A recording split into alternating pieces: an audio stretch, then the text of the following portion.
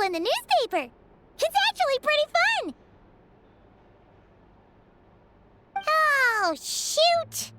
Paimon forgot the next word. Oh, she had it a moment ago. Think, Paimon, think.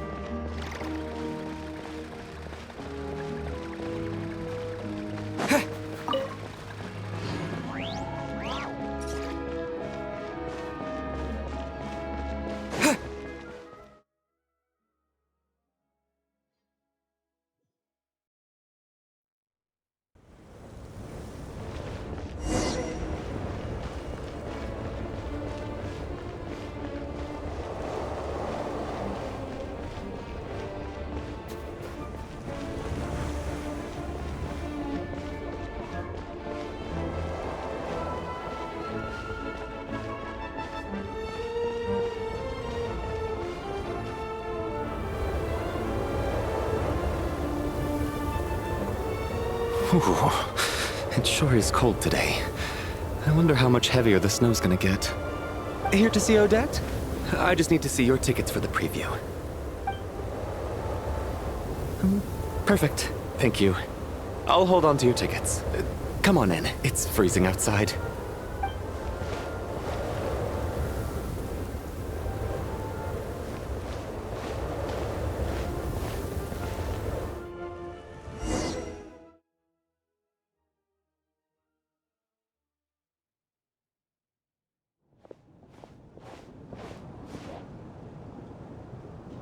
I think I'll leave the Lelic question until after the show's over. Then I'll go find Odette.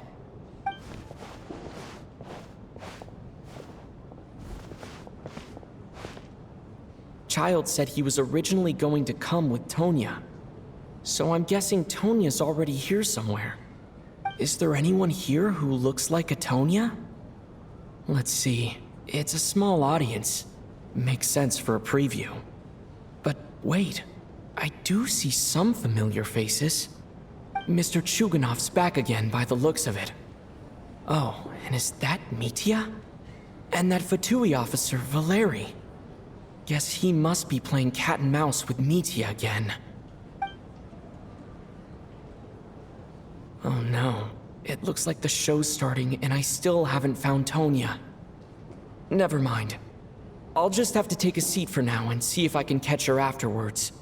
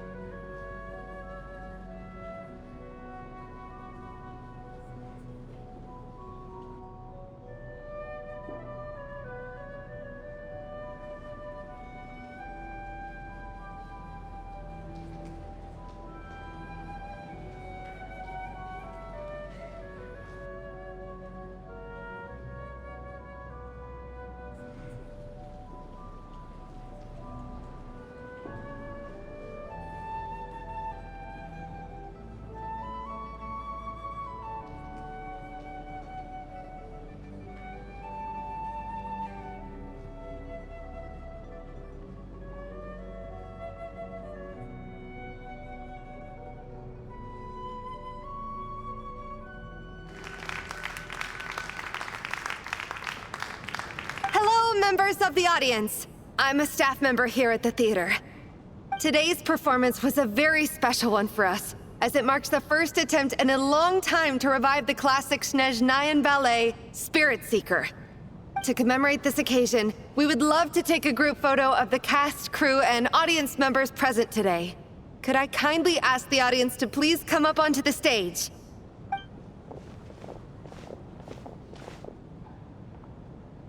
All right, everyone, huddle in a little more. Now, look at the camera.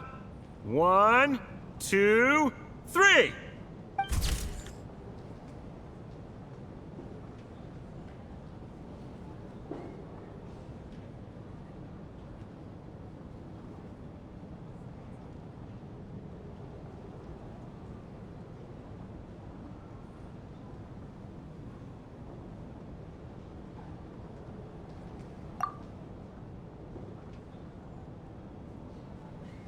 Are you quite satisfied, Mr. Energy Scientist? I rather hope you don't have any other escape plans to add to my workload today. What are you talking about, Sarge? This was simply my way of inviting you to watch Miss Odette's new show with me. And wasn't the performance spectacular? In the future, I heartily encourage you to take a leaf out of my book. Find some soul-nourishing pastimes to enrich your time outside of work. It was indeed a fine performance, but I must correct you on one point. This is not time outside of work. These are working hours. Working hours and non-working hours are just a social construct. Human technology can never advance if we're too rigid in our thinking, Sarge. May we leave now? Already? I mean, I was kinda hoping to soak up the atmosphere for a little longer, but... No? Okay, guess I'm pushing my luck. Didn't seem like too much to ask, but fair enough. Off we go then, Sarge. Back to the land of working hours. Lead the way. That has to be her. She's the only person in the audience around Tonya's age. Excuse me, are you Tonya? Huh? Your brother's busy today, so I took his ticket. Don't worry about him, he's fine. Oh, okay. Sorry for the trouble. What's wrong? Are you sick? No, I'm fine. It's nothing. Maybe she caught a cold on the way here because of the weather.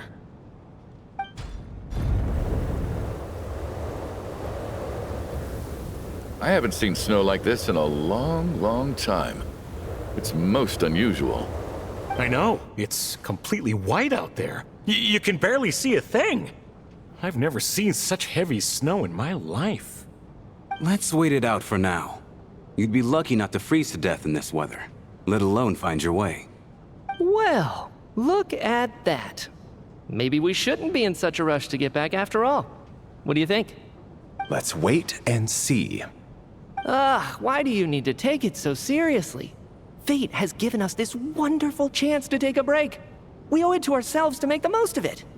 Come to think of it, there's a small inn not far from here that always keeps plenty of extra blankets on hand for guests. I know the route well. Shall I head over and borrow a few blankets? That way, anyone in a hurry can wrap up warm for the journey back. Just remember to return them next time you're over this way. Sir, there's really no need to go to all that trouble. Hey, it's no trouble at all. Wait here, I'll be right back. What a kind gentleman. Very good. My wife and daughter are waiting for me at home, so I shall be heading back as soon as I get my blanket. So... are you expecting us to go back to the Armory Palace wrapped in blankets too? Don't worry about that. I made arrangements in advance.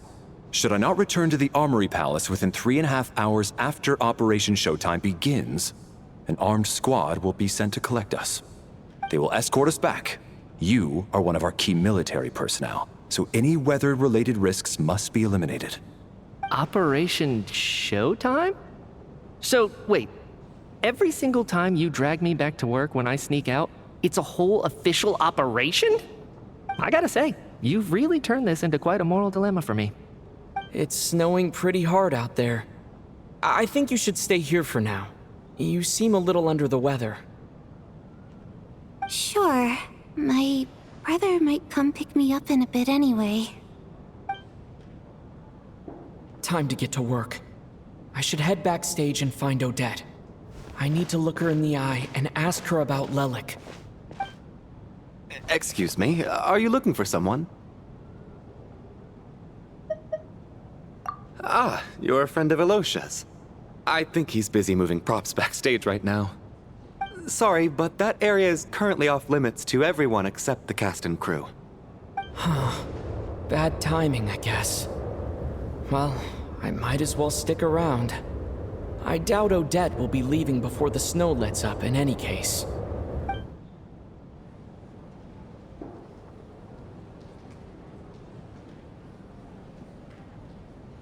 What happened to the gentleman who went to fetch the blankets? How has he still not returned? I was thinking the same thing. It's still snowing very hard. Do you think something might have happened to him? Whatever the reason for his delay, I must say I hate nothing more than people who make empty promises and fail to deliver. Well, I have to treat my employees like that on occasion, but that's different.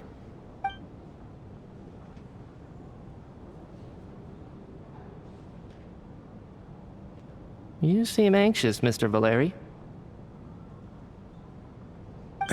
It's been nearly 4 hours since I left the armory. The army should have arrived to extract us by now. They know how much I despise tardiness and disrupted plans. There's simply no reason that they shouldn't have shown up by now, barring exceptional circumstances. Surely a snowstorm like this one counts as such. Few things in this world can stop the Snezhnayan army, Mr. Mitya. And a snowstorm is certainly not one of them. Why don't you go out and take a look? They might be right outside, waiting for your orders before they dare come in. An absurd hypothesis. I have no intention of leaving your side for even a moment until I have escorted you back to the Armory Palace. This doesn't look like an ordinary snowstorm to me. That guy who left earlier. It looked like he just vanished into thin air. Either that, or my eyes were playing tricks on me. A man-eating snowstorm? Come on. Night hasn't even fallen yet. Spare us the ghost stories.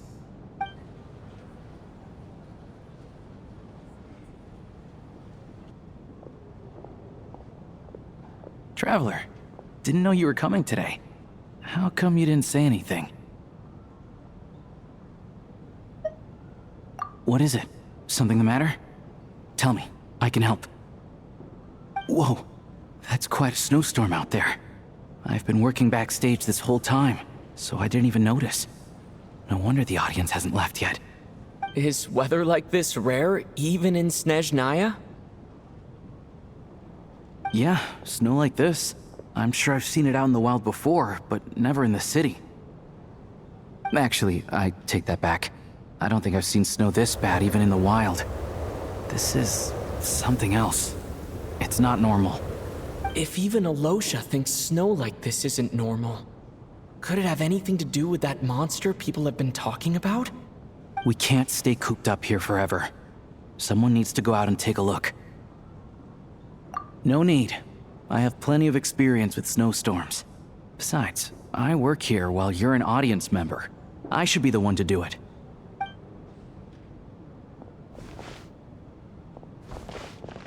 Everyone by the door. Careful not to let the snow soak into your shoes. In a snowstorm, you gotta look after your toes above all else. Heading out, my man? Be careful. I've been told the snowstorm eats people alive. Thanks for the advice. I am planning to be careful.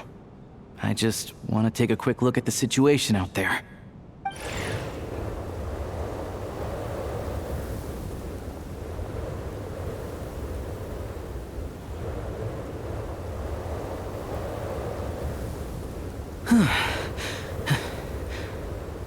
He's back! He's back!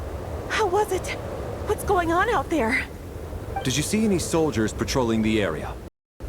Something about this storm isn't right.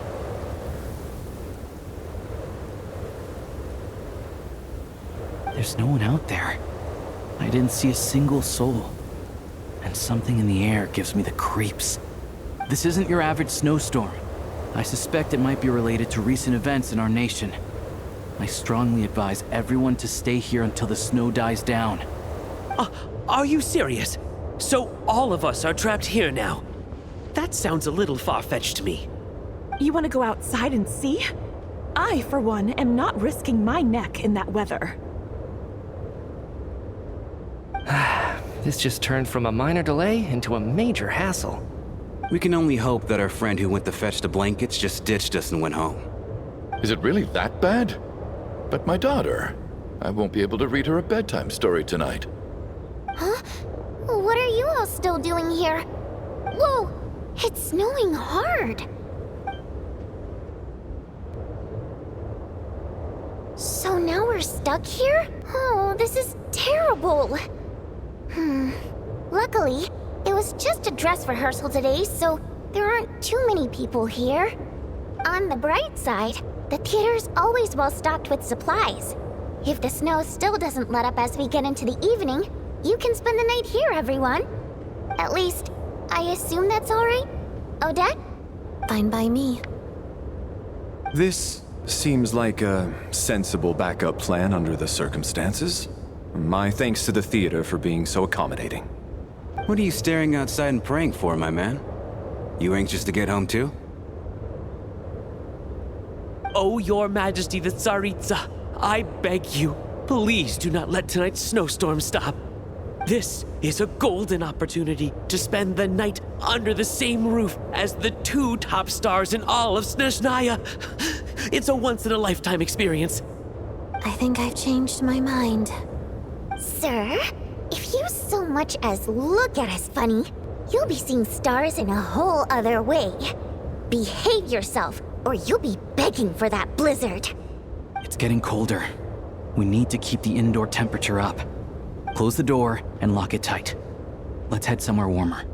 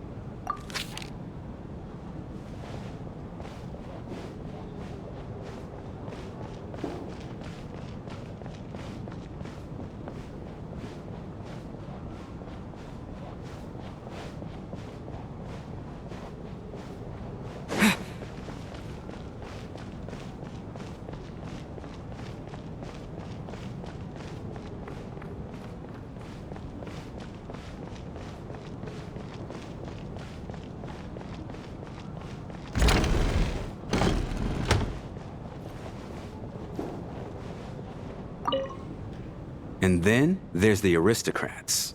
Easiest of all to deal with. You don't need to use any force whatsoever. All you have to do is show them the rope you plan to tie them up with. Do you know why? I don't.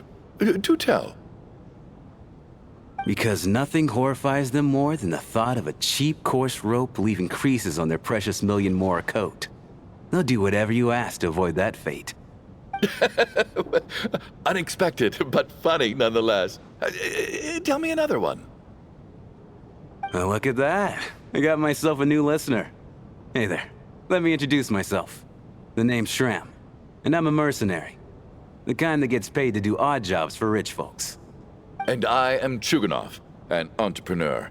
If my name is unfamiliar to you, You will no doubt have heard of my factory, the renowned Iskra manufacturing plant. Are you really that famous, Mr. Chuganov? How come I've never heard your name before? Excuse me? Is that a joke? Or are you being serious? Oh, I'll have to ask my rope later. He's probably tied up more entrepreneurs than I've ever heard of.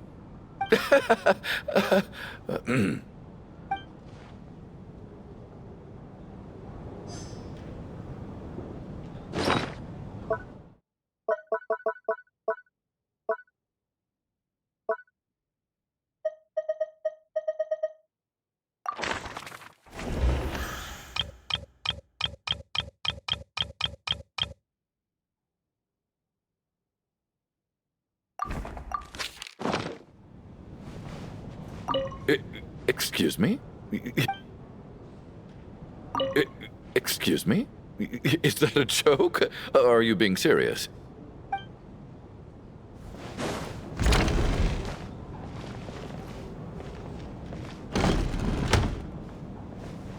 How are you feeling, Tonya? I'm fine. Sorry to worry you. I'm used to it by this point. I take medicine for it. My brother usually helps to get it ready for me. Child must take great care of his sister. He's never mentioned Tonya's illness, though. You know, I actually find this whole thing kind of exciting. Stuck in a strange place thanks to a snowstorm. Having to spend the night with a bunch of interesting characters. It's pretty cool, don't you think?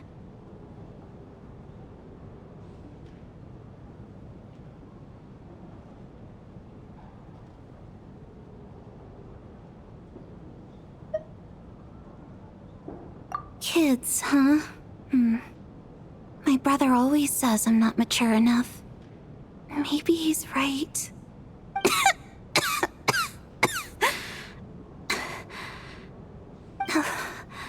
I'm fine, really. Just got a little overexcited. Look after yourself. Otherwise, your brother will come after me.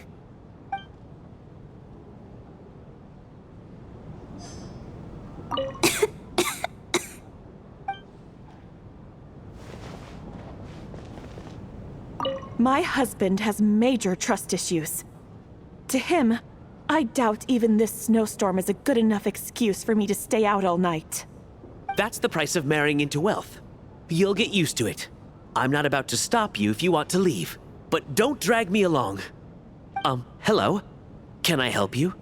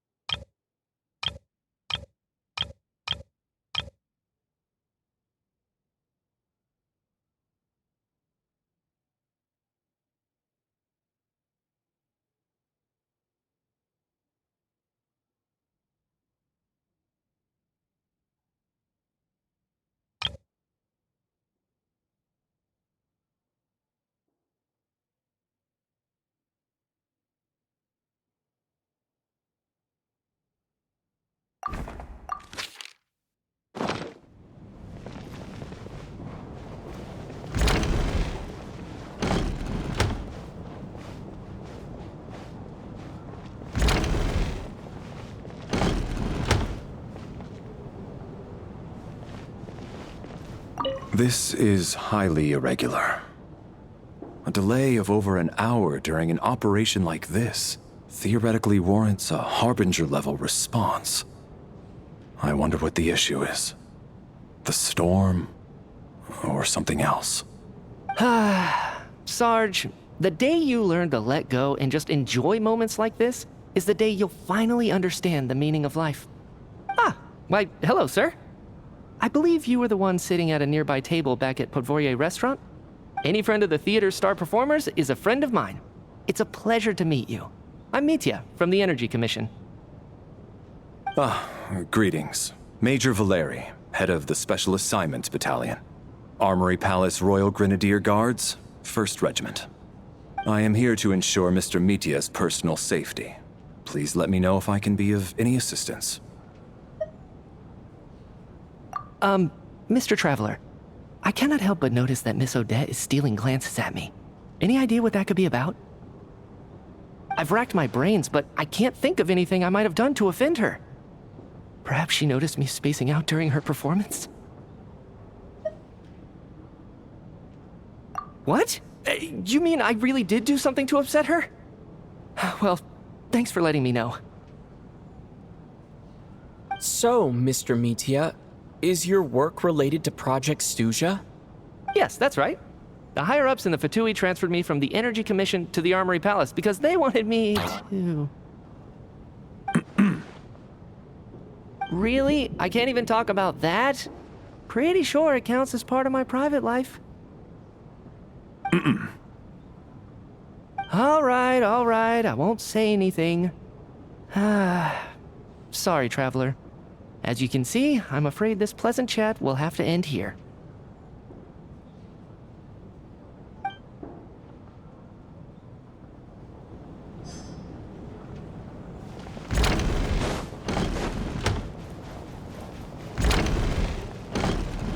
My husband has major trust issues. That's the price of marrying. Hello?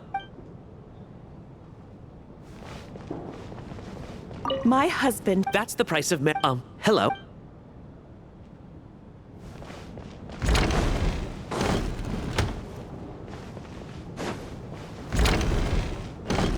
This is highly irregular. This is...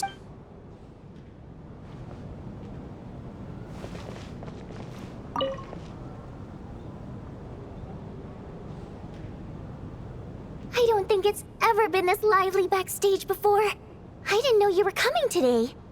Hey, have you seen Chuganov? I heard he was coming today. Have you spoken to him at all? I'm with you. This could be just the chance we need. Yeah, I gotta figure out a way to coax some more intel out of him. I want to know why he suddenly changed his stance on Project Stuja. What exactly happened before the most recent Vetcha vote? For the Rokad, or just out of personal interest? Shh! There are other people around. Don't say the R word.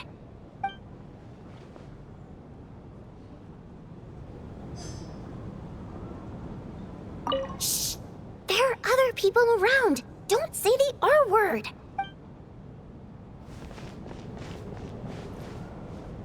I have to say, even though today was a rehearsal and there were some hiccups along the way, Miss Odette's performance was one of the best I've ever seen, even compared to an actual show. Oh, I couldn't agree more, especially considering the weight of the subject matter. It takes a truly seasoned professional to do justice to a theme like love and regret. Do you think we were coming on too strong? Odette's ignoring us again. What about you?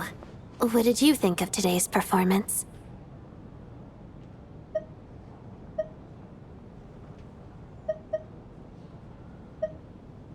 Huh. That's actually a more insightful critique than I was expecting. My mother would agree. She's always thought that was my biggest flaw. Maybe I need to work on making my facial expressions appear more natural.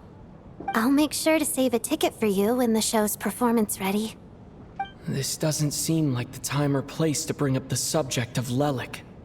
I need a chance to speak with her in private. So unfair. Talk about double standards. And now it looks like I've been spotted.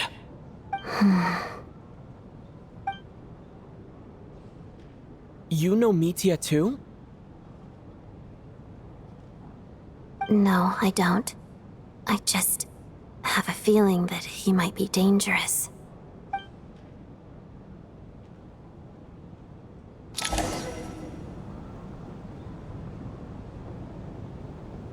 How's it looking, Alosha?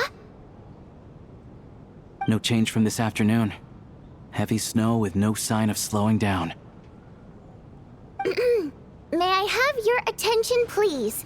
The storm is unlikely to stop tonight, and it'll be even more dangerous outside at night than it was during the day.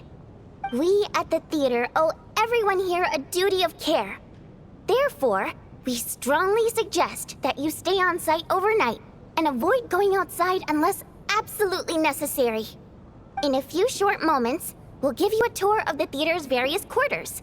You can choose to sleep in the VIP room, the office, or backstage. Or on the stage if you'd prefer. We won't mind. I'll pass on sleeping on the stage. What if the snow is stopped by tomorrow morning? The early birds in the audience might think we're part of some experimental new show. A drama about sleeping? That could be fun. Maybe we could come up with a title for the production. Not bad. Clear selling point, at least. Could be a big hit. Anyone who doesn't wish to sleep on the stage, please follow me. I'll show you to the rooms.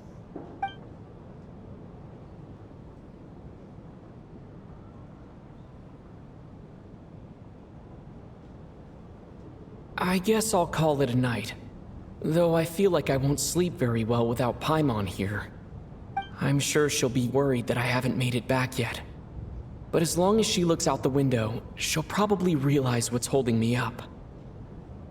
I wonder if she's feeling any better yet. At least she hasn't been getting any worse. Still, I should try and get back first thing tomorrow morning.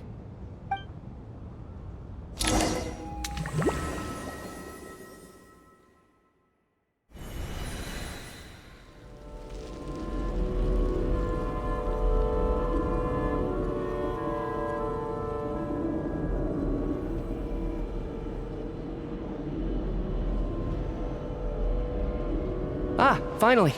Welcome back to the world of the living, lazy bones. I was about to wake you. The black mist is almost on us. Still waking up, huh? You know, the black mist. It's been chasing us from below ever since we were born. You're just dozy. There's no way you've forgotten. Come on, let's keep heading up. Onwards and upwards is the only way to survive. Don't listen to a word those black mist cultists say. Here we go again. That endless march toward survival. What's going on? That black mist down there is creeping me out. And it's rising. Guess I should head upwards and get away from it. The black mist cultists believe that being swallowed by the black mist leads to everlasting peace. But if you ask me, they're just lying to themselves. We're the only heretics left. The only ones who refuse to give in. We have to keep going. But how do you actually know that they're wrong? Dangerous question there, Torgov. The moment your faith wavers, you start a chain reaction that ends in the collapse of your will. Put the question out of your mind. Stay strong and believe that the black mist means certain death. Okay, but it's not my mind that's the problem. My body's about to give up on me. It's already starting to falter.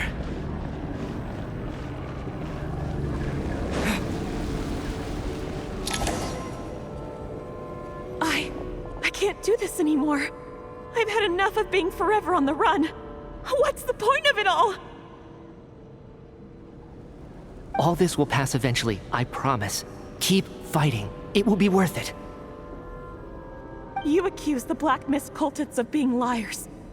But you're lying too. There is no end to this path. It keeps going up forever. There was never any hope to begin with. The cult of the Black Mist has poisoned your mind, Sobolova. Are you thinking of giving up as well? I am. I think I'll take my chances with the Black Mist over this perpetual torture. As much as I detest the Black Mist cultists, I'm just too weary. Then I bid you both farewell. Let me put my personal opinions aside for a moment and say, I hope that you both find peace within the Black Mist. Fate always appears so impossibly complicated. But at moments like this, its raw simplicity is laid bare. Their fate was sealed from the instant they entertained doubt. From then on, the outcome was both inevitable and irreversible. Let's go.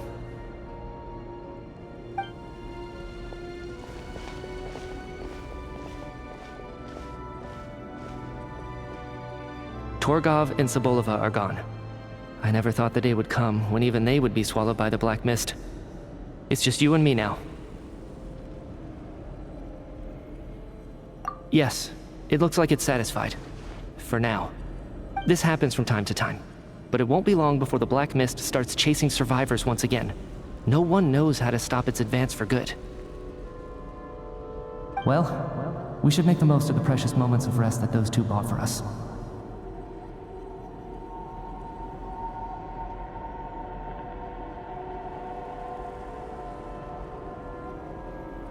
Huh? Are you really that sleepy, traveler?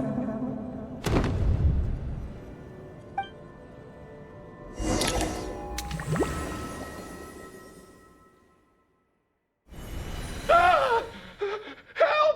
Somebody, come quick! What is it, Chuganov? What's wrong? Huh? Is it morning already?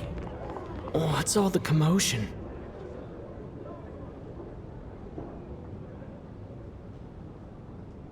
Sounds like it's coming from next door. I should check and see what's going on.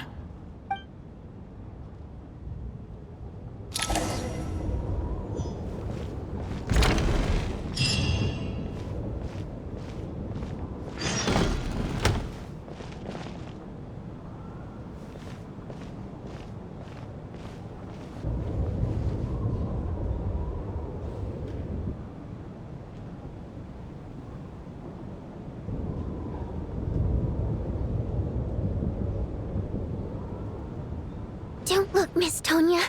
Stay here. Okay. What happened to them?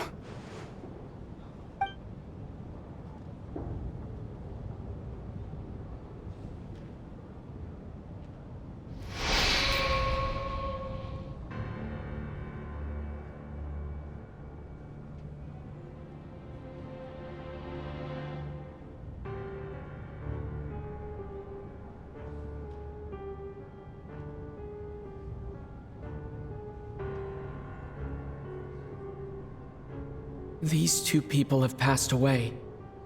And the strange thing is that somehow, I knew this was going to happen. I knew that they would be the ones to die. Have I seen this moment before? Or did I have some kind of premonition? I can't remember what it was. Let me take a look.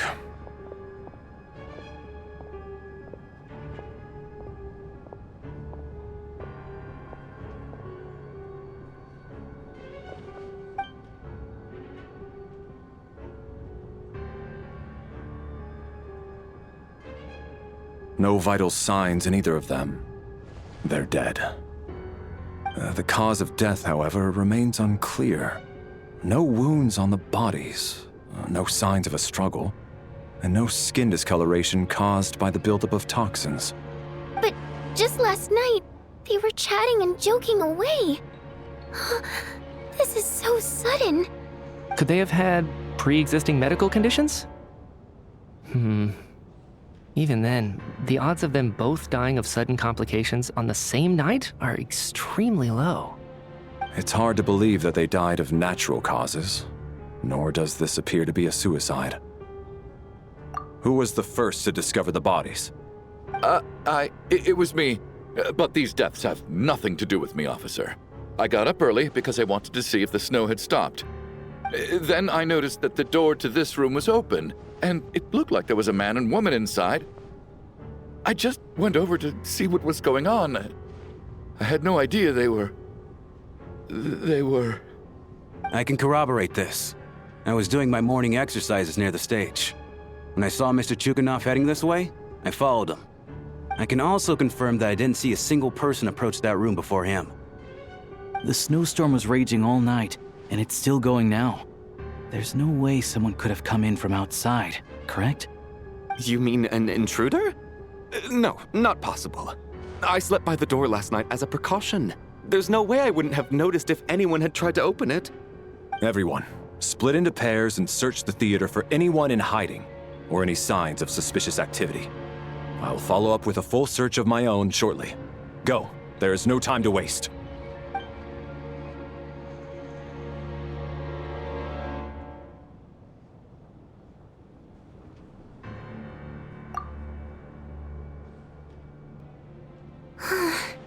Nothing on your end either? Backstage is clear. No signs of suspicious activity.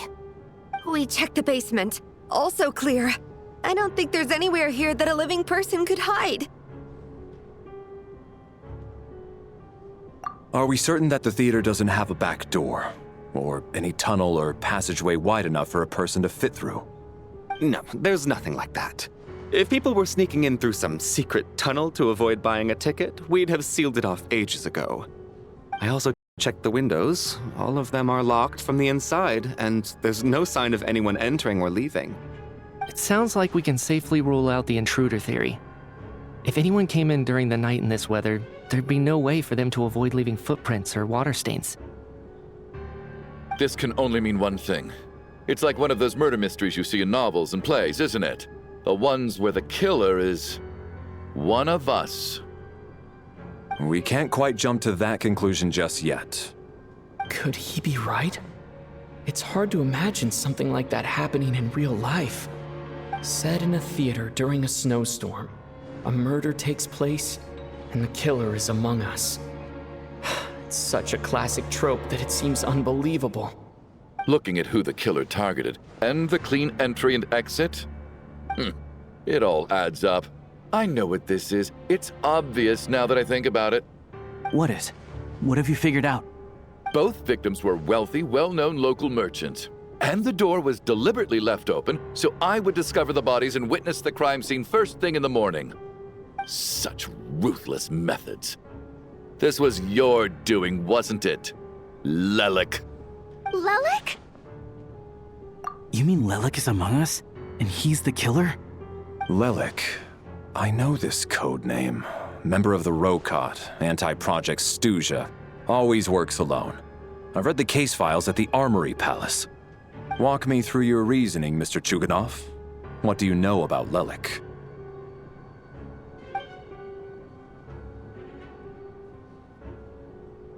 What now, huh? What now, Lelik? What more do you want from me? I already voted against Project Snezhnaya at the Snezhnograd. You snuck into my house the other day while I was asleep. Left a threatening letter. And I did all that you asked. But Project Snezhnaya cannot be so easily shaken. Not with the rooster in charge.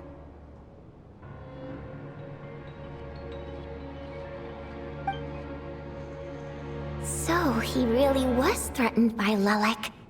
That makes sense. And now you're resorting to murder to threaten me. Isn't that right? I knew it. The Rokot despises the rich. The lives of the wealthy are but refuse in your eyes.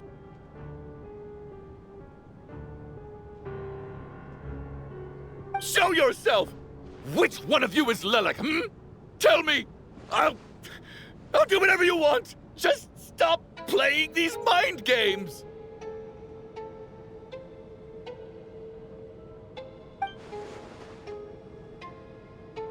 Was this really Lelik's doing? Would Odette really do something like this? If Odette really is Lelik, this seems out of character. But then again, how well do I really know her? I'm probably the only one here with a compelling theory about Lelik's true identity. But if I reveal it now, I'll be putting Odette in the line of fire. What should I do? I don't think it's likely that Lelik killed anyone. At least from the stories I've heard, he's never killed anyone before. And his name has never come up in connection with any murder cases. Besides, even if Lelik did want to threaten you, why resort to such an extreme and roundabout method? It's not his style at all. Vodyanitsa doesn't know that Lelik might be Odette, but her assessment is pretty much identical to mine. Miss Vodyanitsa, why do you suddenly feel the need to speak in Lelik's defense? Defense? Oh, no, it's just... I'm worried that we're jumping to conclusions here, so I wanted to share my point of view. Also, I don't think the Rokot is as bad as you're making it out to be. Well, if you think I'm so wrong, what's your theory then, Why don't you tell us who the killer is? The case is still evolving, Mr. Chuganov. Please do not prevent others from expressing their opinions so early on in the discussion. Even so, there's no denying that the recent threat received by Mr. Chuganov may well be an important clue. So there's still a good chance that Lelek is right here among us. I can't do this anymore. I don't care if it's still snowing outside. I have to get out of here.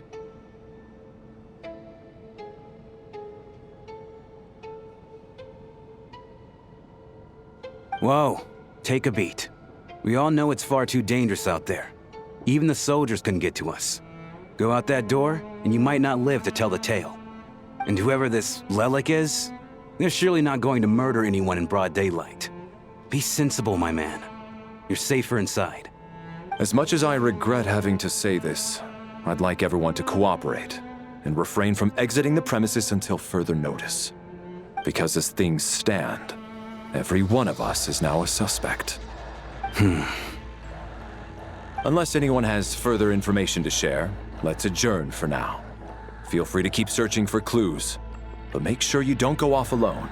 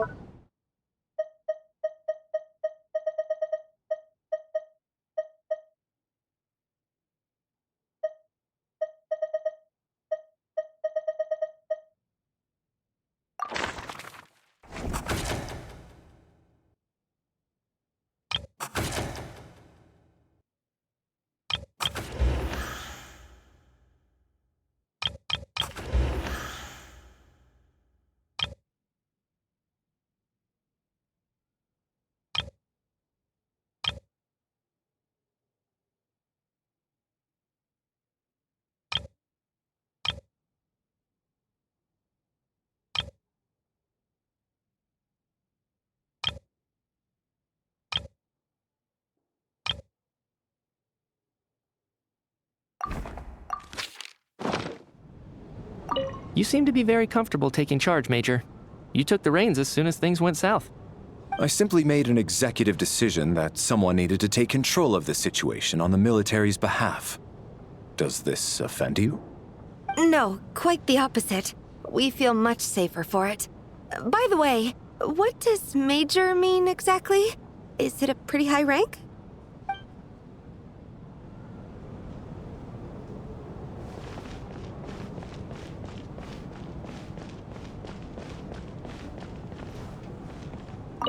I still find it hard to believe there's a murderer among us. Just last night, I imagined we were like classmates out on a hiking trip. There's no guarantee that you can trust your classmates, especially not when you're locked up together. Why did they do this? Was it for money? Even then, they could have just kidnapped the people. They didn't have to die.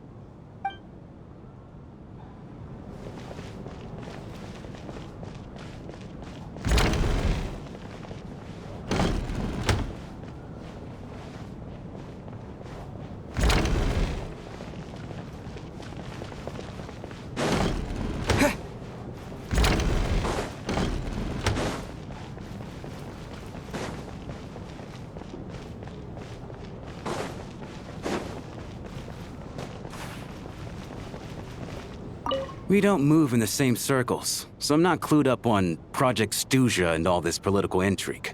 Nor does it interest me. Nevertheless, sir, I think your top priority as soon as you get out of here should be to hire a good private bodyguard.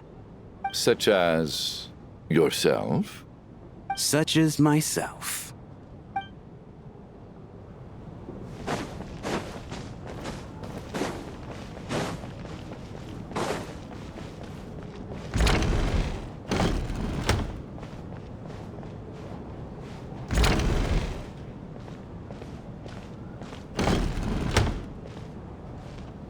You're right, that was my bad. It was a knee-jerk reaction. I didn't think it through. Luckily, no one suspected my identity. phew. It's just you. I thought someone was eavesdropping. Since Vodyanitsa and I were on the same page earlier, I think I should share my thoughts with the Rokot members first.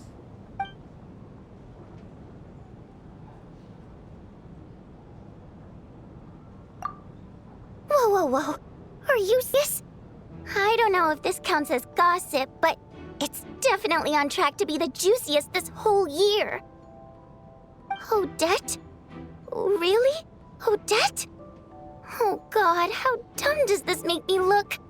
Lelek has been right under my nose this whole time, and I didn't notice a thing. Actually, it's exactly what you'd expect. Sometimes, hiding in plain sight is the best strategy. And now that you mention it, the more I think about it, the more sense it seems to make. It all adds up. What are we up to now? 1, 2, 3, 4... Odette's identities. She's my coworker, specifically a ballerina, and also a Fatous, a member of the Rokot. Now, Lelek. It must be so exhausting. I just want to give her a hug. I guess since I've always known her as a member of the Fatui, it never even crossed my mind that she could be involved with the Rokot, let alone be Lelek. I don't understand. If she's with the Fatui, what reason could she have for being so opposed to Project Stusha? Probably best if you ask her that in person. Well, since you waited until now to bring this up instead of announcing it to everyone earlier, does that mean we're all on the same page here? Yeah. Lelek may not follow orders from the Rokot leadership, but as far as I'm concerned, she's never crossed the line. If anything, her actions benefit the poor. We need to confront her face to face. Do you think she'd really admit to being Lelek? I don't know. We'll have to see how it goes. For now, we'll work on the assumption that she didn't kill anyone, and see how much she's willing to tell us.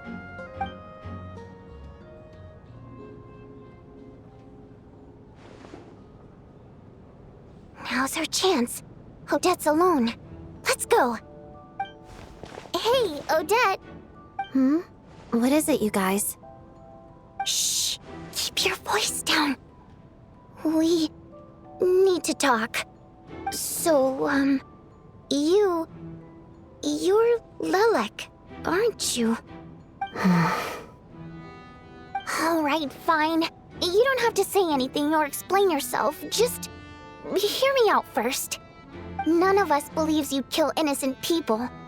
Whoever murdered those 2 people last night, it wasn't you. The Traveler was the first to figure out your identity, but he kept quiet during the discussion just now. Still, it's clear where the group consensus is heading. Everyone believes Lelek is the culprit. If your identity is exposed, you'll be in a really bad spot. We're your colleagues, and we know what kind of person you are. I don't want anything bad to happen to you. So, can you clue us in? Tell us everything. The more we know, the more easily we'll be able to cover for you.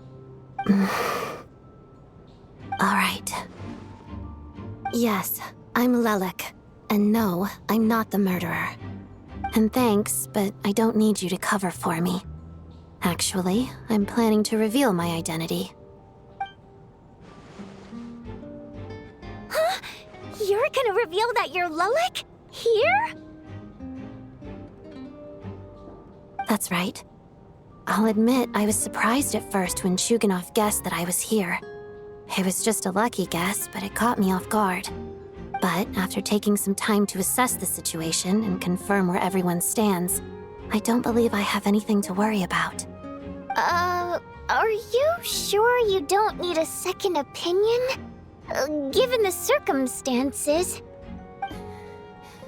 Mr. Valeri! What?!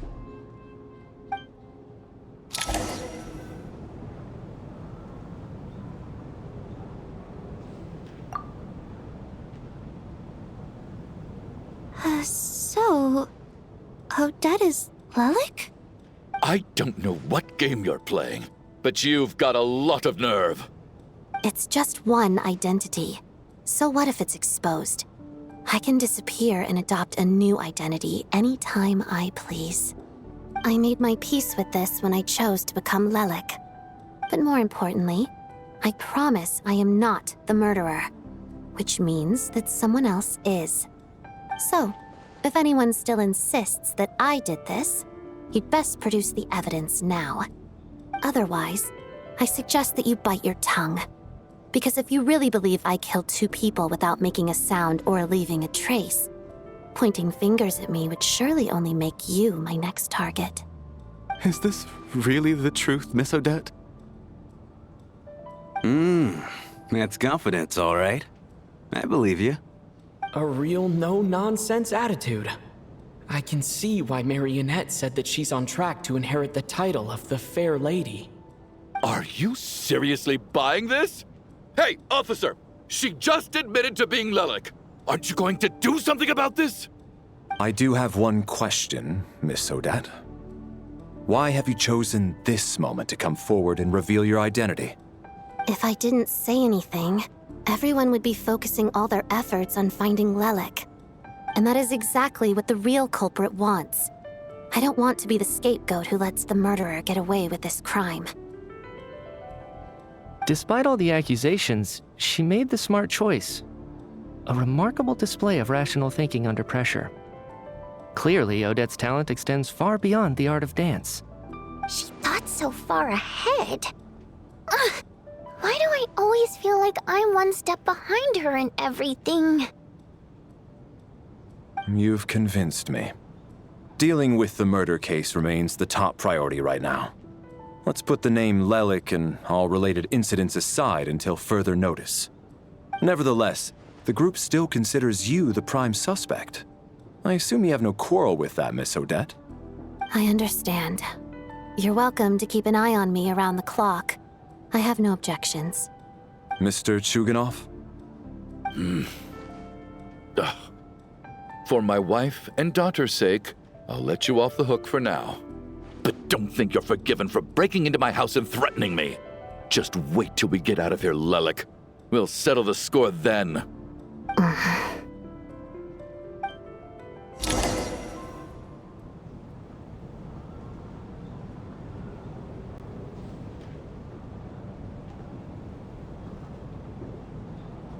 Good work, Lelik guard team. And Lelik too. Here, have some hot water. Turns out Valeri knew about my exploits. So now I've been told I have to guard Lelik with him. Shouldn't you be facing my way if you're guarding me? At the moment, it looks more like you're my bodyguards. If the true culprit is indeed still at large, as you have claimed, we must keep our guard up against them also. Don't worry, Tonya. We'll get through this. Once the snow stops, the officials will step in. The investigation will get easier, and then we'll be safe. But once the snow stops, won't everyone just leave? You're gonna miss us, huh? Well, some of us work at the theaters, so we'll still be here. I'll even give you a special backstage pass. Really, Miss Vodyanitsa? That's awesome! You've made a fan for life. Aw, you're so cute, Tonya. All right, let's swear to it. I promise to give you the pass, and you promise to never change your mind about being my fan. Promise. Don't indulge her, Tonya. You don't have to swear an oath over things like that. You really do get carried away sometimes, don't you, Miss Vodyanitsa? Hey, mind your own business.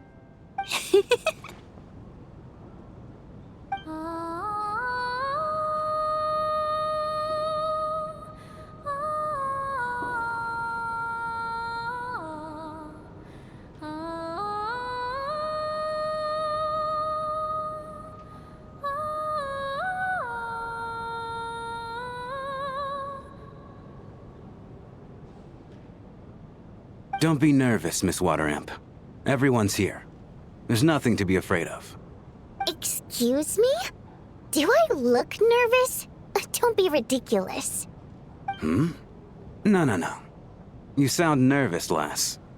Oh. Wait, but how... Okay, plenty of people know that I'm a water imp, but still... How come you understand our primary mode of expression? Primary mode of expression. I've not come across that concept before. Do enlighten me, Vodyanitsa. Well, it's just... We water imps tend to communicate our emotions to each other by singing, rather than facial expressions. The emotions we convey through song take precedence over our facial expressions. So, we think of it as our primary mode of expression. I'm impressed, Shram. I didn't take you for a man of culture, but you're clearly rather learned. It's not about being cultured or not. The thing is, this mode of expression can usually only be understood by other water imps. It's not a simple case of a song sounding happy or sad. And yet, you're clearly human, Mr. Shram. It's really not the big deal you're making it out to be. I think I just have a knack for it. Plus, I have a... very close friend who's a water imp. A delightful lady. But keep that a secret. Anyway, we spent so much time together that before I knew it, I noticed I could understand her expressions. Oh, I guess that makes sense. Still, the fact that you have a water imp friend is even more surprising. I'd better watch what I'm singing when I'm around you from now on. Hey, what are you implying? You're not secretly insulting the audience in your songs, are you? Heavens, why would I do a thing like that? It's getting late. We should discuss our sleeping arrangements for tonight. To guard against the killer, someone needs to keep watch. I suggest that we don't sleep in separate quarters tonight. It will be safer if we all stayed together. As long as someone keeps an eye on Lelik, I'm quite sure we won't have any trouble. Are you saying that you wish to bet your life on Miss Odette being the killer? Nonsense. Of course not. Then I propose the following arrangement for tonight. The Traveler, Odette, and I will form the Night Watch. We'll sleep in shifts, but 2 of us must be awake at any given time. An excellent idea. This allows us to handle the night watch while also keeping an eye on Lelik. Meanwhile, the rule of taking shifts in pairs resolves the other issue. Namely that we can't necessarily trust the Traveler or Valeri either. I expect that plan took you quite some time to come up with, didn't it? Actually, our field combat manual outlines a similar approach. Although the scenario there involves guarding prisoners overnight during field operations. That being said, I must clarify that I harbor no disrespect towards you personally, Miss Odette. In fact, Lelik's numerous covert operations make fine textbook examples for military agents. I care less about respect and more about the fact that you just robbed me of 2/3 of my sleep tonight. I'm calling dibs on being the first to rest. Good night.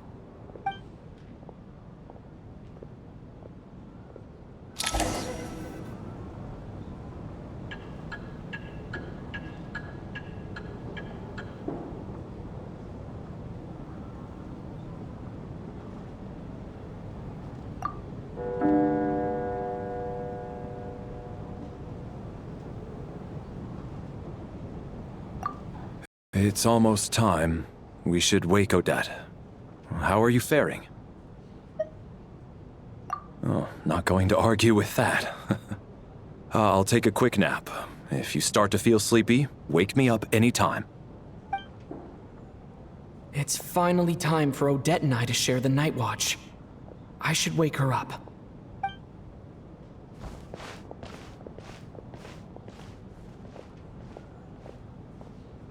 I came here to get information from her in the first place. Maybe I should think about what questions I want to ask before she wakes up. How long are you gonna keep staring at me? Couldn't sleep. My mind's been running haywire. Plus, there's something I've been meaning to talk to you about. I had a hunch that you wanted a conversation, too. Let's take this chance to clear the air, shall we?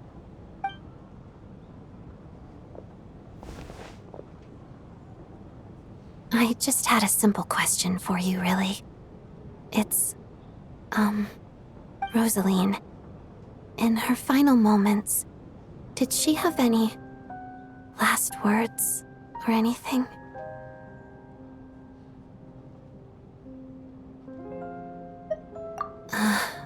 I see. Well, that was all. I have no other questions. No. She was utterly ruthless in pursuing her goals. That kind of person should be hard to miss. And yet, even though I never approved of her methods, and she was an abrasive person, the fact remains that I am indebted to her. Oh, she told you. I guess that makes sense. I think she and Rosaline were on pretty good terms. Yes. Rosaline wasn't the kind to gossip about this sort of thing. Not that it's any huge secret to me, though. When I was a child, I had to join the Fatui for the sake of my mother and me. I trained under Rosaline. It was extremely grueling, and it didn't exactly come naturally to me. All I could do was try to ignore the biting cold and practice. I was a newcomer who'd managed to make a good first impression on a harbinger. There was pressure to live up to her expectations, to be worthy of the fair lady's reputation. Every day was a struggle against the cold, pain, and fatigue. And most nights, I struggled to fall asleep. After enduring all that, I've become almost immune to the sensation of pain. I suppose that was the cost of survival. Surely, any child who had to experience that would grow to hate her lot in life, don't you think? So, I put an equal amount of effort into my ballet. Because in my young mind, that was the only way to defy my fate. It was my way of telling her, the Fatui's demands and your expectations of me are not what I wish for. One day, I will leave. I think she probably blamed my poor performance in training on my passion for ballet. She knew my heart wasn't in it. One time, when I was secretly practicing a dance at night, she suddenly showed up. I knew she was there to catch me red-handed. I told her, "You don't deserve to watch the dance I learned from my mother." She looked stunned. I guess she was surprised that I lashed out first, before she had the chance. But strangely enough, on that occasion, she wasn't fierce with me like she was during training. Instead, she fell silent for a moment, and then left. After that, she never interfered with my dancing or asked me how it was going. She never came to watch me dance again either. Not even once. She was. But even now, whenever I take out this core Ignis, I can't help but think of that night. Of the look on her face. Sort of. Although gift might be too kind a term. This is her flame sealed within ice. A symbol of her favor, yes, but also her way of keeping an eye on people. She knew the location of every piece of core Ignis. If any recipient started acting suspiciously, she'd be on to them immediately. Trust her to make even a mark of approval feel suffocating. So, when news of Rosaline's death reached Snezhnaya, many people immediately crushed their core Ignis. It gave them a profound sense of relief, like they'd broken free from her shackles. But I kept mine. With my sensitivity to pain being as dull as it is, the warmth from this core Ignis is one of the few things I can still feel clearly. I still wonder, Did she really come to stop me that night? I wasn't sure, but I was scared. So I said some really awful things. I guess she didn't leave anything behind. Not that I expected her to. It's fine. It's just a bit of a shame that we couldn't settle our differences before the end.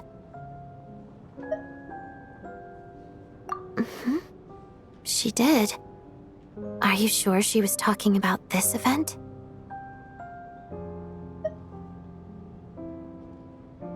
Huh. No, she didn't.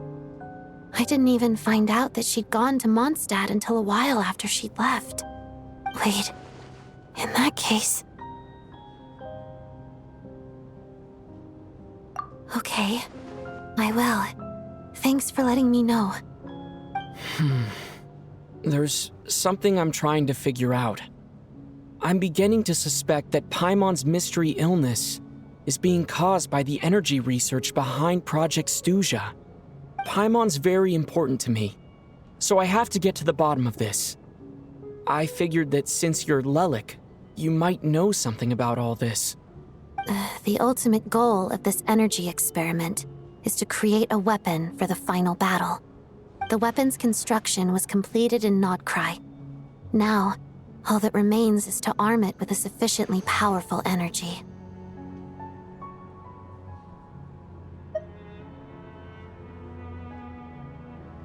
Yes, the weapon's development and all the related experiments are overseen by Lord Piero, the Jester, and the lab is located deep within the Armory Palace. I'm not sure why this experiment would be making Paimon feel unwell, though. The best way to get to the bottom of it would be to go there in person. Once we get out of here, I'll help you apply for an entry permit.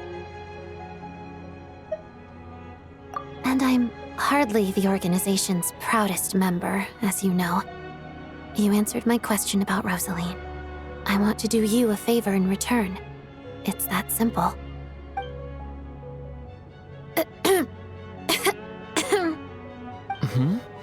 What's wrong? Are you not feeling well? You two seem to be hitting it off. I thought you were sleeping. Of course I was. In the military, one learns to fall asleep quickly, even in the most inhospitable environments. It's vital to staying alert and energized. Why? Is something wrong? Even if he was awake, he can't have overheard us, right? Well, thank you both for keeping watch. Traveler, I'll take over for now.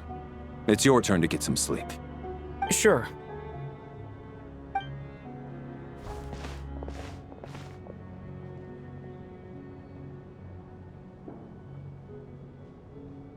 This is our second night here, but at least I've found out a little more about Paimon's condition. I hope she's been sleeping well the past couple of days. Why do I feel like I'm being watched?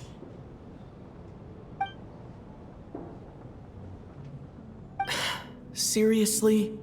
Is this payback for when I stared at her earlier? But I thought she was asleep. Never mind. I'd better try and get some sleep myself.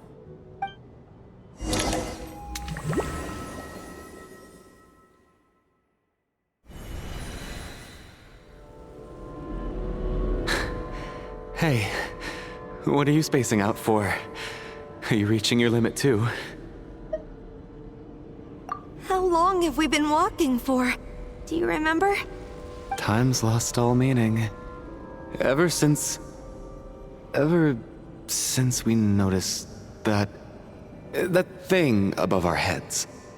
What was it called again? A star key? Or key star? Anyway, the person who named it was swallowed by the black mist. Whatever it's called, ever since we noticed it, we've been walking up and up, hoping that as long as we reach it, we can find a way out of this place. But it seems like no matter how far we walk, we never get any closer. Well, we've come this far. You never know. Maybe we're almost there? Come on, enough moping. Let's go. The black mist is catching up.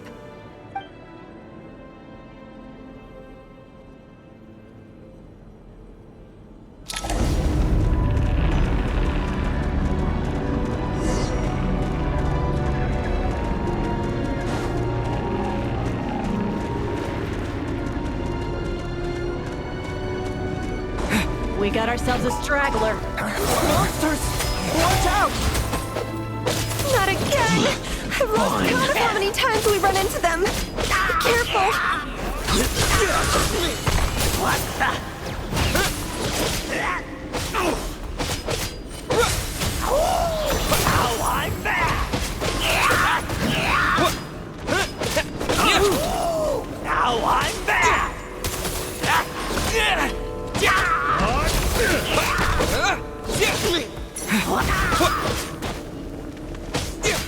Hey, tough guy! Cryostorm! Condense! Backup is here!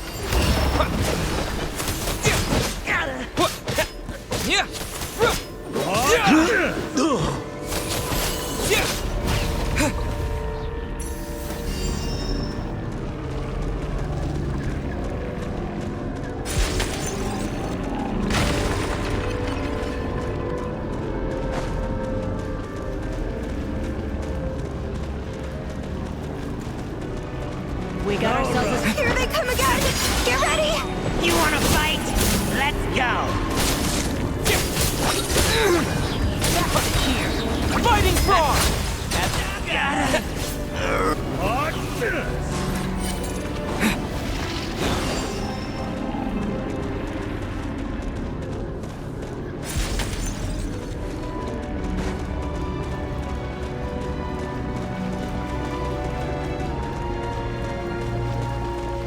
Monsters ahead of us, the black mist behind us.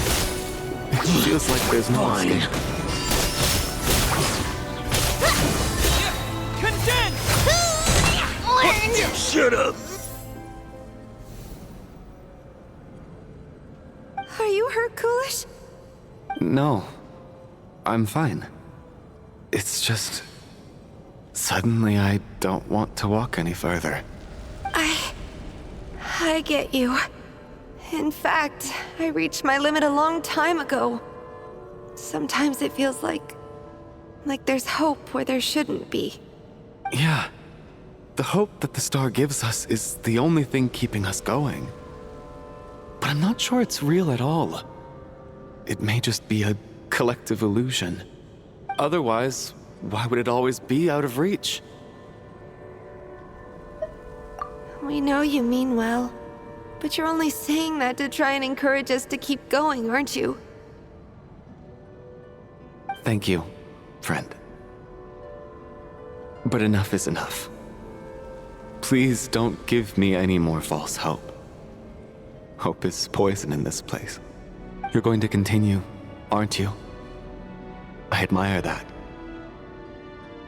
I've given up, but I wish you the best. May there come a day that you catch up to the star and leave this godforsaken place.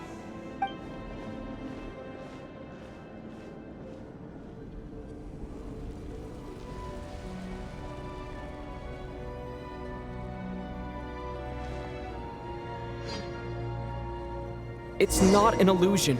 We really are getting closer to the star.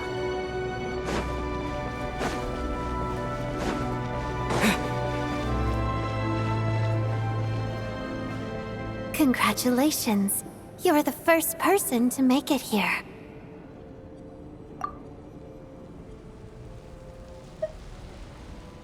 I'm the star's envoy.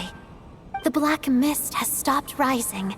Its hunger is satisfied for now, having devoured your two companions. This is a good opportunity. I'll let you get some rest before we continue. What do you mean, leave? The star represents the starting point. It's the waypoint for the beginning. Congratulations on reaching the starting point. Once you are ready, we will head out and walk upwards. I will be right by your side the whole way.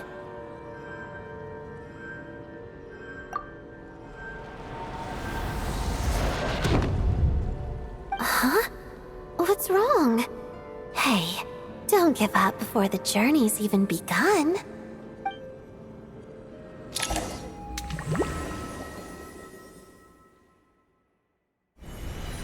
Rampana! Rampana! Is that Vodyanitsa's voice? What happened? Coolish, wake up! Please wake up!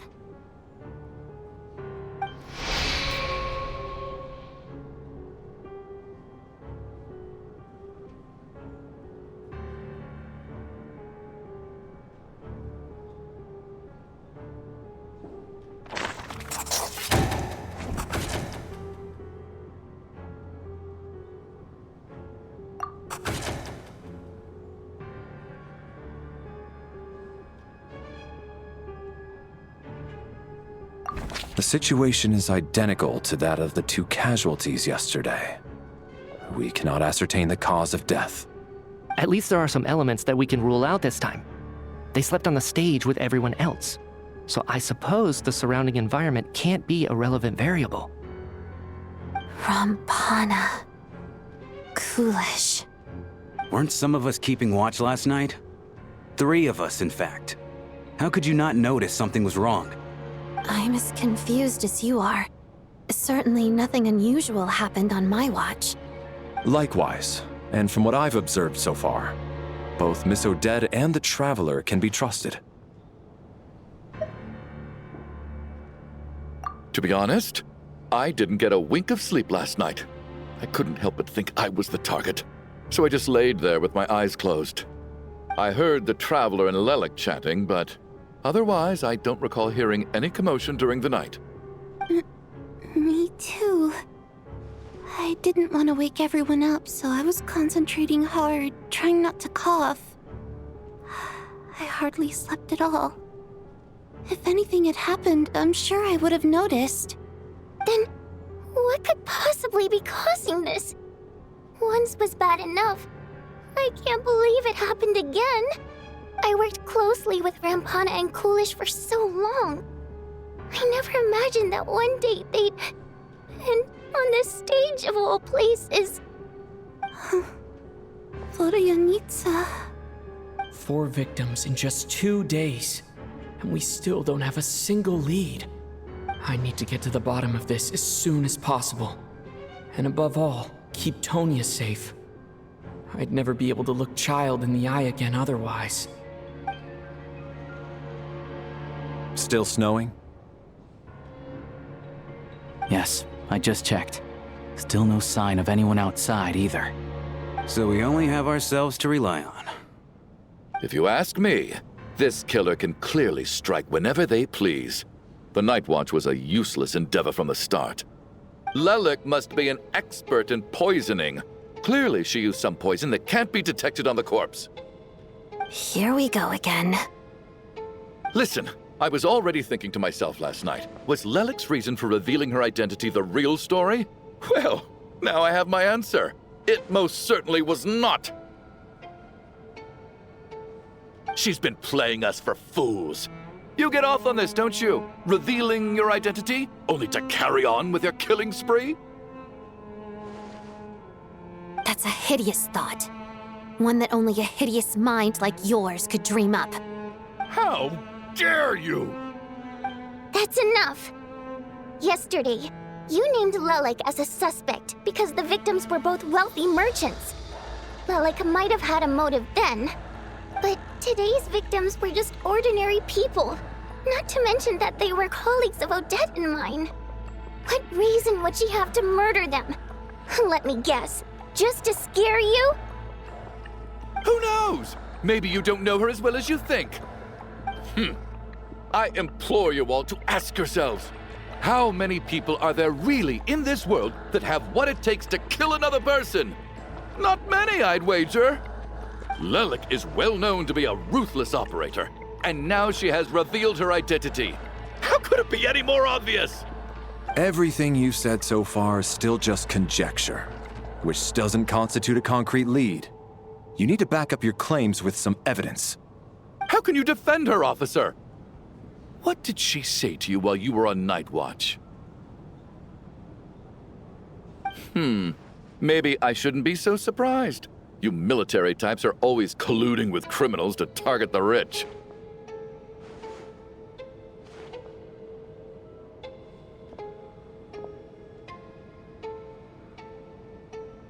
All so you can get your grubby paws on our hard-earned fortunes, then tell us to fall in line. The Fatui, the Druzhna, and the Rokot. Thugs, the lot of you!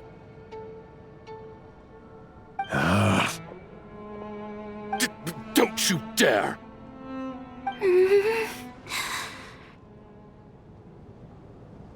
Sir, but you were the one who told us not to stop other people from expressing their opinions yesterday. 4 people have already died. Only yesterday I was chatting with Mr. Coolish. Then we woke up in the morning and he's... Turning against one another is the last thing we should be doing right now. Little girl. Even if Mr. Chuganov is a puffed-up, pig-headed windbag who doesn't have a clue what he's talking about, he's still one of the victims here, isn't he?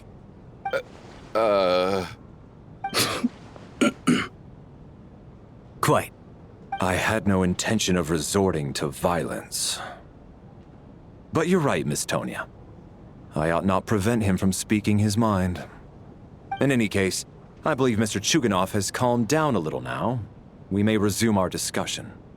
I don't think there's any need for that. What is there to discuss? Nothing about this situation is normal. Did you have an idea, Mitya? You're the brainiac here, right? Come on, clue us in. I've been mulling something over.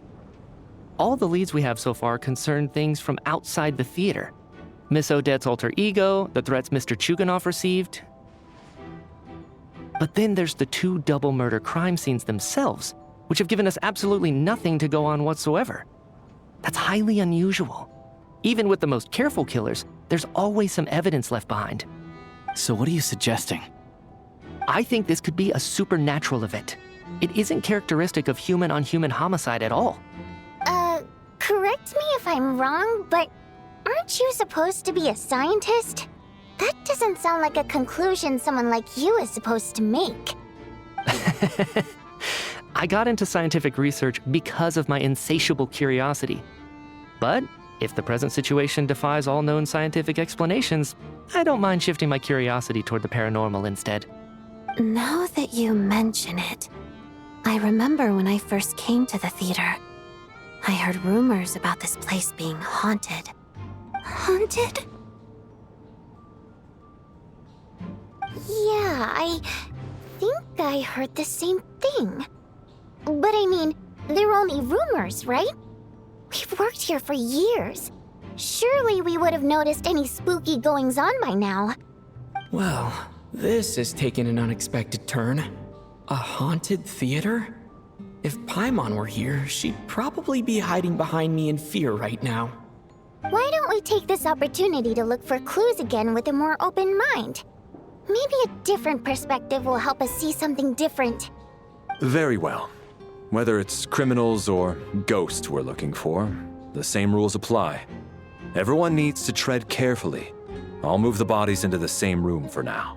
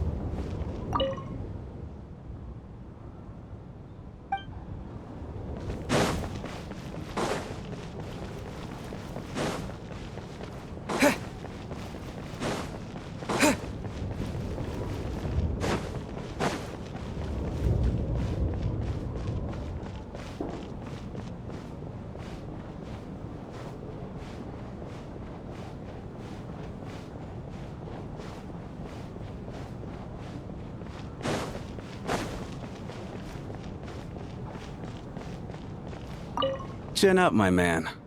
That soldier guy just gave you a bit of a fright, that's all. Think about your wife and kids back home. That'll get you your mojo back. Me, for example? Whenever I get hungry, tired, sleepy, or thirsty, I just think about that water imp friend of mine. And everything's suddenly alright again. So daydreaming about women somehow removes your need for food and water, does it? Don't be absurd.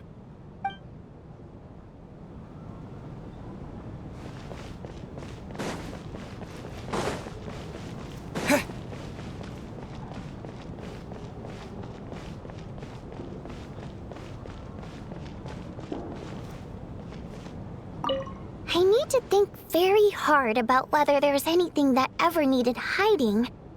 After all these years, there must be some things even I've forgotten about.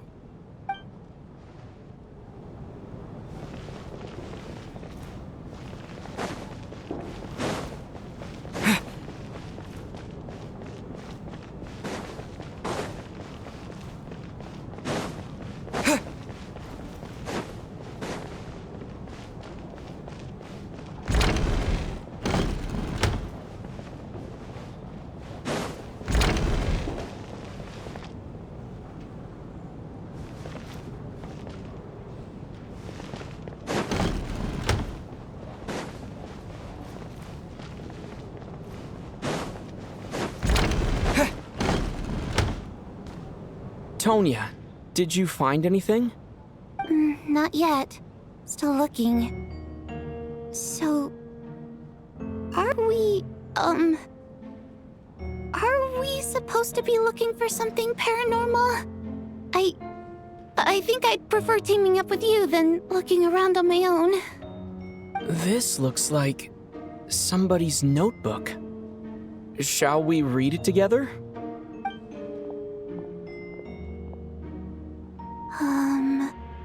Well, it doesn't look scary or anything, so I guess it should be fine. Alright, let's read it together.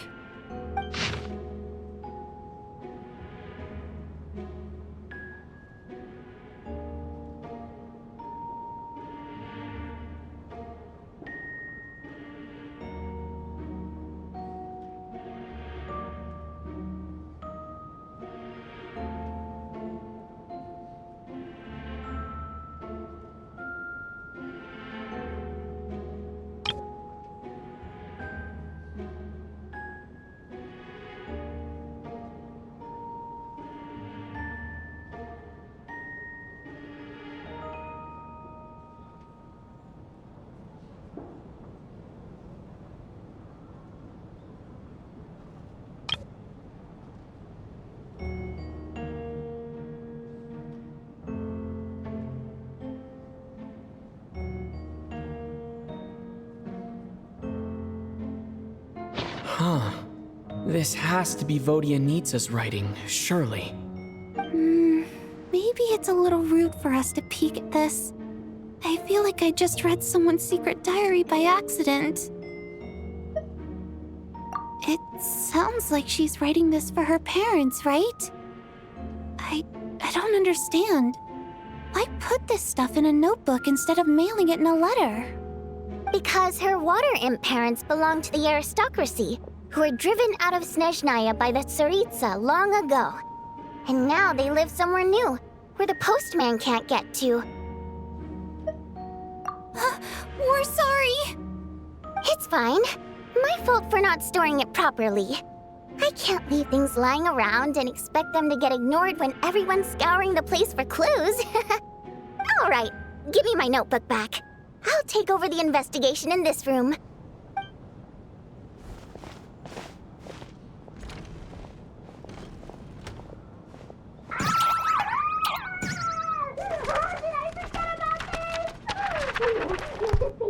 Oh God, and this one. Oh my. Why am I so embarrassing?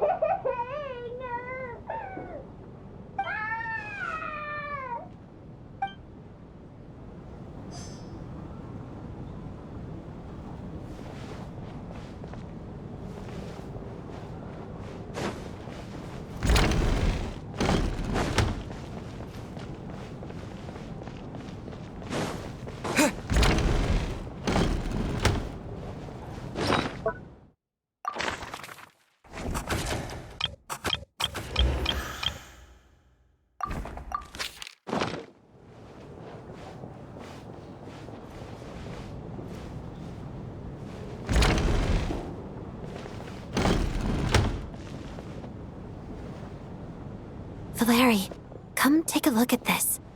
You too, Traveler. Some sort of notebook. What is it for? It's the on-duty logbook for the theater.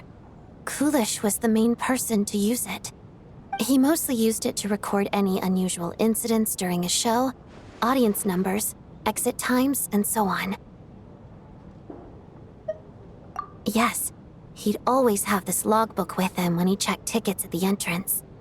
This should confirm a lot of key details about the recent show. So, you find anything unusual? Yes. The number of people. I've checked and double-checked, but the numbers just don't match what's recorded in the logbook. Apparently, we have an extra person among us. Are we certain that logbook is accurate? Could someone have sneaked in without buying a ticket or something?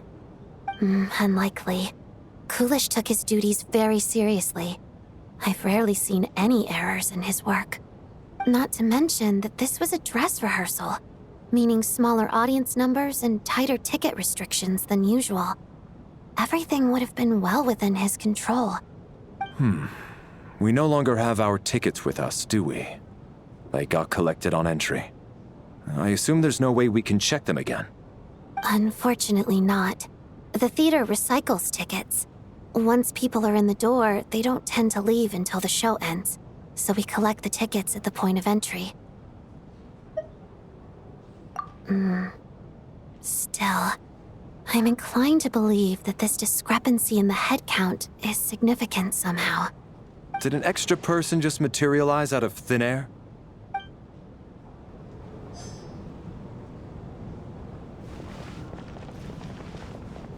Did an extra person just materialize out of thin air?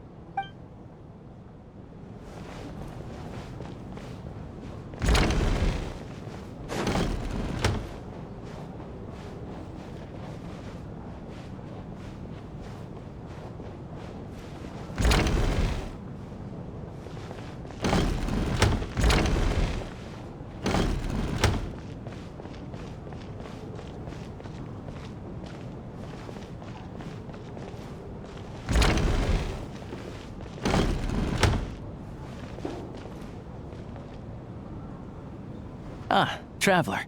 Since you're here, come take a look at this. Alosha found it. We're both curious to hear your perspective. It appears to be an investigation report. And the focus of the investigation was the rumors of haunting we heard about earlier.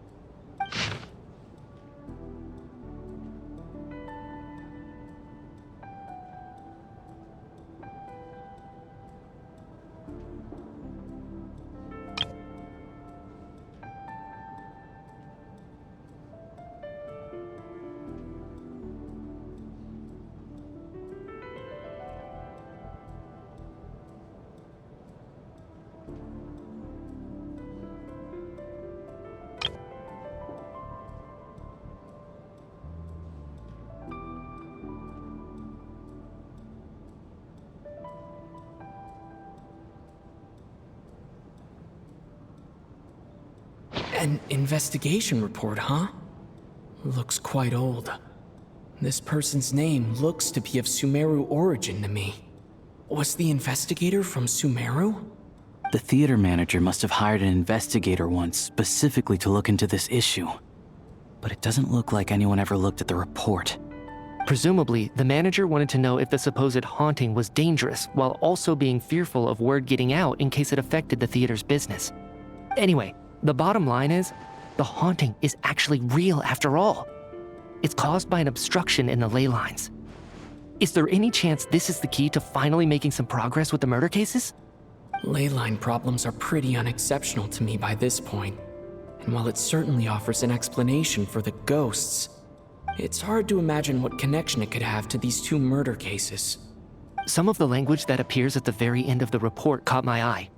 Angel civilization, ley line renovation? My area of research doesn't touch on any of that, so it's completely outside of my wheelhouse. Huh? A piece of paper just fell out from the report. It landed right by your feet.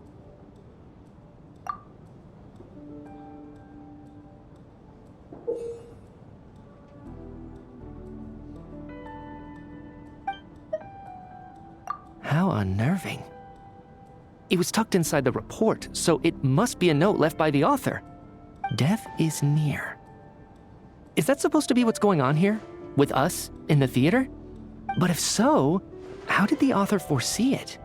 Could he predict the future somehow? Maybe things are more complicated than we thought. No, wait a second. If we take the report and the note at face value, they completely contradict one another. The report definitively concludes that the hauntings in the theater are harmless and cannot affect the real world. But the note seems to be warning of potential danger. The question is, what exactly does the note mean by death?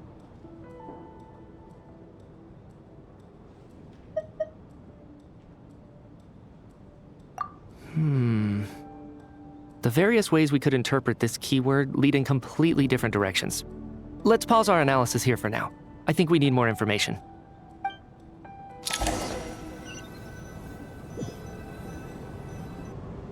If we take all this together, it's not impossible, is it? If anything, it's the natural conclusion. Oh, I beg to differ.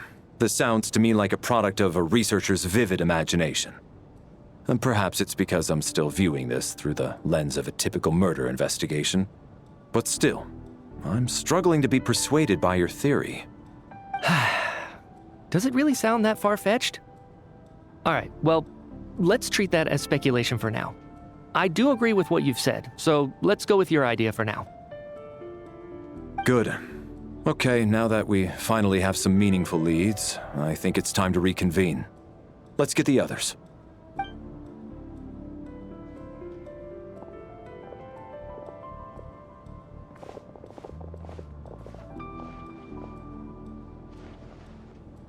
So, that's about everything we've discovered so far. I'll share my theory first. Based on what we've learned from the logbook, I believe the extra person among us is most likely the killer. If the killer had simply bought a ticket, it would have greatly increased the risk of their identity being exposed. I expect he or she either hid in the theater ahead of time, or found a way to slip past the ticket inspection. They then blended in with the group and waited for an opportunity to strike. What about the note found in the investigation report? Any thoughts on how that fits in? The killer may have simply planted it there as some sort of sick joke. I've seen my fair share of psychopathic killers. They love playing cryptic mind games. So, it has nothing to do with the haunting of the theater after all. This theory makes sense to me. If we have an audience member unaccounted for, chances are they didn't come here to watch the show. Could it really be that simple? So, in other words, all we have to do is find out who got in here without a ticket, and all our problems will be solved? Then let me make one thing clear. All the theater staff should be well aware that I came here for the rehearsal legitimately, yes? There's no way I'm the one who didn't have a ticket. It's true. I hear you used every trick in the book to get a hold of that ticket, too. Everything short of throwing a temper tantrum and rolling around on the floor at the entrance. I most certainly did not degrade myself in such a way. Probably a stupid question, but I might as well ask. Did anyone here get in without having their ticket checked? Hmm? Guess it was naive of me to expect them to just admit to it. Especially after the unprompted Lelic reveal. Once was already a miracle. Twice would be unfathomable.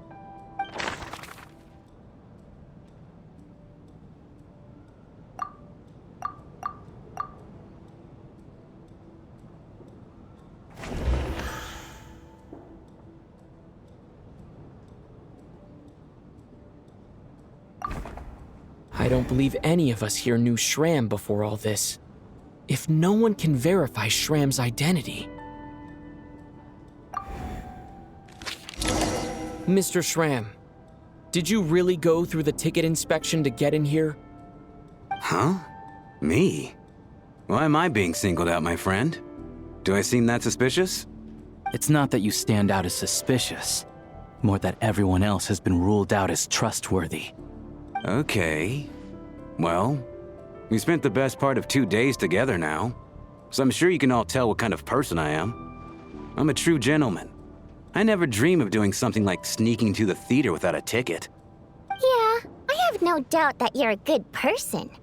But the problem is, none of us here actually know you, so no one can say for sure that you are who you claim to be. Although, actually, what was it you said last night? Yeah, you're friends with that water imp, which is why you understand our primary mode of expression. Last time I checked, there were barely any of us remaining in Snezhnaya, since most of the water imps left. Could you tell me a little bit more about your friend? There's a good chance I actually know her. And I suppose it's also kind of a way for everyone else to get to know you a little better.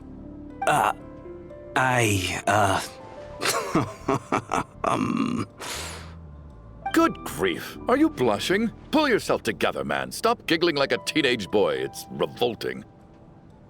Hey, revolting is a little strong. All right, fine. I'll admit it. That water imp friend of mine, the truth is, we're dating. I was just the bodyguard hired by our family. But the stars must have aligned, because sparks began to fly between me and their daughter. Never in my wildest dreams did I think I'd get so lucky. We don't need details. Just get to the point. Okay. I'm just a little hesitant to reveal her name, that's all.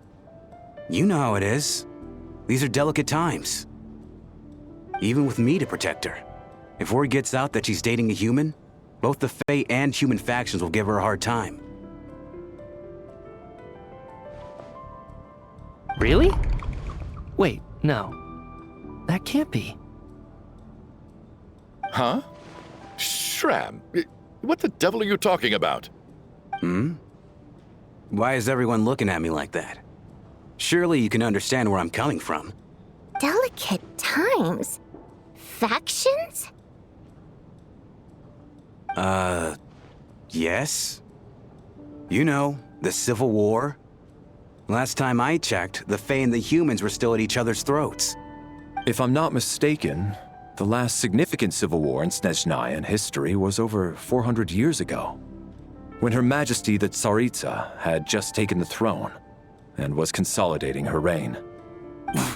What do you mean, 400 years ago? What's going on here? Is Shram from the past? All right, Mr. Mitya, you win this round. As far-fetched as it is, it appears that your theory may be correct. I'm just as amazed as you are. I didn't even believe it myself, to be honest. Is someone going to explain what's going on here? From the look on your face, you figured it out too, haven't you, Traveler?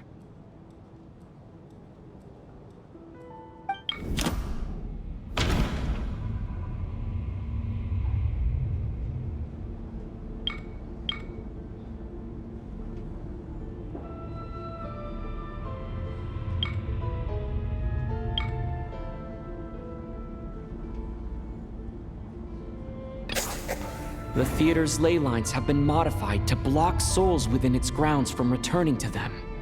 Some souls can even wander this place forever. Mr. Shram's statement proves he is from hundreds of years ago. And according to the investigation report on the theater hauntings, Mr. Shram is very likely a lost soul wandering the theater.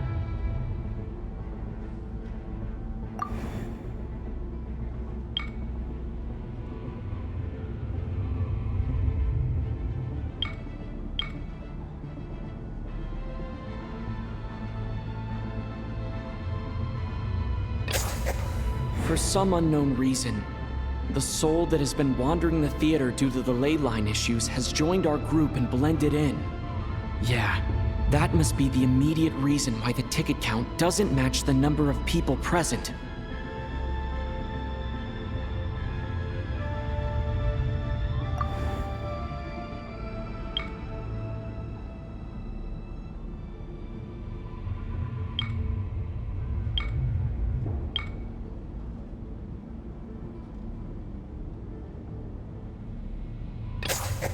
The contents of the investigation report have been verified. There are indeed ley line issues and wandering souls in the theater. Death likely symbolizes the deceased. Mr. Schramm, for instance. Death is near. That must mean that there's a dead person in our midst. That's the truth, isn't it?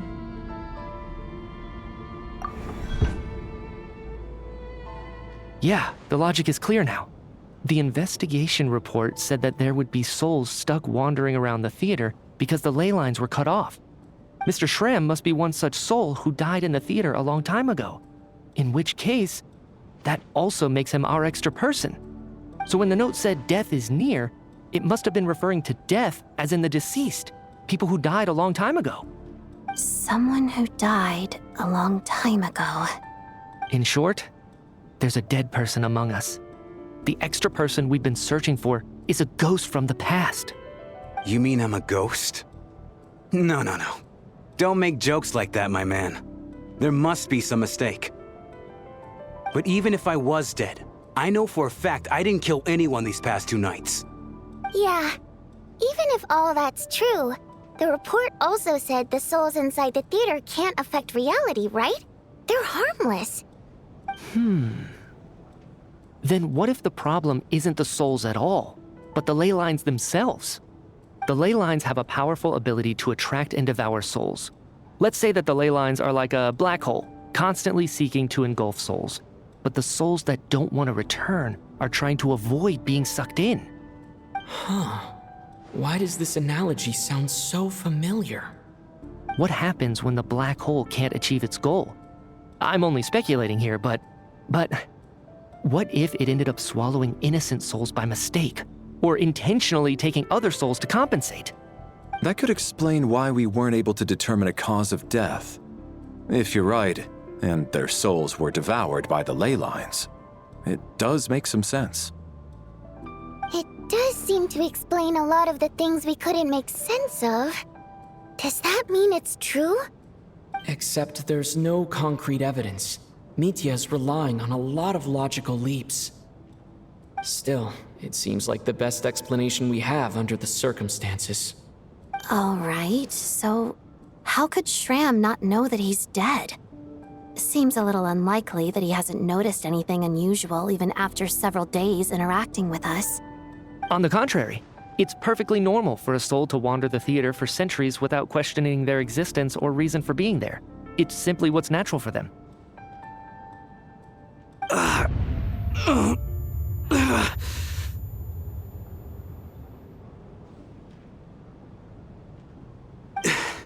You know what, Mr. Brainiac? I think you might actually be right after all. I'm trying to remember and... even though my head feels like it's going to explode, I think... it's all coming back to me.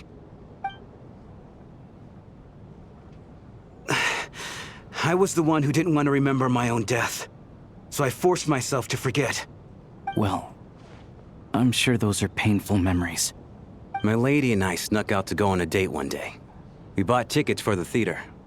It wasn't really my thing, but I was just happy to be together. All of a sudden, a group of people burst into the theater, shouting for all the water imps to get out, performers and audience members included. It was clear the conflict between humans and Fae had reached a boiling point. This time, the extremists were even coming after the water imps who had nothing to do with the war. I thought I could pull one over on them, so I took off my jacket, draped it over my lady, and tried to sneak out amid the chaos. But I got caught. They started shouting, calling me a traitor to humanity. But I was going to do whatever it took to buy her a chance to escape, no matter how many people stood in my way. I had to, both as their bodyguard and out of love. It's all right, friend. You can stop there if you want. You don't need to dig all that up again. It's just... even now, I'm still struggling to accept the truth. How could I be dead? I'm sorry, everyone. If I'd known I was a dead man walking, I wouldn't have dragged you down with me. If I'm the cause of all this death, then punish me however you see fit. But, Mr. Shram... No. I refuse to be a burden. I know what I have to do. You said I've been wandering the theater for centuries, right?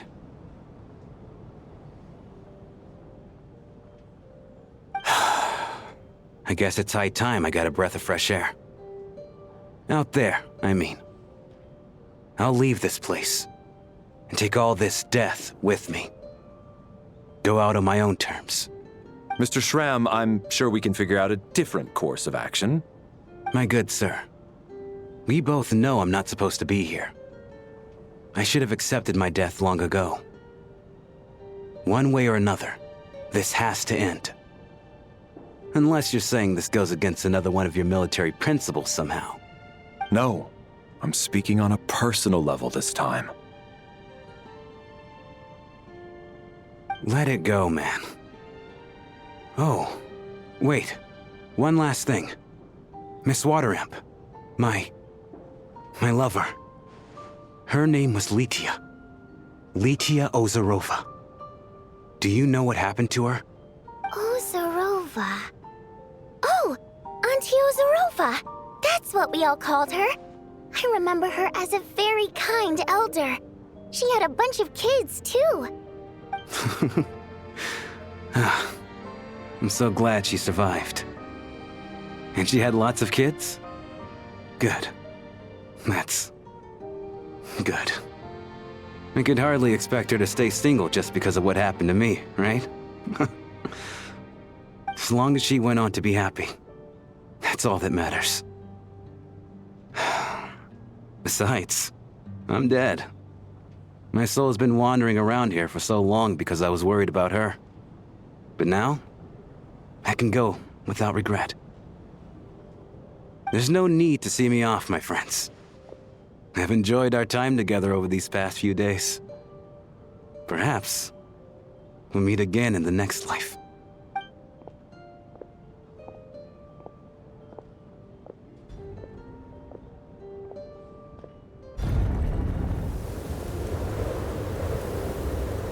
Take care, my man. I know Mr. Shram was already dead, but... I still feel so sad. Death is cruel, no matter how we might try to make sense of it. So, was the conflict between Fae and humans really that bad back then? I was only little, so I don't remember much. It's terrible to think that so many innocent people had their lives turned upside down. Even the historical records about that time period don't say much about it.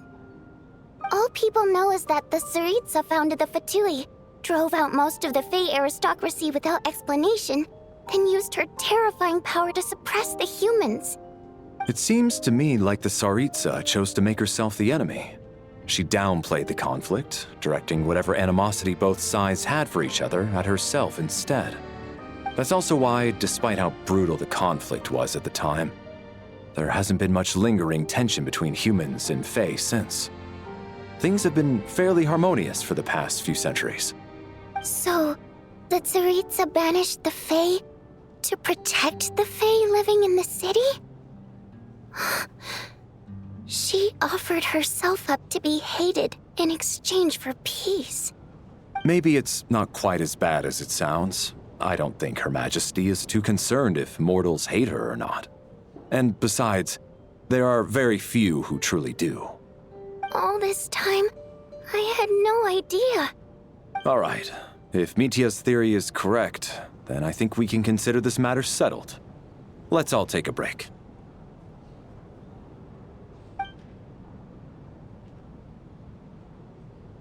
Ugh, if only this blasted storm wasn't still raging on.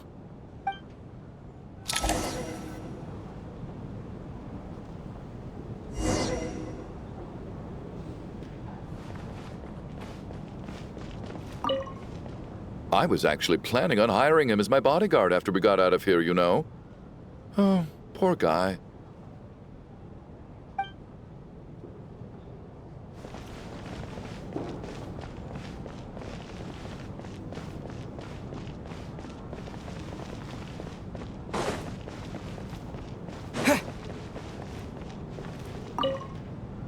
Even though Shram was already deceased, his decision to walk into the snowstorm was still a sacrifice, and a very brave one. This is one of the few times I don't feel at all happy to have my theory proven true.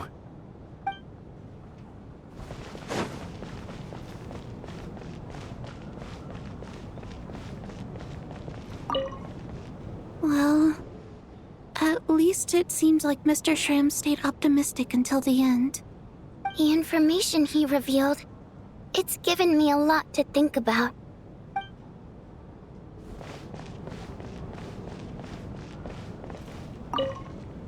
At least the lingering regret that kept him here has been put to rest.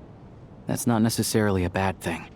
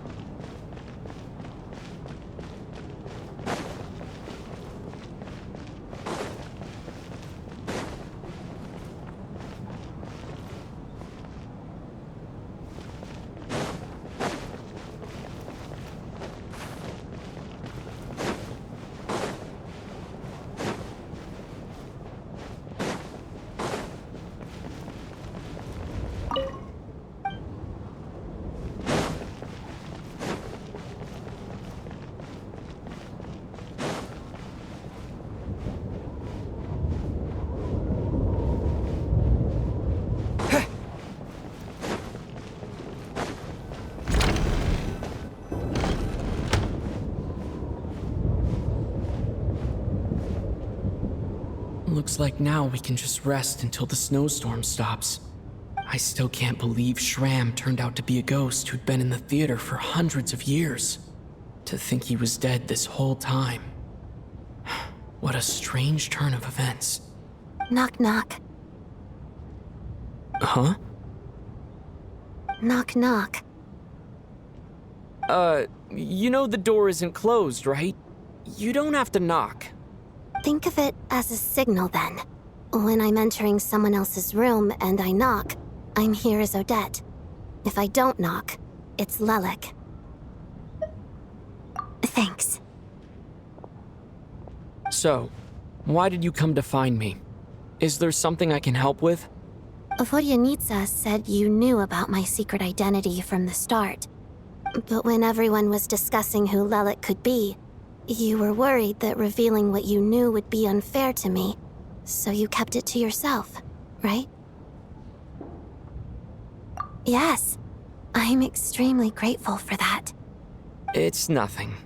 I mean, you didn't hold what happened with Signora against me, so I should thank you for that as well. Actually, there's something else as well. I found myself in a situation similar to the one you were in when you helped conceal my identity. So I thought I'd come and ask you for advice. It's about Mitya. Before all of this, the last time I saw him, he was dead. As I'm sure you know, my goal as Lelik was to stop Project Stuja. Well, when I found out the tech lead for the experiment behind Project Stuja was Mitya, I immediately started planning to track him down and threaten him to back out. I often saw him around the theater, but I soon concluded that making my move there would risk exposing my identity. So I decided to infiltrate the Armory Palace and go directly to his lab. That way, the threat would be much more effective.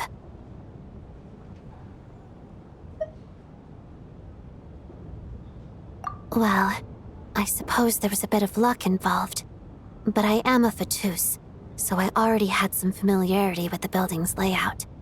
But when I finally made it to his lab, Mitya seemed to be dead. I checked his breathing and his pulse. He had no vital signs whatsoever. I'm certain of that. I thought maybe another anti-Project Stuja activist had beaten me to it, and chosen a much more brutal method. So I made myself scarce. That's why you were so on guard around Mitya that first night here. Yes. When I saw him sitting in the audience during the performance, I could barely contain the shock. To me, it was a miracle. Somehow, he'd come back from the dead. But then, the murder started happening and things got so complicated that it wasn't really at the front of my mind. That is, until Mitya himself said there must be a dead person among us. Then I couldn't ignore it any longer. And yet, you thought that bringing it up right away would single Mitya out. Just like when everyone was suspecting Lelik. Exactly. I thought there could be something I was missing. Besides, we soon figured out that Mr. Schramm was a ghost. And we knew there was only one extra person. So we thought he had to be the one. But now, it seems like there's another candidate. I understand why you kept it to yourself. There was so much information being thrown around during that discussion. Bringing up Mitya would have just introduced more confusion. So, what do you think we should do? Let me confirm one thing first. When was it that you found Mitya dead? Around a week ago. Sometime in the afternoon. A week ago? That's earlier than I thought. I saw him just a few days ago at a restaurant. That definitely would have been after you found him dead. He seemed completely normal to me. Chatting with Vodyanitsa, trying to avoid Valeri. So he was definitely alive on that day. Huh. Well, all I can say is I know what I saw. Here's a thought. The reason we even suspected a dead person could be among us was because of the problem with the theater's ley lines. But Mitya's death happened inside the Armory Palace. The ley lines affecting the theater shouldn't reach that far. You're right. I guess he doesn't fit the profile of the person we were searching for. I think the chances of it being him are very low. Surely he can't have died for real in the Armory Palace. Unless... Unless what? Unless he really did come back from the dead. You're right. Do you think we need to disclose this to the others? Huh, what's this? A private meet and greet? Where do I line up? That's not what's going on here. Well, I was just making the rounds. Thought I'd try to lighten the mood a bit. Vodyanitsa's handing out food if you're hungry.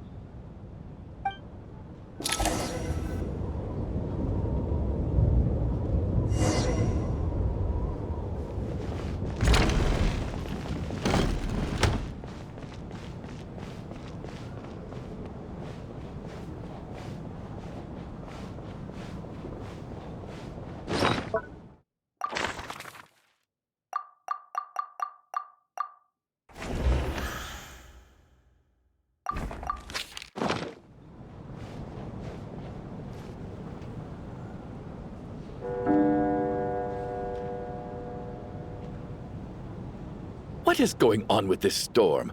Could it be connected to that monster that just arrived in Snezhnaya? I almost hope it is. Her Majesty the Tsaritsa left to wish that beast herself. We just need to wait for her triumphant return. Do you think people still feel the cold after they die? I'm wondering about Schramm. Oh, maybe we should have given him a coat before he went out there. Death itself is cold, isn't it? I'm sure the storm will embrace him. Well, I hope he has a safe journey. I'm going to miss him I think. It's not like we can blame him for Rampana and Kulish's deaths. Thinking back on it, we barely made it out alive ourselves. Once we get out of here, how are we going to explain what happened to their families?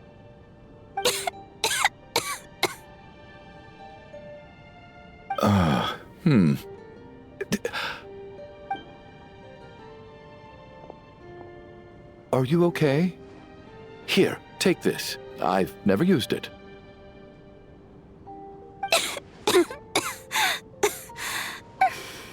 Thanks. Look who's Mr. Nice Guy all of a sudden. Is it because Tonya stood up for you this morning? At least you know how to return a favor. Yeah, without Tonya, who knows how badly he would have been hurt. I told you already, I never intended to resort to violence. Duh, bunch of rascals. Little girl? I was rather surprised when you spoke up for me this morning. I didn't think I had many admirers here, so, thank you. Oh, no need to thank me. I said some bad stuff about you too. I've been, too embarrassed to admit it, but, you remind me a lot of my daughter. So kind to everyone, but never lets her old man off the hook. Unless my wife and I are having a fight, then she's always on my side. Especially when she was little. Every time I took her out...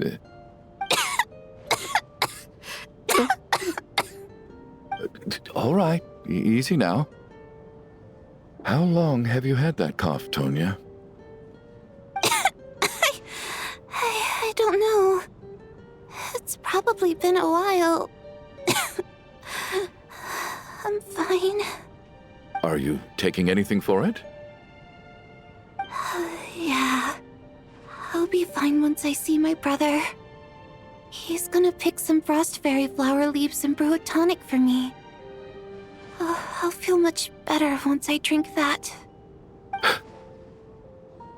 I see. That's good to hear, then. We should probably discuss arrangements for tonight. Now that the deceased has left our midst, there shouldn't be any more incidents. However, out of an abundance of caution, I'll keep watch. Shouldn't we take shifts?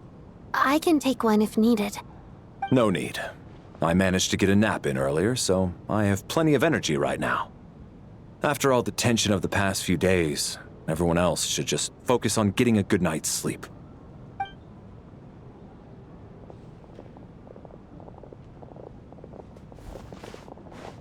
What a long day. This whole situation turned out to be way more complicated than I expected. But Valeri's right. I should just try to calm down and get some rest. The last thing I want is to give myself nightmares.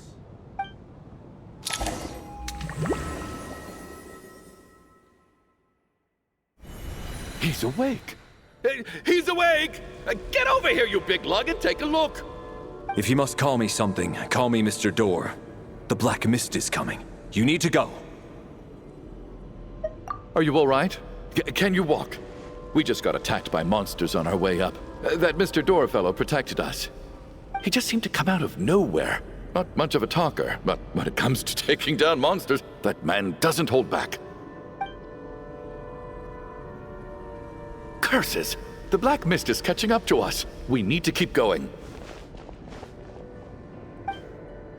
Mr. Door, I don't believe I've ever seen you around here before. Why is that? There's no need to try to get to know me.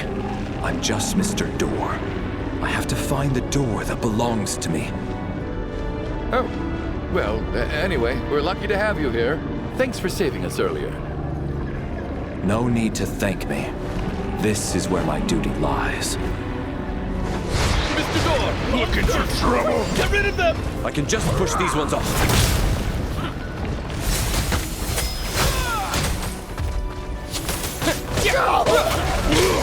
What?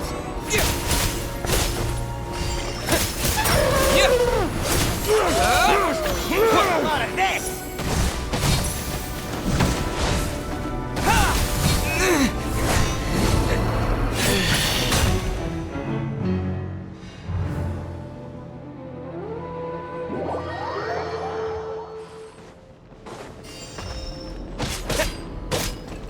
looking for trouble?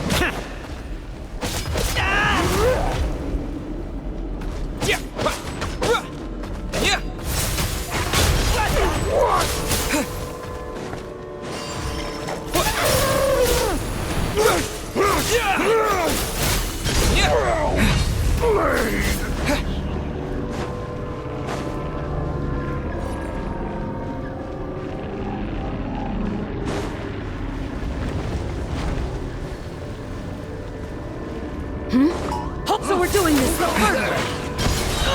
Fighting frog.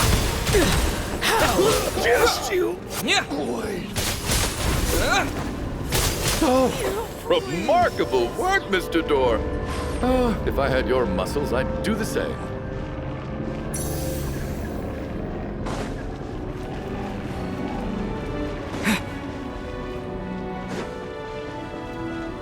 Are none of these doors the one you're looking for? No.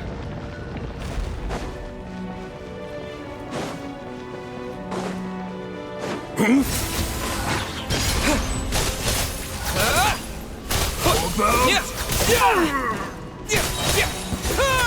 no closer. How could this be? Encase.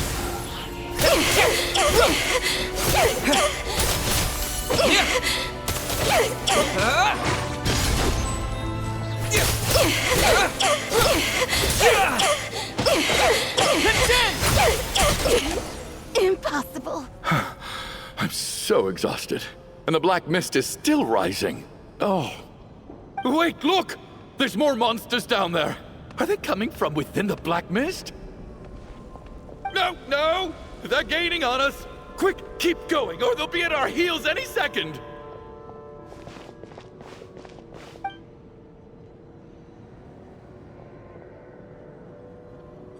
Mr. Door, what are you doing? We need to get out of here. They're coming! Found it. This is my door. What? You mean you're going to stay here? I am a door. This is where my duty lies. No! You saved us. We can't leave you behind. You must keep going. A door can only keep things out for so long. You must make haste. But... Oh, you're right. Let's go. We can't let Mr. Door's sacrifice be in vain.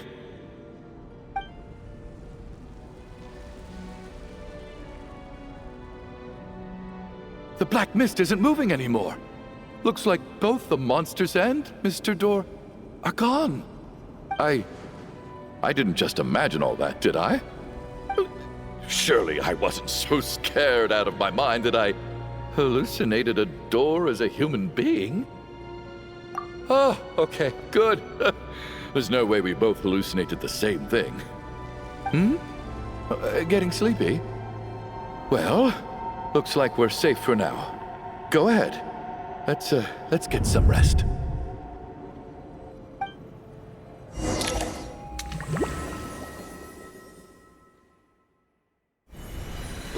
What time is it? Is it morning? I think I had a nightmare. I guess everyone's still asleep? These past 2 days have been exhausting. Valeri's keeping watch though, so he's probably the only one awake. Valeri?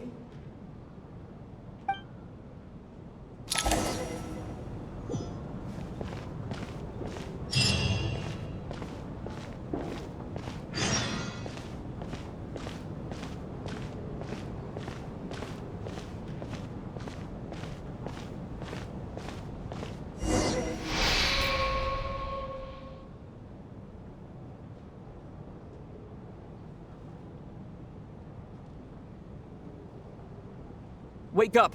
Everyone needs to wake up!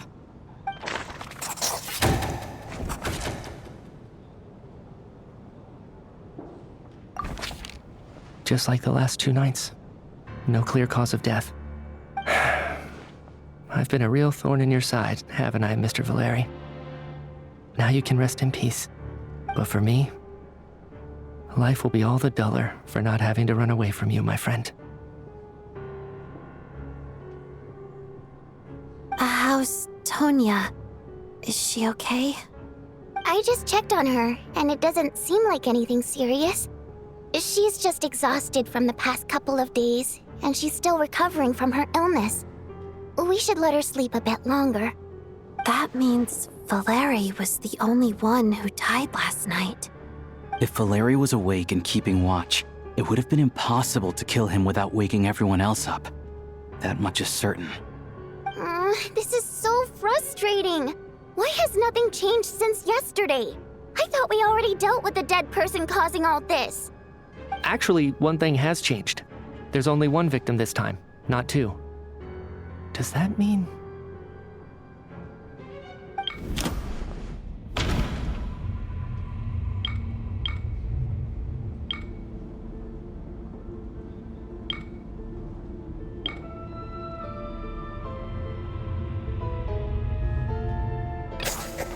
After the deceased Shram left, there was one less victim last night. That more or less tracks. It's a reasonable conclusion, considering the only variable that changed.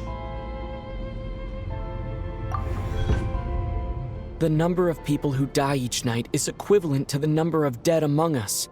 That's your theory, right? Exactly.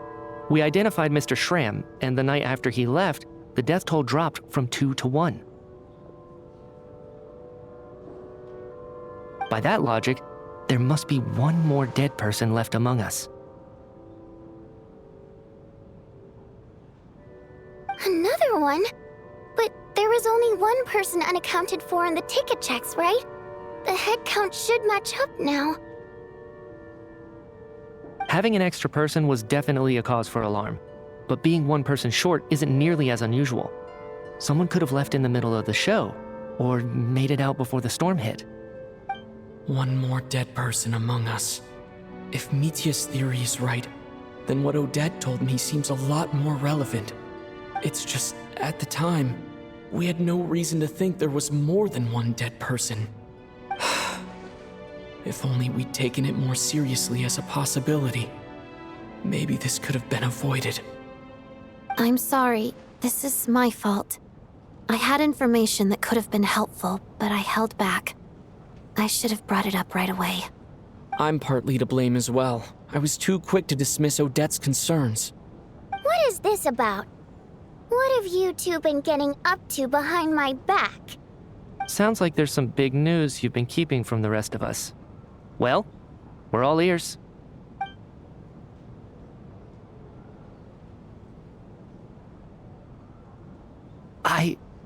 I'm the dead person? Wow, that's certainly news to me. Odette and I talked about it yesterday, but we thought it just wasn't possible, so we left it at that. Yeah, I don't blame you. If I'd been there, I probably would have reached the same conclusion. It just sounds too unbelievable. Let me just try and verify this. I just scoured my memories trying to think back to the afternoon Miss Odette mentioned. But I honestly have no recollection of dying. That's where I'm different than Mr. Shram. Having seen Mr. Mitya a few days ago myself, I also find it hard to believe he could be the other dead person among us. Well, if it isn't Mitya, then who? Do we vote on it? If you don't mind me asking, Traveler, I believe you mentioned that you know Tonya's brother. Had you ever met her before all this? No, never. Wait, are you saying... Now just 1 minute. I know where this is going. You can't just randomly point a finger at anyone you want. You're in the hot seat, and all of a sudden you want to divert our suspicions onto somebody else? Trying to pick a fight, Mr. Chuganov? Whenever you open your mouth, all you do is attack people, and I've had enough of it. If you don't want to engage in a civil discussion, you can shut up. You little brat! Did Mitya ask about Tonya because he suspects her? I suppose I only identified her by age, and nothing else. Could that mean... I'm just saying, you're going around casting suspicion on people for no reason. How could Tonya be dead? I can vouch for her, if nothing else. I've seen her before. She's the sister of that Harbinger, isn't she? The one called Child. Oh, really? You're telling the truth? Since being here, I don't think I ever mentioned she was Child's sister specifically. Does Chuganov actually know her? If Chuganov can vouch for her, then it can't be Tonya either. In which case, it seems unlikely that there's another dead person among us at all. Miss Odette, could you go over that afternoon with me one more time, when you found me dead? No problem.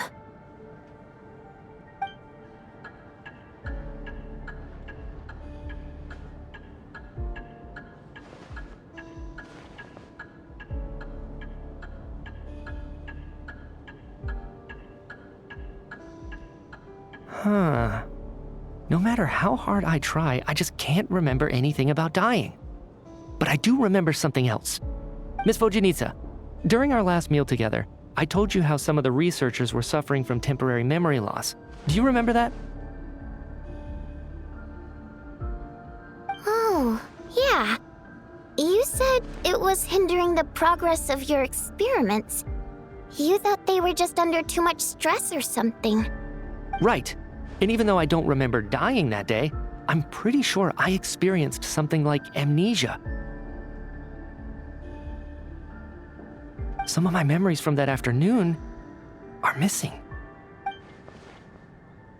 Are you suggesting you're missing the memory of your... Of course. How am I only just realizing this? Humans aren't necessarily aware of their own death. You mean being silently assassinated, or dying in your sleep? Situations like that? The researcher's amnesia. Suddenly it all makes sense. I must thank you, Odette. I think your perspective just helped me reach a breakthrough on a series of issues that have been troubling me for quite some time. All right. It's decided then. I'll be the one to leave today. Oh, leave? Hey, wait a minute. Aren't you rushing into this? What if you're wrong? You'll pay with your life. Come on, kid. Aren't you gonna fight for your life? This seems like a rash decision. I have other reasons beyond what's been discussed. In fact, thinking back, I remember during Miss Odette's performance, while I was sitting in the audience stalls, a brilliant new idea for my research popped into my mind. But then, my train of thought suddenly cut off. I can't remember it now at all, and I didn't take any notes. I guess that must be another instance of temporary amnesia. No. Hold on. I see where you're going with this. You're suggesting that each instance of temporary amnesia is a death, right? There's a glaringly obvious flaw in that idea, no? How can one person die so many times? I believe Miss Odette's account. During the period where my memory is blank, I must have been either dead or in a similar state. All it would take is for the same thing to happen in the theater, and I would come under the effect of the ley lines in this vicinity. This increases the likelihood of me being the deceased, does it not? But... There's no evidence to suggest that anyone other than me is a candidate for the deceased. So allow me, as a scientist, to treat this as an experiment. Please relax, everyone. I don't think things are as bad as they may seem. If I really am the deceased, then to leave the theater will be a relief for me. If, on the other hand, I'm still alive right now, well, apparently you've all witnessed my resurrection recently anyway. Who's to say I won't return from the dead again this time? Mitya's right. This is the only thing we can try right now. I think he's deliberately downplaying the gravity of the situation, though. He probably doesn't want to burden everyone. What is a scientist if not someone who gambles on experiment after experiment in an attempt to obtain the truth? With this snowstorm, the ley line phenomenon, ghosts of the dead, and my amnesia, we've been paralyzed by not knowing and powerless to do anything about it. It's a terrible feeling.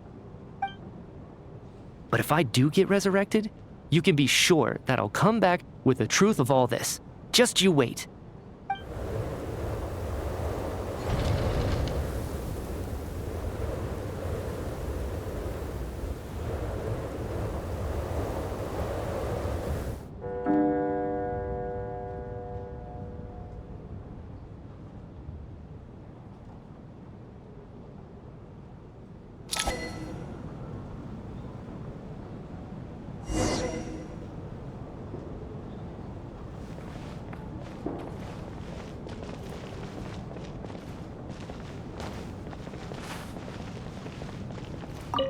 What's on your mind, Odette?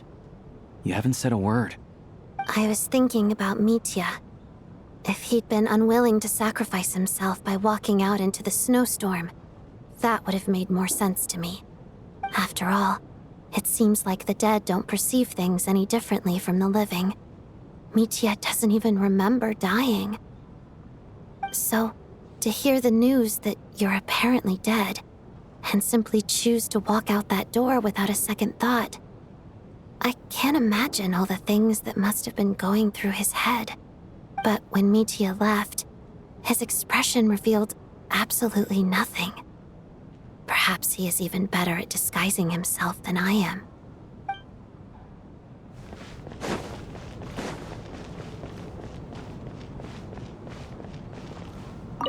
Oh, that Valeri guy was packing even more muscle than I thought. I can't believe how heavy he was. Hauling him over there nearly killed me. Ah, curse this confounded snowstorm. Go bother some other poor souls instead. What do you want? I'm not in the mood to talk right now.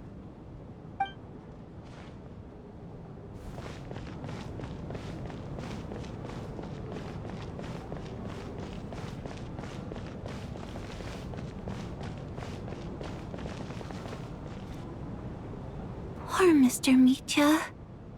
I didn't even get to see him one last time. Maybe it's a good thing that you weren't there to see it. It was a hard thing to watch. I hate goodbyes. Why does it feel like everyone around me is slowly disappearing? Not just in here, I mean. In the outside world, too. Maybe it's the realization that, at the end of life, everyone has to face it alone. Come to think of it, the main reason we're still alive right now is pure luck. Each morning here, for every one of us, there's the chance that we might not wake up. You could take it a step further and say that the same is true outside, too. Who can never be 100% sure when they drift off to sleep that they'll open their eyes again in the morning? If I make it out of here, I'm going to cherish every moment that I'm awake and live without any regrets. Without regrets. I feel like a strange sense of anxiety has been quietly growing inside me over the last 2 days.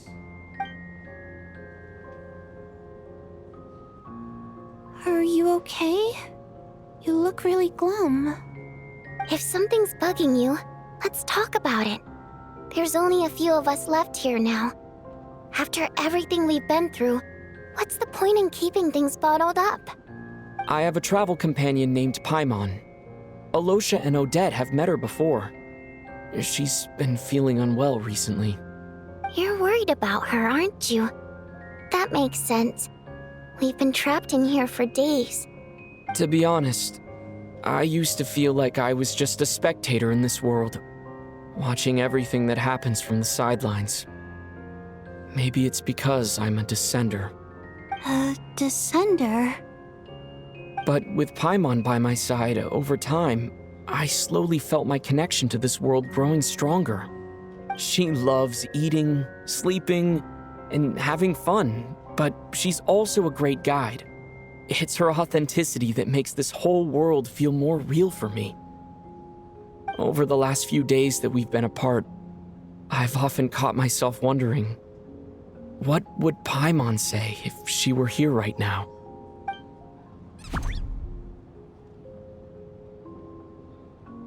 But by the time I snap out of it, the conversation has already moved on, and I'm still in my own little world. I'm trying to overcome this sense of detachment, but I really miss Paimon. I guess, in a way, she means the whole world to me. I bet she misses you when you're not there as well. Maybe you're her entire world too. I don't know if this will make you feel any better, but back when the water imps left Snezhnaya in droves, I also felt like the whole world was suddenly empty. I could be surrounded by people all smiling and having fun, and still feel completely separate from it. So, I I totally understand how you feel. Later on, I started to think, maybe accepting the fact that our loved ones won't always be with us is something that takes a lifetime. All we can do is cherish their companionship from moment to moment. So, once we get out of here, you better hurry back to our side as fast as you can. You can't let your story end in regret. That's the trope I hate the most. Thank you. That's exactly what I needed to hear. But Vodyanitsa, if you hate goodbyes too, why didn't you leave with your people? That's just the choice I made. I used to regret it, but I don't anymore. Like I said before, singing is a water imp's primary mode of expression. It's how we convey our emotions. Our songs have echoed through this theater for hundreds of years, each one a story pieced together through moments of joy and sorrow. But does a story exist without someone to read it? To me, the answer is no. So I made the choice to stay. That way, there would still be someone left to sing these songs and listen to their stories. Otherwise, they could have been lost forever. Could you teach me how to understand your people's songs sometime? I want to be able to truly hear them, like Mr. Shram. A fan after my own heart. Thank you, Tonya. How about I sing something for you, and you tell me what you hear? Okay, I'll do my best.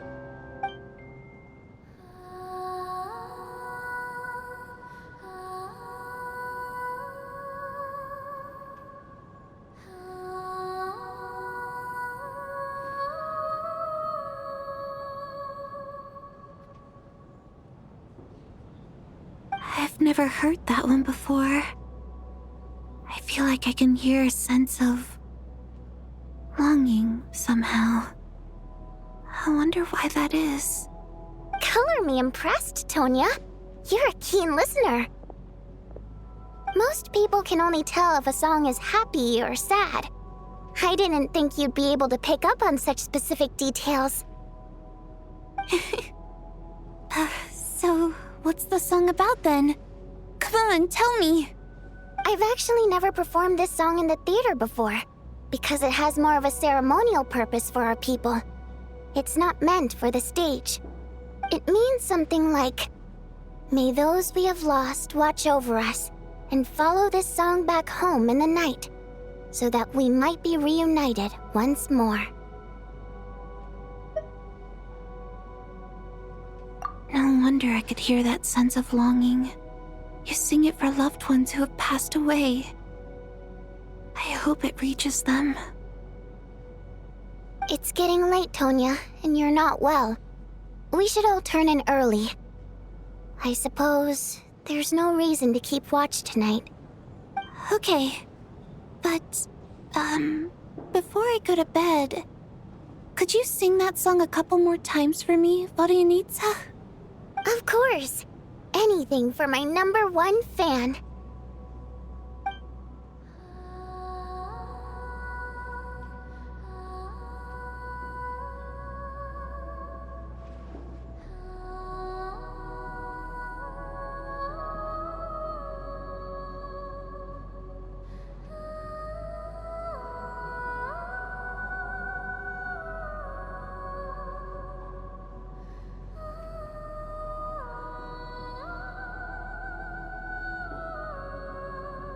Once I get out of here, I definitely don't plan on ever coming back. But I guess that means I'll never get to hear Vodyanitsa sing again. That's a sad thought. Before I fall asleep, I should cherish this moment of companionship while it lasts.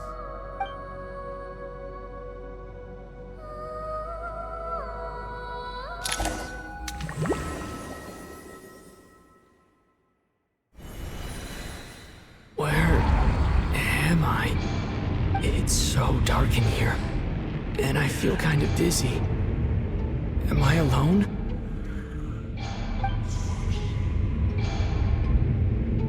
Huh? What was that noise?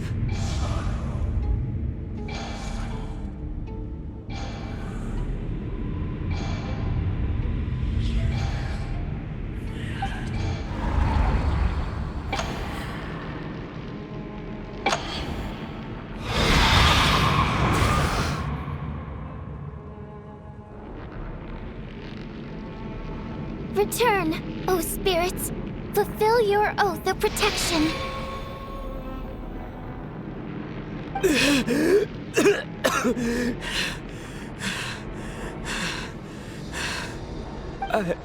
I'm alive?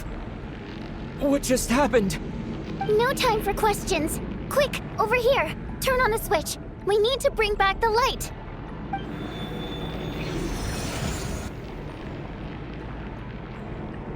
All right, we're safe. The spirit just now is called Night Prayer. The light subdues her, but she'll attack without a second thought in the dark. Sort of.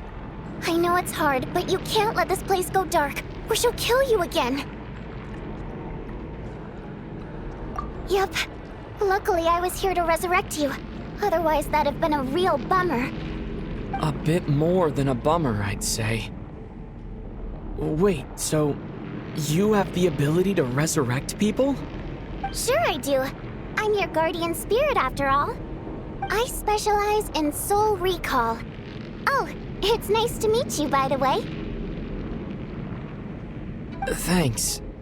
It's nice to meet you too. All right, there's no time to waste. The black mist is already catching up. We need to avoid it at Night Prayer at all costs. Come on, let's go. We need to reach the next switch before the place gets too dark. If we bring the light back, Night Prayer won't be able to get to us. Sweet, sweet light! It's back! Now that's a sight for sore eyes. Shh! It's Night Prayer. We need to move quick, but don't let her notice you. Look out!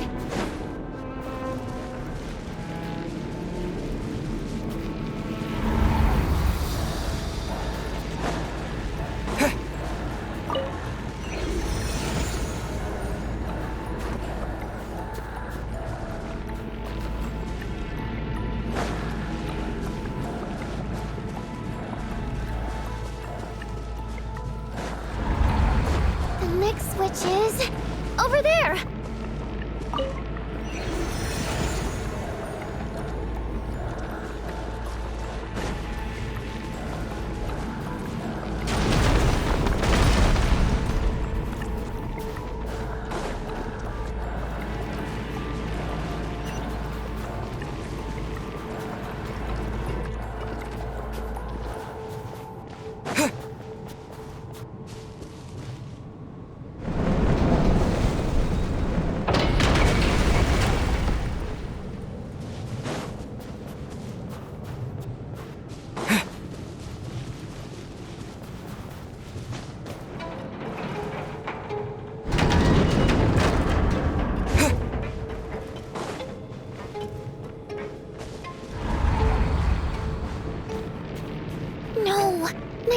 Here too. This can't be the only path. Let's head up there and take a look. The switch is just up ahead. Hurry!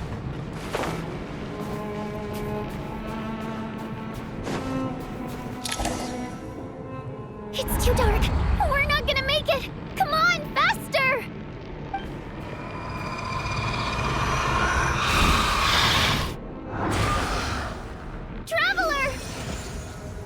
I won't let you die like this. Not on my watch.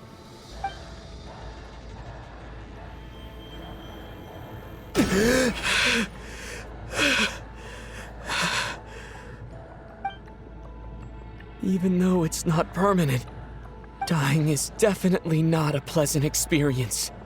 Great. You're back. Yeah, thanks to you. Time for you to get out of here. Quick. Before the light runs out. What about you? You're not coming with me? I can't. I've already been used up. A guardian spirit's skills are finite. I can only resurrect someone so many times. I might not look any different, but my essence has been exhausted. Now, I will slowly start to fade away. I can go no further. The black mist is where I belong. It's okay. Why didn't you tell me sooner? Because it wouldn't have changed anything. That knowledge would have just burdened you. And a guardian spirit's role is to protect. But... Go. Now, before it's too late. I already hear night prayer approaching.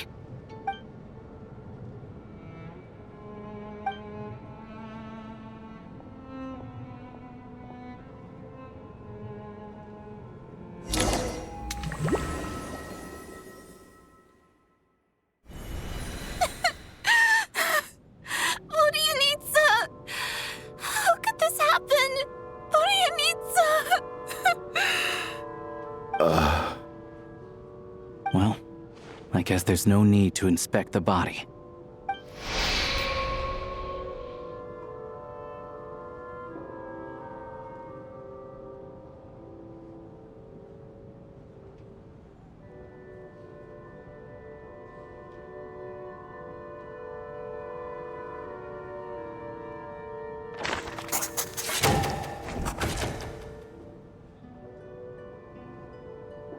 This wasn't supposed to happen. You lied to us, didn't you, Chuganov? You've been lying from the start. Take a long, hard look at yourself before you go around accusing other people. I suspected you on day one, Lelik, and now look where we are. By some strange coincidence, you've never been targeted. You just happen to have survived this long? No, you should be the prime suspect. And you, little hunter, ever so content with staying on the sidelines. Yet you were the one who stopped us from leaving from the start. Why are you trying to keep us here? Now you're just lashing out indiscriminately. That's either a sign of anxiety or a guilty conscience. Where was all this passion and bravado before? Decided to fight until the bitter end. Is that it? Is that a threat? Fine, bring it on.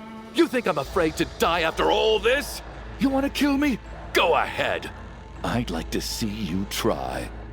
After all the trauma of the past few days, everyone's been pushed to the breaking point. Valeri and Mitya aren't here anymore. Someone else needs to step up and take charge.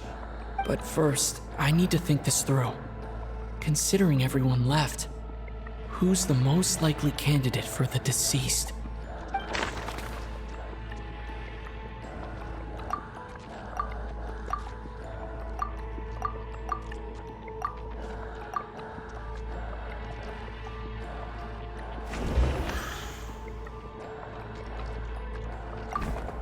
Of those who remain, the only person we've never met before is Tonya. There is room to doubt her true identity. People are easily misled by first impressions. Now that I think about it, Child's sister was in fact a label I imposed on her due to my own assumptions. But Mr. Chuganov vouched for Tonya's identity yesterday, with basically no other possibilities left. Could it be?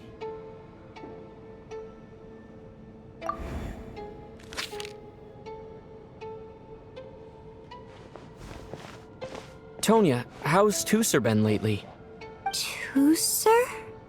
Your brother Ajax must have mentioned me in his letters home, right? Did he say anything about a blonde traveler?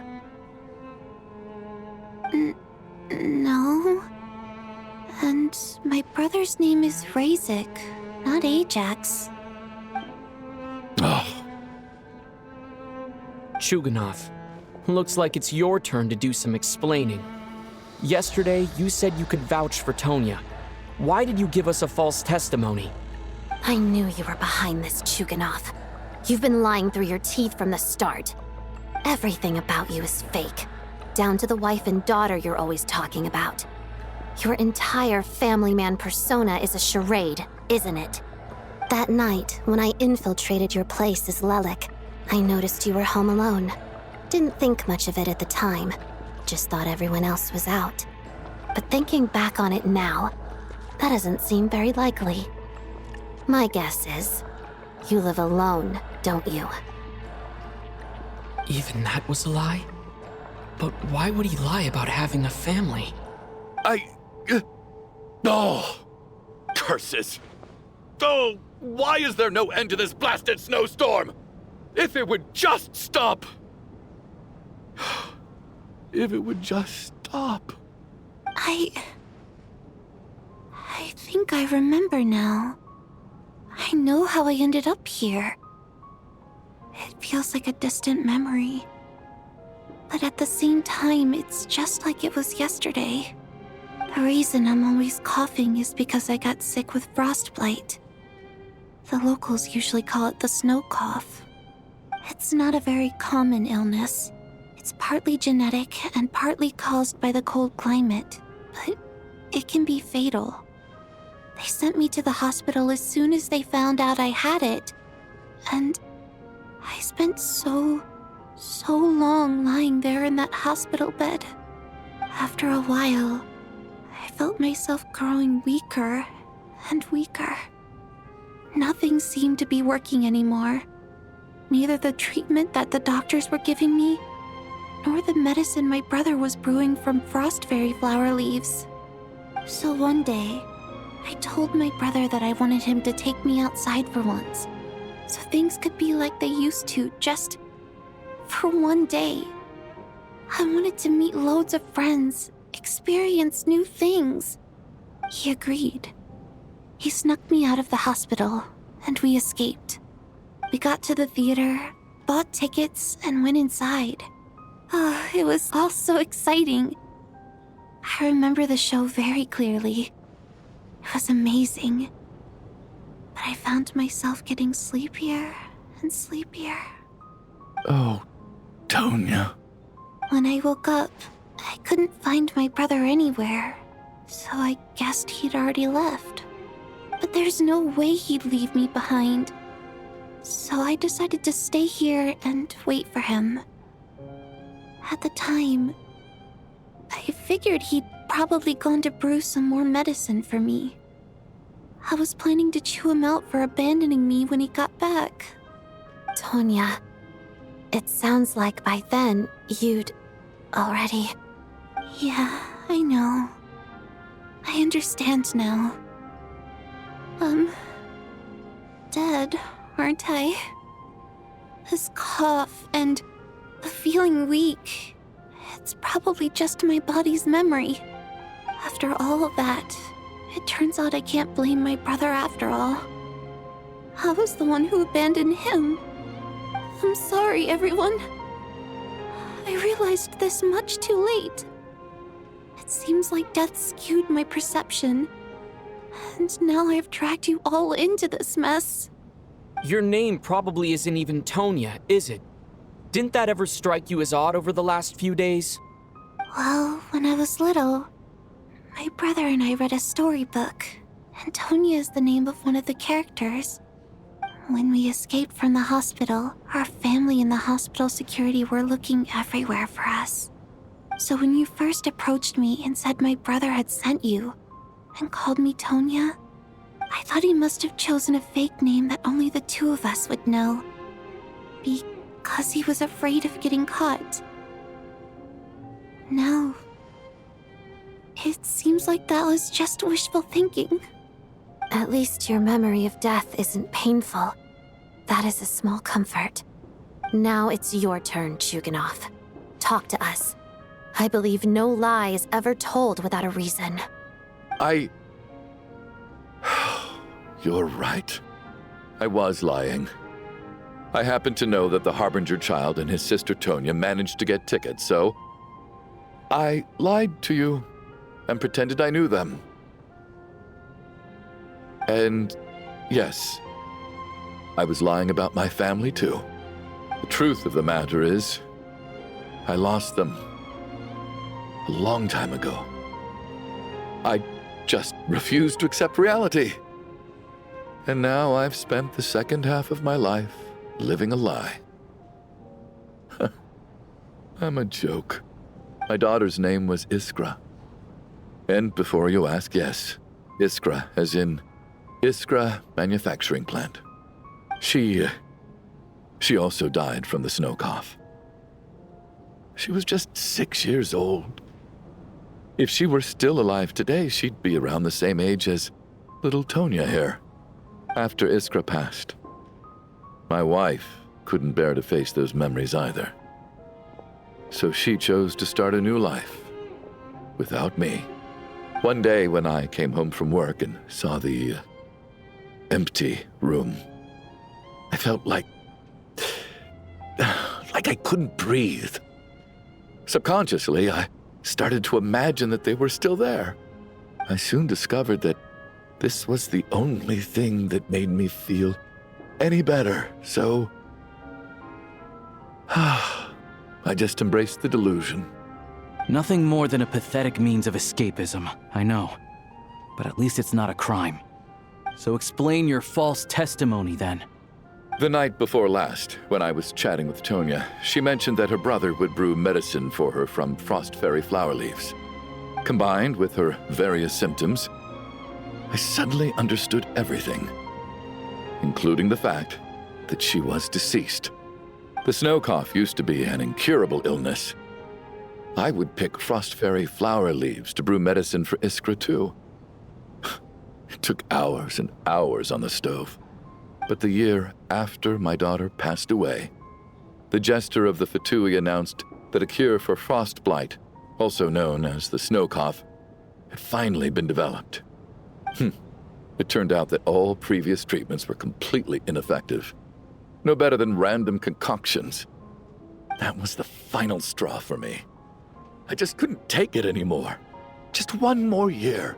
One more year, and everything would have been okay. So, more than anyone, I know full well that in this day and age, no one in their right mind would still be using frost flower leaves to brew medicine for the snow cough. Poor Miss Tonya, therefore, had to have been from an era when snow cough was still a terminal illness. So, you projected your daughter onto her? Even though you knew she was one of the dead? That doesn't make any sense. You knew she was already dead. What did you hope to achieve by protecting her? I just don't believe in your crackpot theories, nor do I approve of your actions. How can you just declare a living person dead and throw them out into that snowstorm? Nitia's gone. My good buddy Shram's gone. And now it's Tonya's turn, isn't it?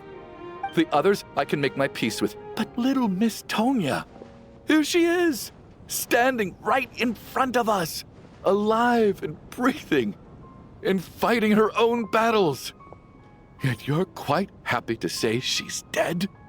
I just want her to live. Once this snowstorm is over, the very moment it stops, I'm going to march out that door and find someone who can fetch the very best medicine for her snow cough. I'll be damned if I'm gonna let you cast her out into the snowstorm before I have the chance to cure her. Not again. Not this time. Not when the cure is right within our grasp. I'd never be able to forgive myself. Mr. Chuganov, stop. I can't let you do this. Tonya.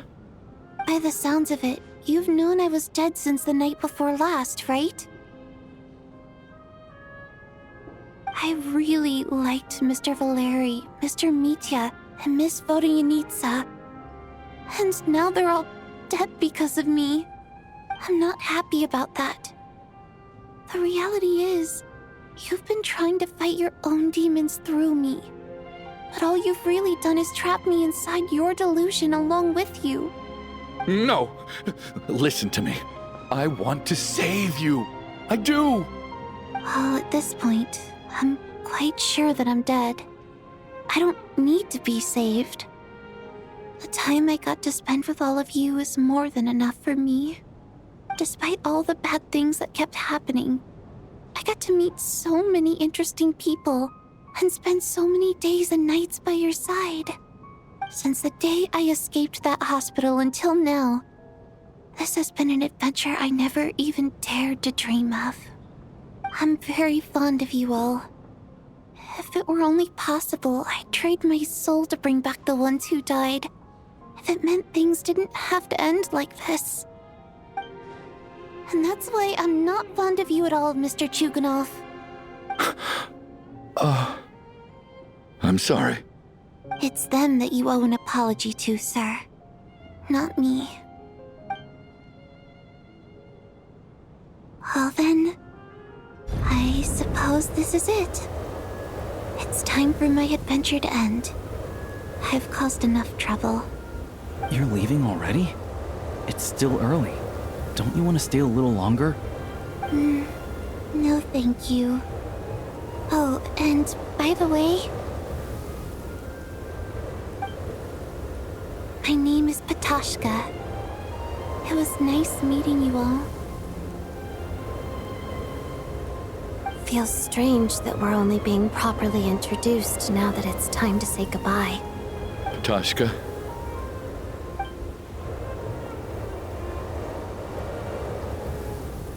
What are you doing, Chuganov? Are you crazy? Let me leave. I can't keep lying to myself anymore. In your dreams. Don't think you're getting off that easy when you had a hand in the deaths of so many people. The Fatui have honed quite an array of enhanced interrogation techniques since they were founded. Once we're out of here, Lelik will personally give you a taste of every last one.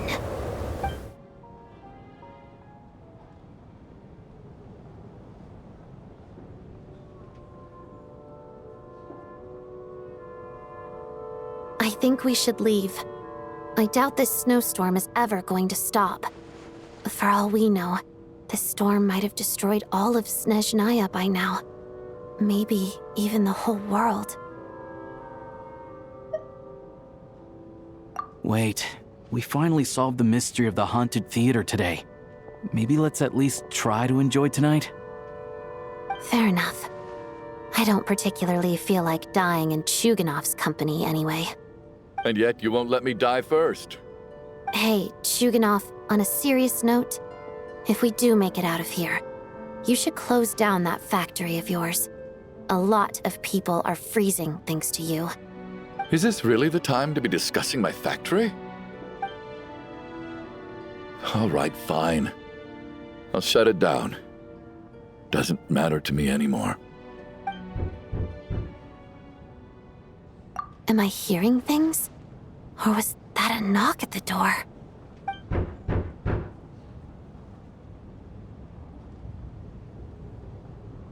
There it is again.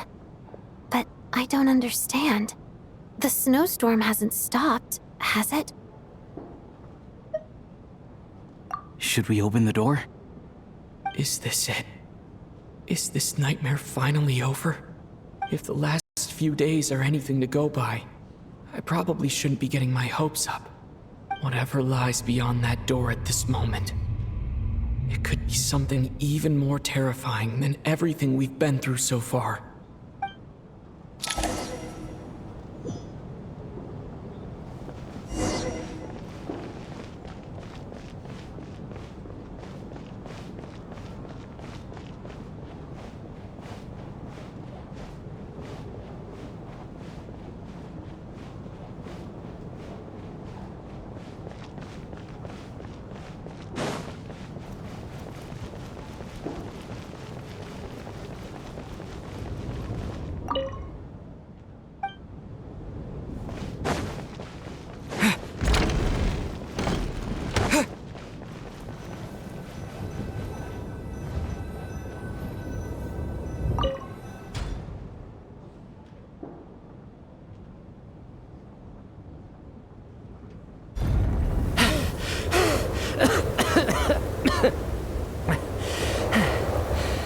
Hey everyone, I'm back. How are you doing? Feeling any better? Much better, thanks. Whew, it is so good to have you guys here. I was a little worried that the theater would be empty by the time I got back. Let me see. Tonya and Vodyanitsa are missing, which means... Vodyanitsa died last night. And then you discovered that Tonya was the other dead person. Am I right? Not Tonya. Pitashka. First, tell us how you made it back here. Given the conditions outside, no one should be able to return alive. You're right. The thing that got me back safely was a song. I heard someone singing. After walking into the snowstorm, my mind grew hazy. I don't know how long I walked through the storm before my mind completely slipped away. Then, suddenly, I heard the sound of singing. The voice instantly brought me back to my senses, and I regained consciousness. So I followed the voice, searching for the source of the singing. I searched and searched, until finally, just a few moments ago, there was the entrance to the theater, right in front of me. I've actually never performed this song in the theater before, because it has more of a ceremonial purpose for our people. It's not meant for the stage.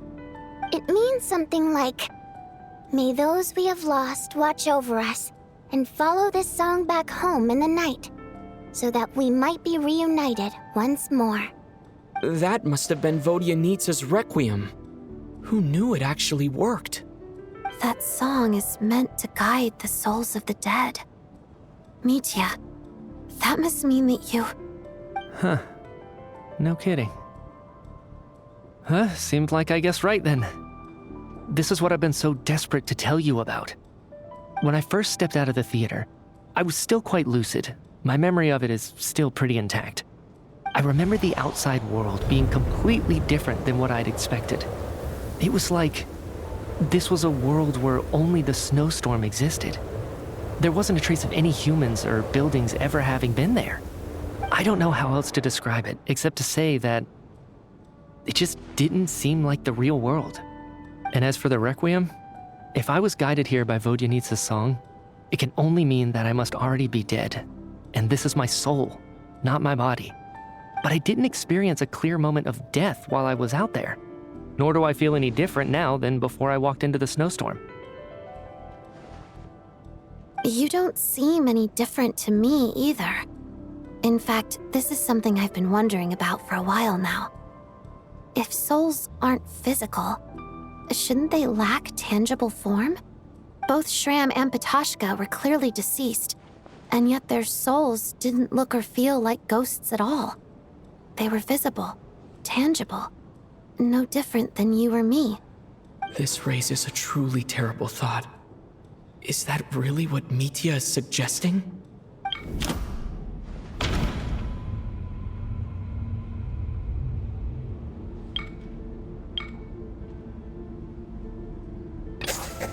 Mitya's soul was summoned back by the Requiem, confirming that he is indeed already dead. And yet, he looks no different from us. Of course, if even the long deceased like Mr. Shram can blend in with us undetected, then maybe we've all been dead from the very start. And all of us are now souls wandering the theater.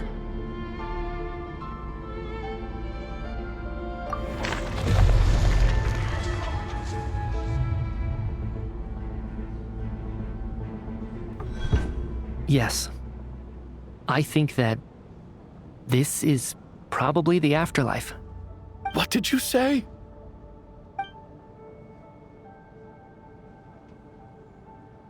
You heard me. We died in the theater. All of us did.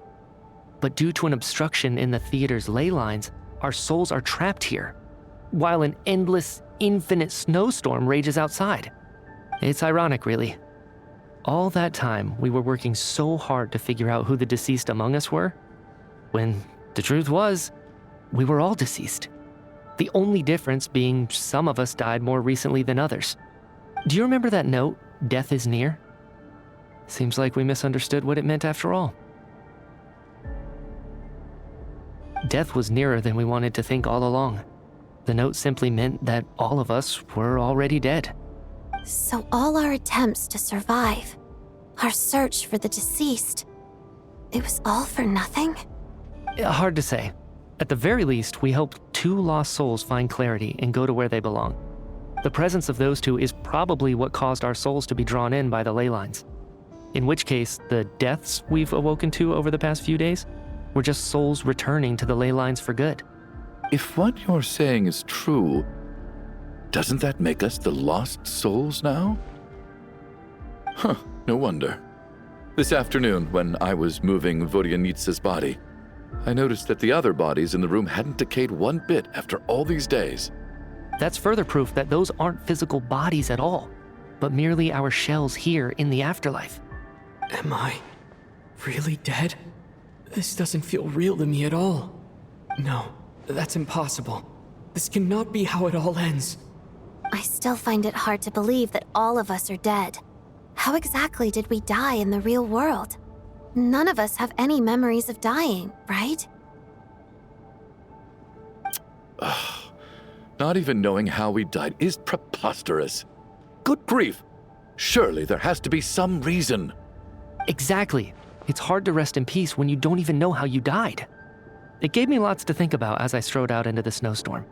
I racked my brains trying to remember the cause of my death, the exact moment I died, the root of all of this, right up until my consciousness faded. Wait. Hold on. Right before I lost consciousness, I think I saw something. I can't remember. And I think I lost my notebook and pen. Mitya, your hand. Is that blood on your fingers? Huh? You're right. There's blood on the fingertips of my right hand. Looks like it's already dried. When did that happen? What the? I guess this was what I saw. I must have desperately drawn it in my own blood right before losing consciousness. What's wrong? Do you recognize the symbol? It's Renova, the ruler of death. Alosha, do you still remember that Snezhnayan folktale you told me about? It was about the Grim Reaper. When someone's about to die, he appears as an incarnation of someone familiar to guide their soul into the afterlife. And as soon as you recognize his face, your life is over. I heard a similar tale when I was little. You think the Grim Reaper in this story refers to the ruler of death you mentioned? That's right. In which case, death is near could also mean that the Grim Reaper is here disguised in a familiar form. Death, the deceased, and the Grim Reaper? So it's a triple entendre. When I first saw this note, I thought it contradicted the investigation report. But now it seems like that was the whole intention. So the Grim Reaper deliberately misled us. Then, we started suspecting each other and searched for the deceased while they hid in plain sight. By that logic, the one person most likely to be the Grim Reaper incarnate is...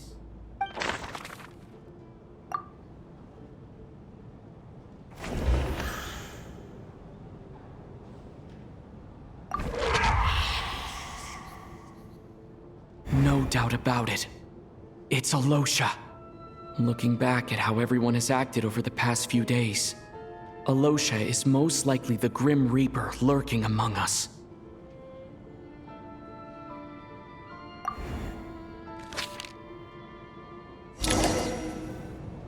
Is it you, Alosha? You were the first to discover the investigation report, and you had plenty of time to slip the note inside to mislead us. So? Surely you can't suspect me based on that alone. What if someone else found the investigation report first, slipped the note inside, and then put it back without telling anyone? There's no denying it. The note could easily have been slipped in much earlier than it was discovered. That's not all. I've also noticed that although on the surface, Valeri, Mitya, and sometimes I were the ones taking charge of the situation, looking back now, even though you didn't say much, you were always subtly guiding everyone from the sidelines. What do you mean? You were the one who emphasized how dangerous it was outside and insisted we all stay here. it was also you who suggested that we all sleep in the same place. And earlier today, you tried to convince Patashka to stay. I don't understand why, but it was out of character. So, you didn't understand my intentions, and now you're assuming the worst. Seems pretty unreasonable if you ask me. He still won't admit it. Fine. Let's see how he responds to the most damning evidence of all. The biggest question I have right now is, if the Grim Reaper is impersonating Alosha, then where's the real Alosha? When did they switch?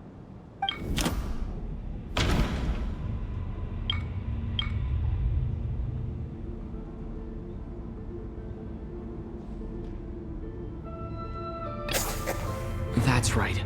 This was the moment.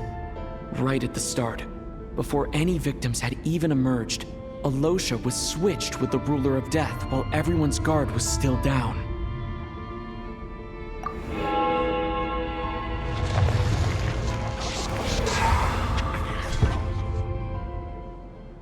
When all this began, right after the performance ended and the snowstorm began to pick up, no one suspected anything unusual.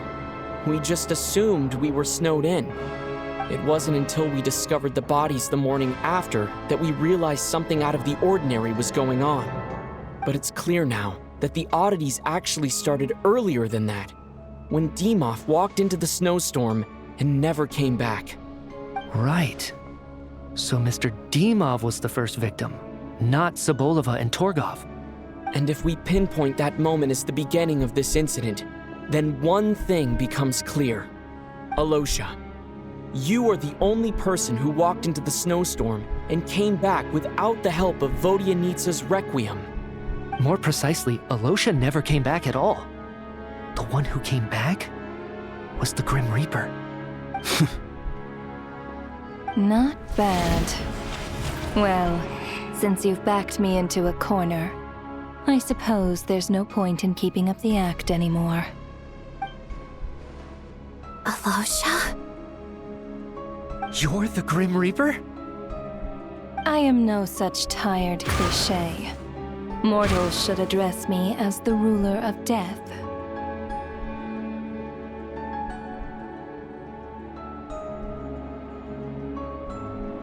Before being wiped out for good, you identified the two deceased, and even sensed my presence. A commendable achievement. Far beyond what I expected. I heard you can ferry souls. Those deaths each night. Were they your doing? Your initial conclusion was correct. Due to the existence of the two deceased, the ley lines yearned to reclaim those long-lost souls. Every night they devoured an equal number of souls to fill the void. This required no intervention from me. Though, of course, ferrying souls is indeed my authority. Here, take a look.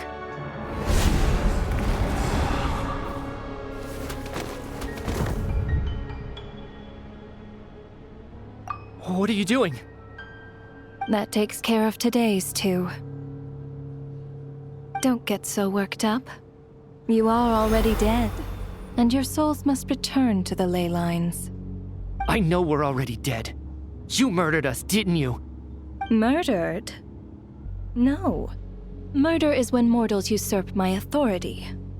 Death is my jurisdiction. If I require someone to die, I need not resort to such laborious methods as murder.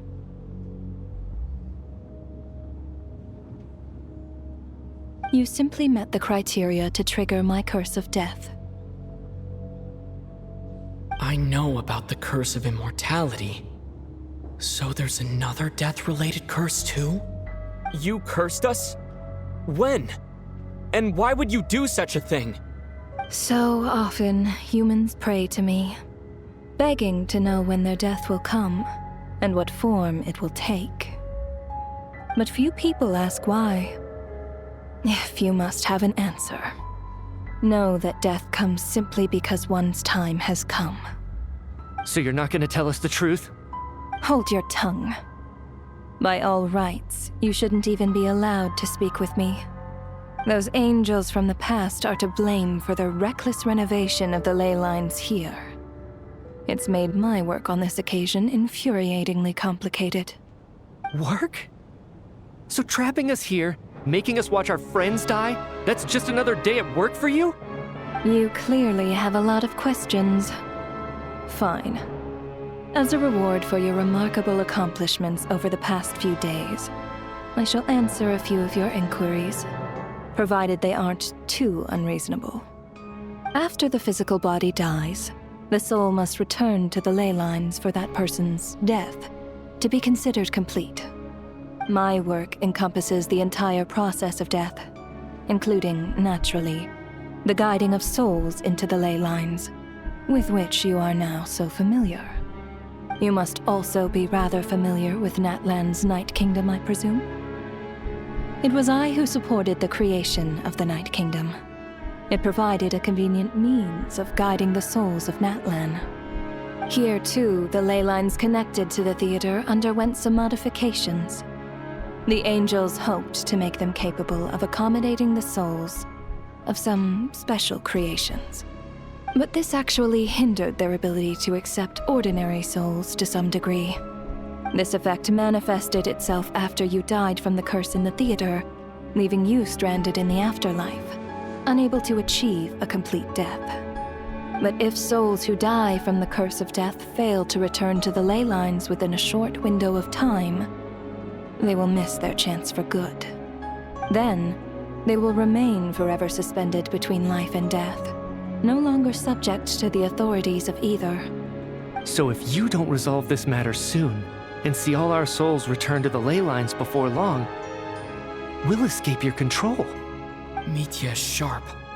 This must be what Renova was worried might happen, and the reason she got involved to begin with. But if you have the authority to guide souls, why didn't you just show yourself and get it over with? Why hide among us in the form of Alosia? You seek to understand the mind of a god. Very well. I'll tell you. This is a theater, and I decided I wanted to watch a show about death. That's why I encouraged you to take the events to the stage. I found myself getting quite immersed. I suppose the entertainment you provided makes up for all the trouble you've caused me by being so defiant in the face of death. There. Are you happy with my answer? Can't say I am. Really? But it fits the stereotypes you humans have about gods. Just moments ago, you were complaining about how infuriatingly complicated your work here has been. Work is work, I get it. There are times when it's a huge pain, but you just have to get it done, right? That's a rather unique perspective for a human. You are in fact correct. There is a pain point in this case. Due to the obstruction in the theater's ley lines, there is a hard limit on the number of souls they can receive each day, making it impossible for me to ferry all your souls at once. Revealing my identity too soon would inevitably have led to futile resistance, and there was a risk that any souls who chose to run would disappear. Then there was the issue of the 2 lost souls you called the deceased. The way you resolved that quandary was all part of my design. That's what I don't understand. If all of us were souls of the dead, what made their presence among us special? For centuries, they have refused to return to the ley lines, exploiting the issues created by the angel civilization to resist being drawn in. Centuries of obsession accumulated during this process. You may think of this obsession as the resentment of the dead, and in this quantity, it was a bomb that could have detonated at any moment. It reached the point where I could not afford to leave it unchecked. But the only way to fix it was to help them acknowledge their own deaths, make peace with their regrets, and willingly walk into the snowstorm. Only then, with my guidance, could they finally return to the ley lines. Otherwise, you would not like to know what the consequences would have been. I vaguely remember seeing Batashka, but in the most terrifying form. Was that in a dream? Is that what would have become of her if she hadn't returned to the ley lines? I see your dreams brought you many revelations. So you see, death in fact grants wisdom to mortals. Souls connect to all things in the world and see the chain of cause and effect between them. It's nothing unusual. Anyway, giving psychological counseling to lost souls is not my strong suit. That is more of an angel's role. It was something I could not resolve directly using my authority, so I decided it was easier to leave the bomb defusal to you. Meanwhile, of course, their presence caused the souls of other members of your party to return to the ley lines each night. From where I stand, that was killing two birds with one stone. As both issues slowly resolved one another without me having to lift a finger, all I had to do was stay close by and keep the situation under control. Then use my authority to wrap things up at the end. And, of course, while I was at it, I thoroughly enjoyed watching this drama, dealing with death from a mortal perspective, play out on the stage. Sounds like you had it all figured out, Grim Reaper. I just did the math. You said there's a hard limit to the number of souls the ley lines here can receive each day. It's 2, isn't it? That much is obvious, even to a fool. It's time to review this whole affair. If the ley lines can only take in 2 people per day, I need to go over the deaths from these past few days again.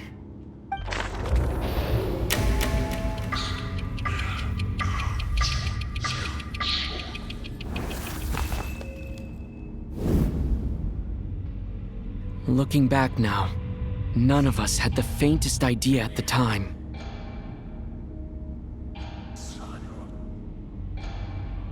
From the moment that staff member named Demoff walked into the snowstorm, the incident had already begun.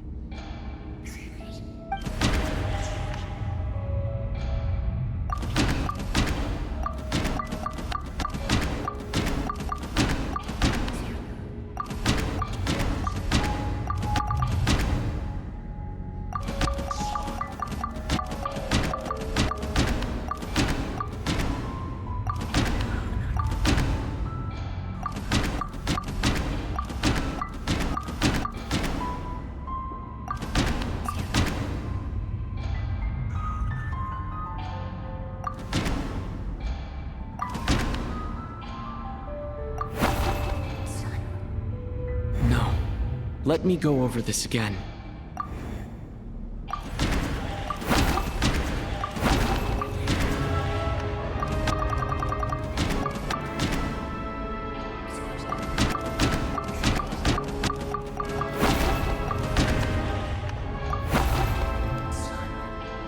No. Let me go.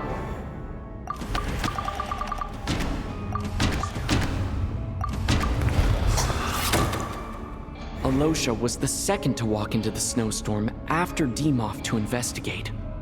During this process, the ruler of death assumed his identity, making him one of the victims.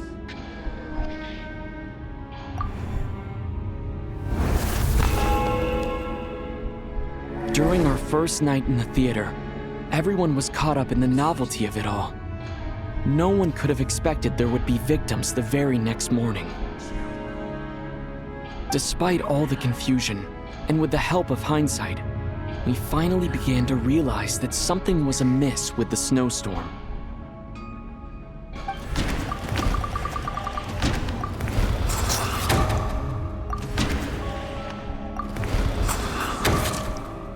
The ley lines devoured Torgov and Sobolova on the first night.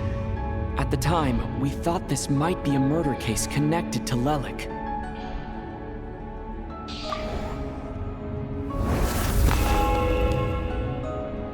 Odette and I spoke a lot that night. 3 people were on watch, but in the morning, we discovered that someone had fallen victim all the same.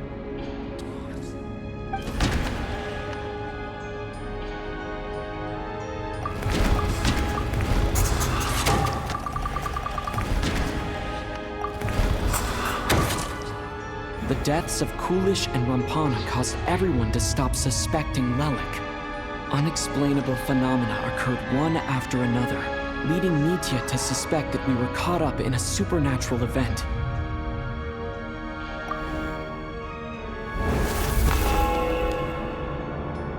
Later, we discovered that there seemed to be an extra person among us, and subsequently discovered the existence of the deceased.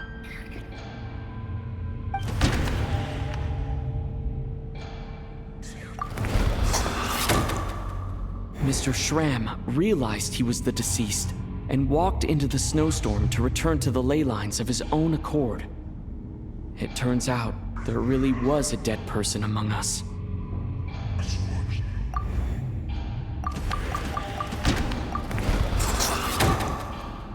He thought it was all over, but Mr. Valeri's death was a rude awakening for everyone. The ley lines consumed him during the night regardless. A lot happened today. Mr. Valeri's death led us to discover the connection between the number of deceased and the number of victims during the night.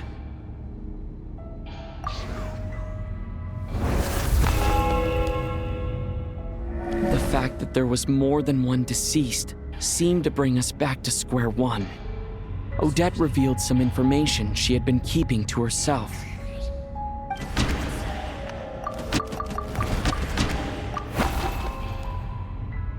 Although Mitya did indeed walk into the snowstorm that day, he returned from the ley lines with the help of Vodyanitsa's Requiem. The void in the ley lines hasn't been filled, so let's rule out Mitya for now.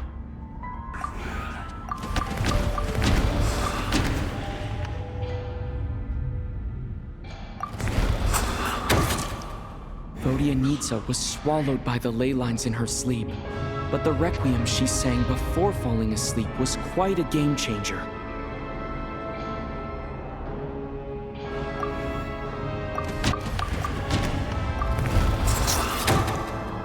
As it happened, Patashka filled the void left by Mitya's return from the ley lines by walking into the snowstorm this morning.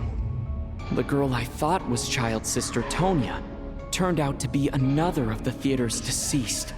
Come to think of it, Patashka was about to walk into the snowstorm at that time. And Renova, unaware that Mitya would return, was concerned that her soul would overflow from the ley lines.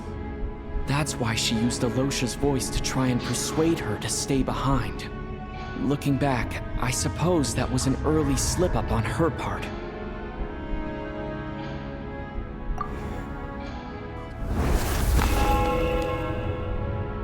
No one could have expected anyone who walked into the snowstorm to return. But just after nightfall, Mitya returned, bringing crucial information with him. Various truths began to surface, including that all of us were already dead and that the ruler of death was here among us. Then, after revealing her true form, Renova callously claimed 2 souls.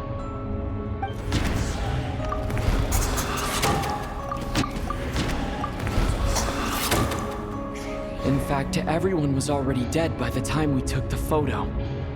And in the days since, we've experienced many more partings in the afterlife.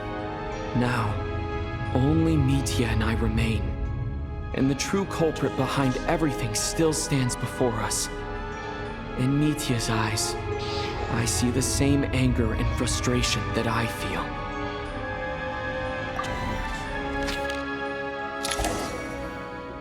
That covers everything. It's all clear now.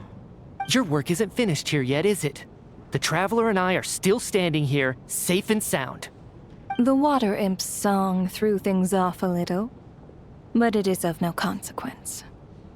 The ley lines have already anchored your soul, and the first ray of light tomorrow morning will take you back. I, meanwhile, need to review my attitude towards the Water Imp race.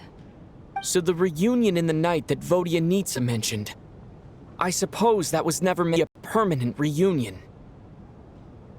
That just leaves you, Traveler.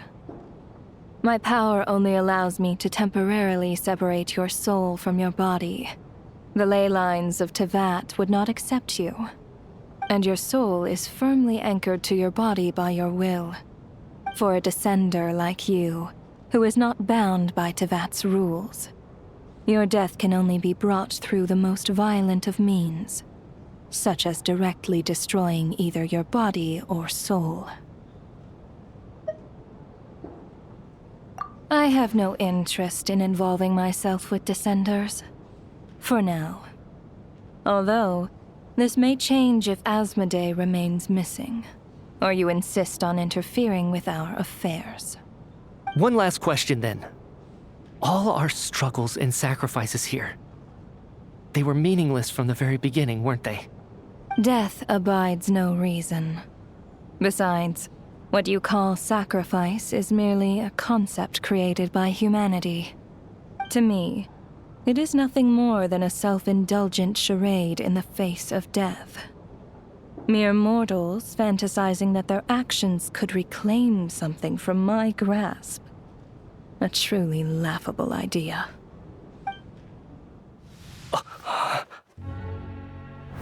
Grim Reaper, you really know how to get on my nerves. I'm not here to ingratiate myself with you. I kill merely because your deaths are necessary. Oh, you've made that quite clear. But humans don't take well to being scorned. Not even by the gods.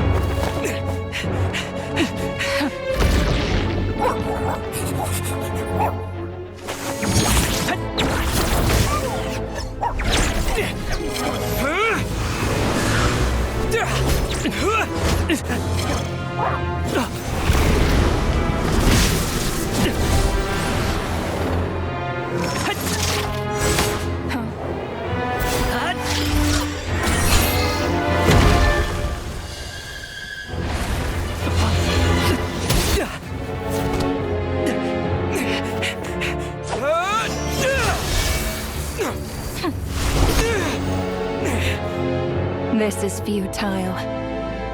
You must know that you are powerless against me in my own domain. I suggest that you save your strength. For what? Maybe we can't change it. But if nothing else, we can at least teach you to have some respect for the dead. Audacious.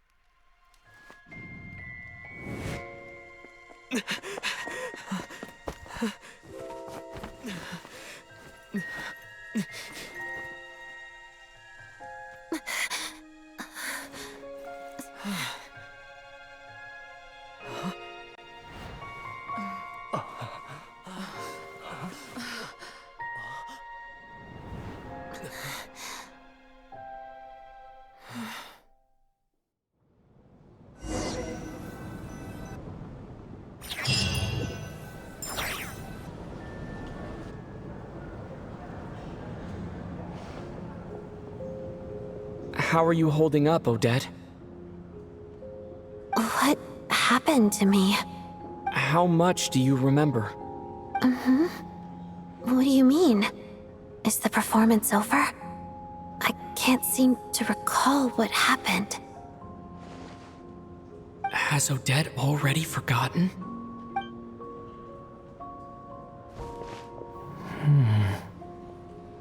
Mitya? Oh, I'm sorry. I guess I spaced out there for a second. Remind me who you are? Don't you remember anything?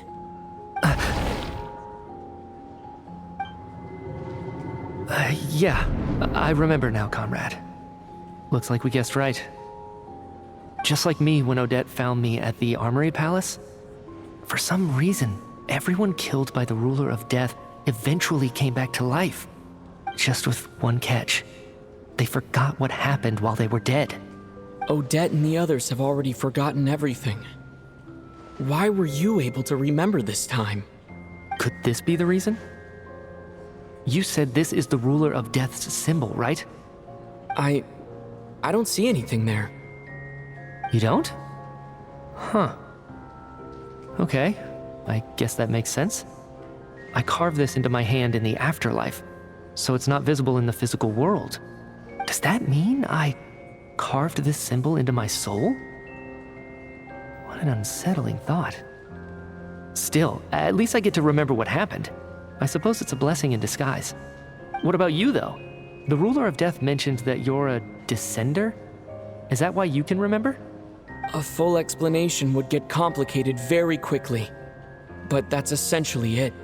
Well then, now that it's all over, let's figure out what we've learned. The first thing I notice is that everything here is precisely as we left it, right before our deaths. This confirms that time passes differently in the afterlife than in the real world. They say that right before death, time slows down, and your whole life flashes before your eyes. That must be how you know you have one foot in the afterlife by that point. Anyway, clearly the few days we spend in the afterlife probably only amounted to a few short minutes in the real world. This also aligns with previous reports of widespread temporary memory loss among the Armory Palace personnel. Now it seems likely that those were all brief deaths caused by the Grim Reaper's so-called curse of death. To those unaware of the truth, dying and coming back to life must feel similar to a short bout of catatonia.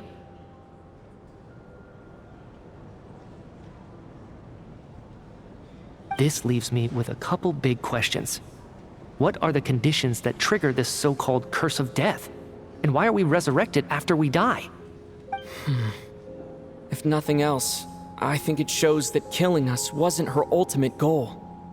We still don't know her true reasons for subjecting us to death. Right. This time only got complicated because of the situation with the theater's ley lines. That's why she had to approach it differently. If the previous incidents of amnesia among the researchers are anything to go by, killing us is usually a pretty routine matter.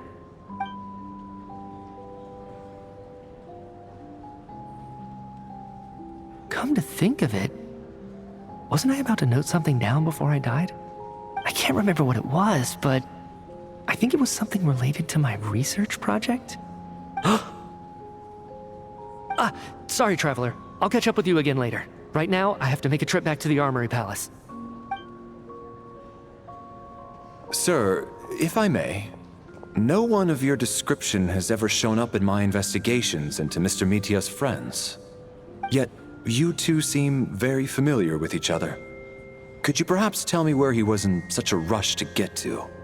And, by the way, have we ever crossed paths?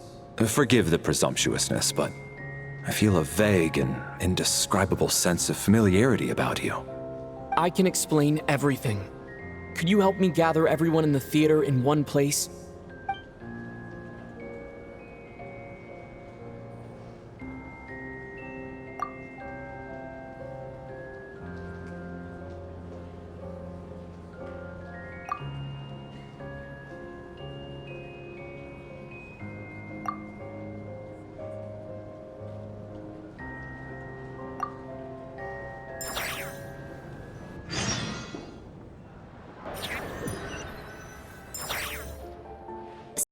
So Chuganov really is down the factory. I guess this theater incident actually did us some good after all. So, you said I promised to take you to the Armory Palace while we were in the afterlife, yes? I believe you. I think I even have a vague memory of it. Agreed. Let's check in on her first. The whole reason for our trip to the Armory Palace anyway is to figure out what's going on with her health.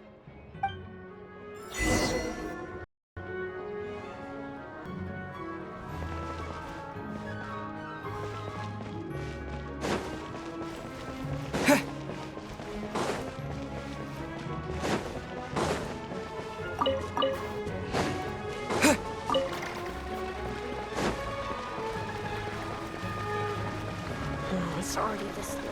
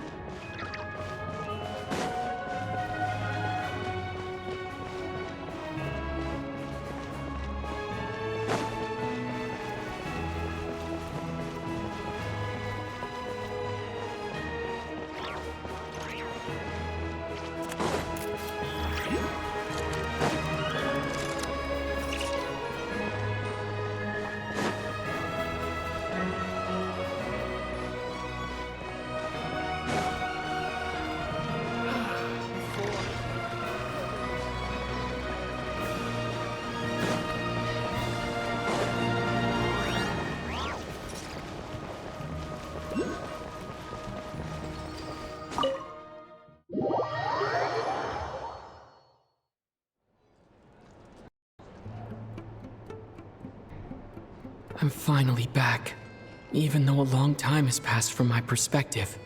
As far as Paimon's concerned, I probably just went out to watch a very short show. I should keep my emotions in check when I see Paimon again, or it'll seem weird. Wait. The atmosphere here feels off. Shh. Stay quiet. Let's go inside and take a look. Have we still not been able to notify Child yet? We need new orders. What if that person comes back again?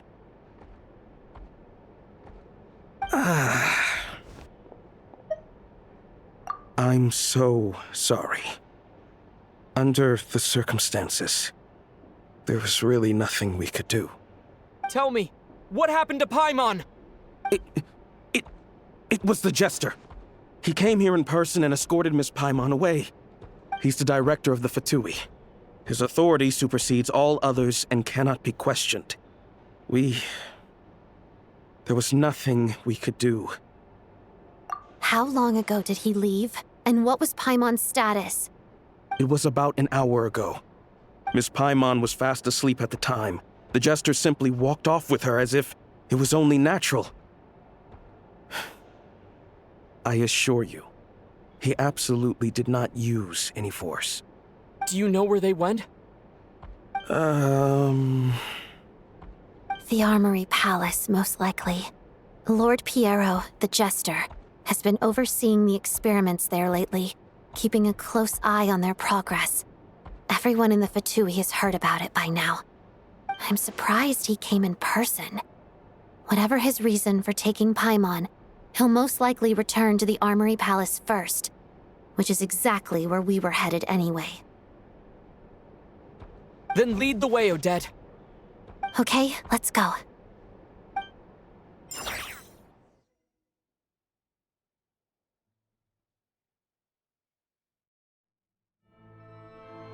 It's up ahead. Quick, let's get inside. No, I'll go alone. You know I'm planning to force my way in. You're with the Fatui, so you should stay outside. I was hardly planning on taking you through the official channels anyway. I'm here to force my way in, just like you. I may be a Fatus, but I'm also Lelik, enemy of Project Stuzha. Paimon's safety is paramount right now. With me around, you'll have an extra pair of hands. There might be devices inside that are easier for an insider to deal with. If you say so. Let's go. There's no time to hesitate.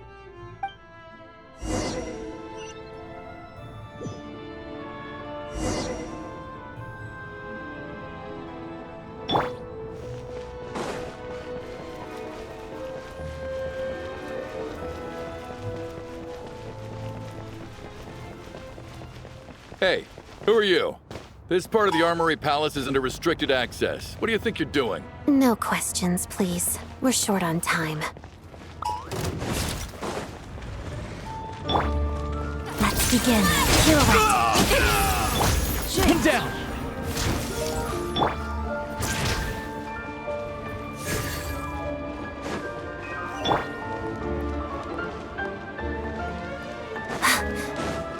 Shadow me. Heart of death. Bullseye! Here, boy!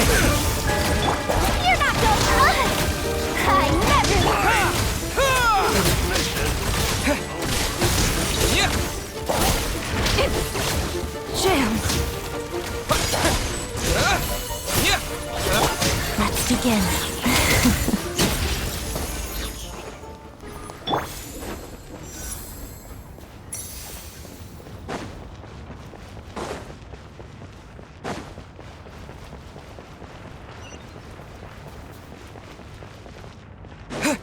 I spell your doom. Crystalline Adagio. Harada. One down! Sigari, back! Cryo Storm!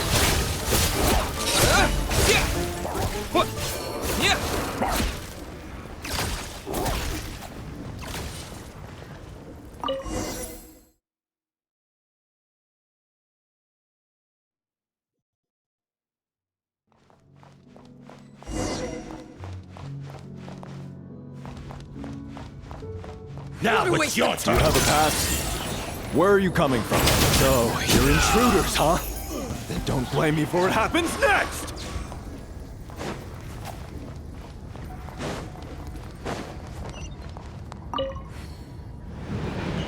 The Armory Palace is hidden this deep in? This place is much bigger than I imagined. They're conducting top-secret research after all. The deeper it's hidden, the better, is standard Fatui logic.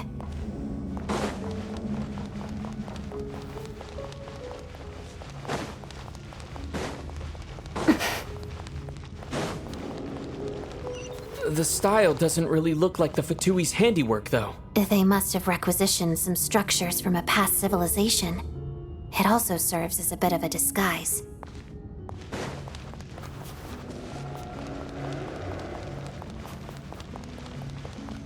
Intruders! Stay alert!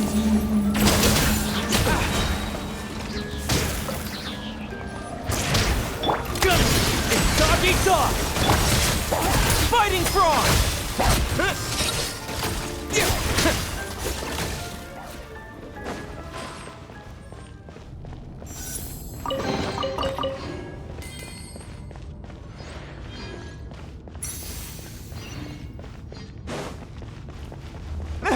Intruders? Don't come any closer! Just what are you guys trying to do here? I'm short war. It's your skull! Together, realms of the snowflakes. Bullseye! Guard! Back! You're my target! Your skull!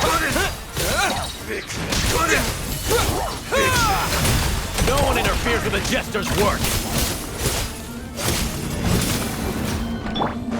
Let's begin.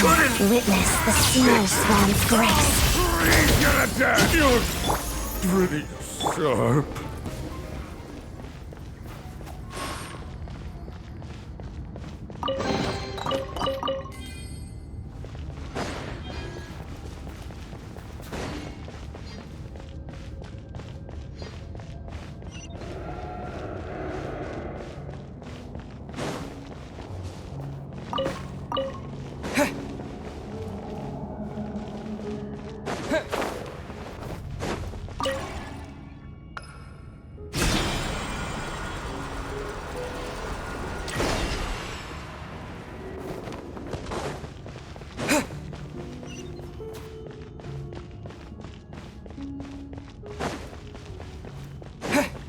Looks like no one's guarding this place. There's something off about that decoration over there.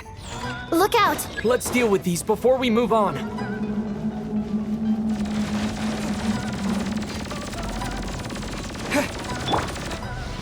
Together.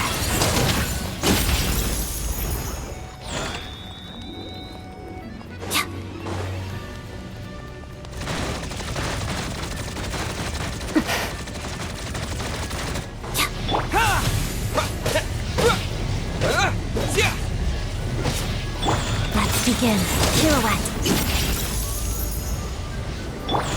One down!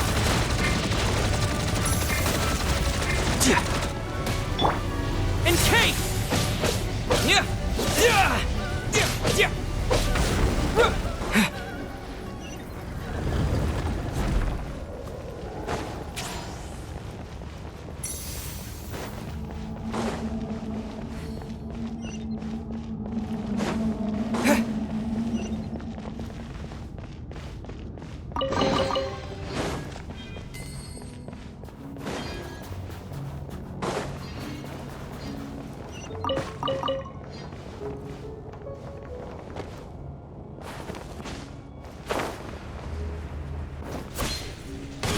The researchers here probably don't know that we're uninvited guests.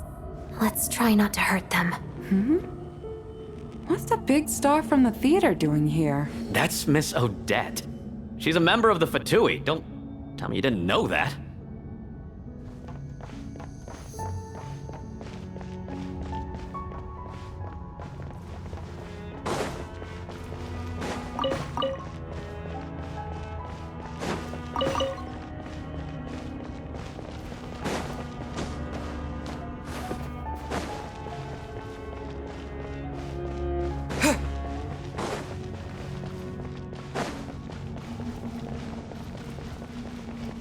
Was the whole reason for Project Stuja to support the research here at the Armory Palace? Just what are the Fatui and the Tsaritsa planning?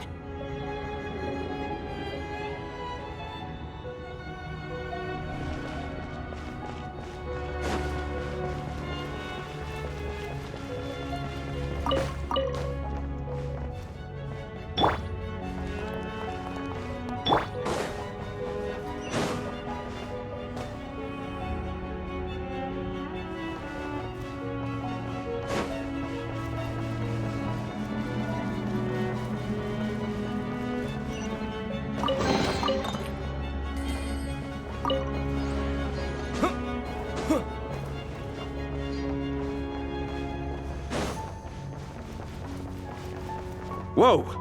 Who are you? Never seen you around here before.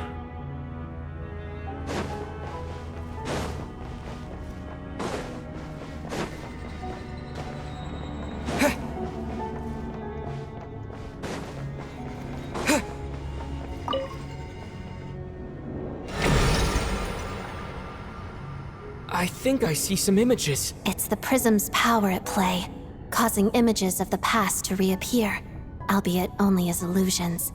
Let's make our way through here.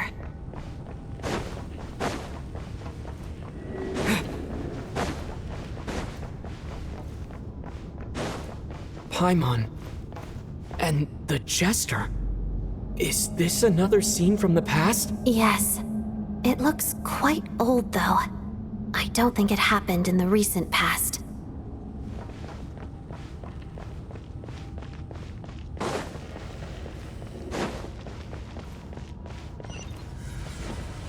What's going on here? What happened? The source seems to be the Armory Palace. They must have started some large-scale experiment. Wait, what if this has something to do with Paimon? We need to hurry!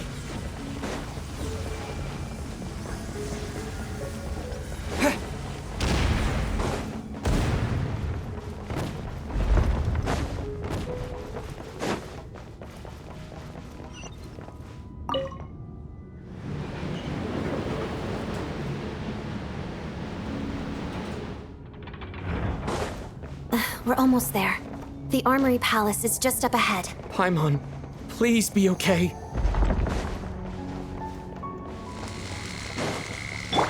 Shadow me. Mission! Waltz of the snowflakes.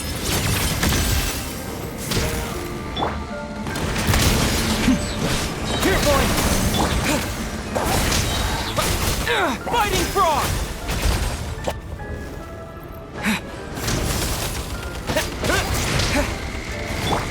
You're not going anywhere! I never leave empty! Let's begin. Crystalline Adagio. It's dog eat dog!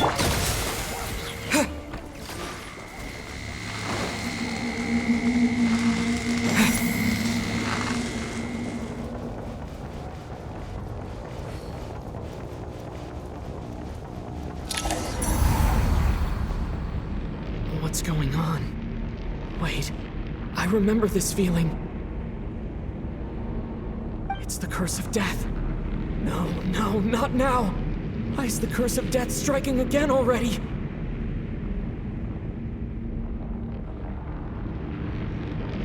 Odette.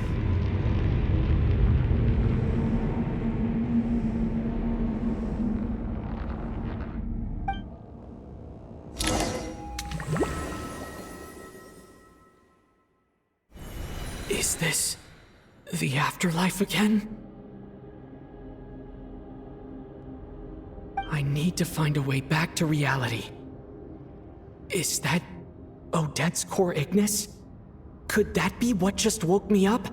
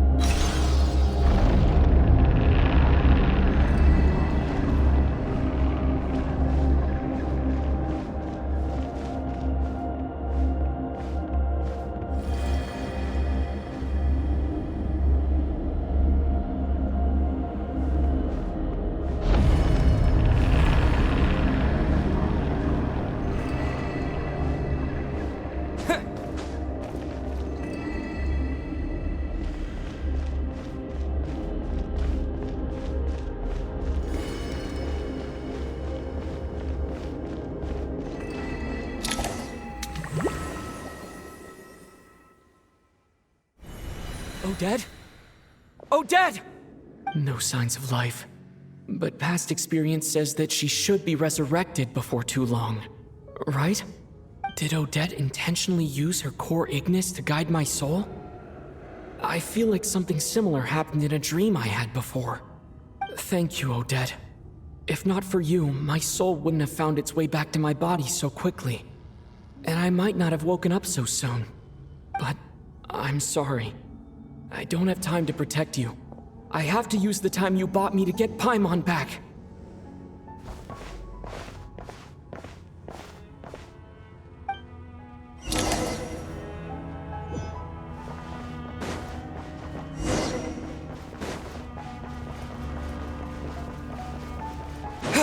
Sure enough, everyone here has been affected by the curse of death. Paimon! Paimon! No, wait. Paimon probably didn't escape Renova's curse either.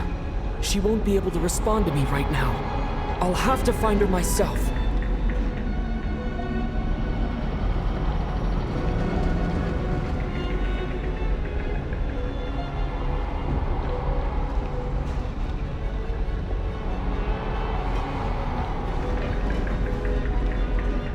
Mitya! Is this the laboratory he works in? What happened here to trigger the curse of death again so soon? I'll have to ask him when he wakes up. Finding Paimon has to take priority now.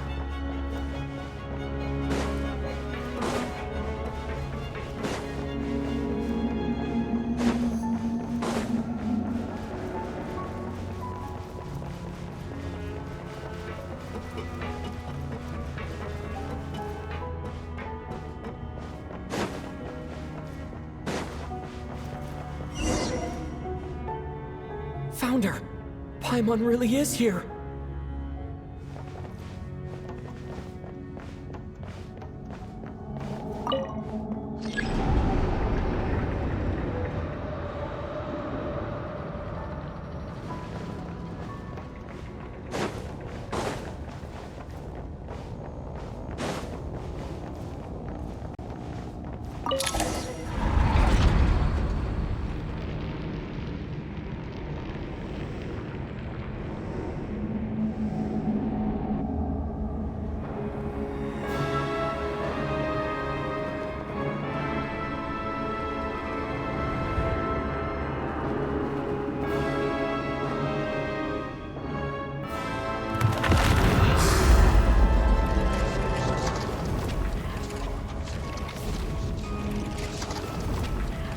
You don't learn, do you? You've already been involved in one mass death, and now you show up at the scene of another. This might have passed for a coincidence the first time, but a second time? Am I to assume you are intentionally interfering in Snezhnaya's affairs? Judging by your expression, it seems that you understand little of what is going on here. In that case, a word to the wise. Do not interfere in Snezhnaya's affairs. A civilization that fails to learn its lesson constantly depletes its own worth. It will one day lose any reason for its existence. And as a descender, you are perfectly suited to be the lifeline to which a dying civilization might desperately cling. Consider your position carefully. No advice needed. I'll make my own judgments. Suit yourself. When the day of reckoning arrives, not even a descender can hope to escape unscathed. The time for resurrection fast approaches. The mortals here are not yet worthy to behold my form. So that will be all for today.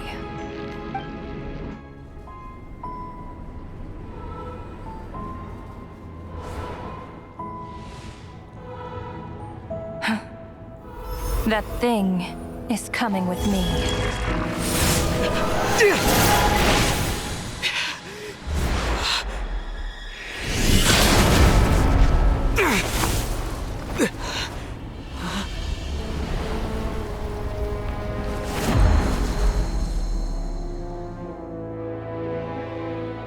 You awoke sooner than I thought. The curse of immortality is stubborn, unable to enter the ley lines, yet not content to remain a spirit. Ruler of death, what do you want? You perplex me. Both you and you. That thing may be a creation of Celestia, but it possesses none of Celestia's power, let alone authority. Your obsession with it baffles me. No matter, the resurrection will soon begin. It's worthless anyway. I'll reclaim it next time.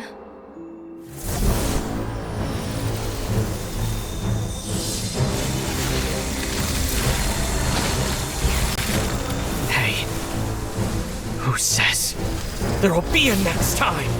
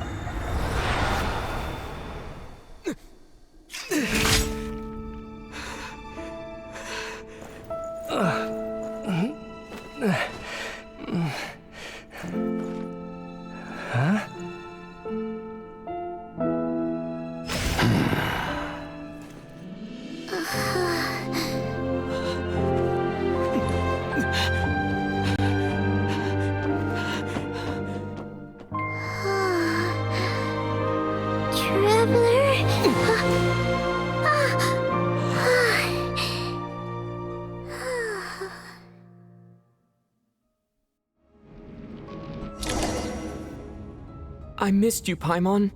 What are you talking about? We haven't even been apart for that long, have we?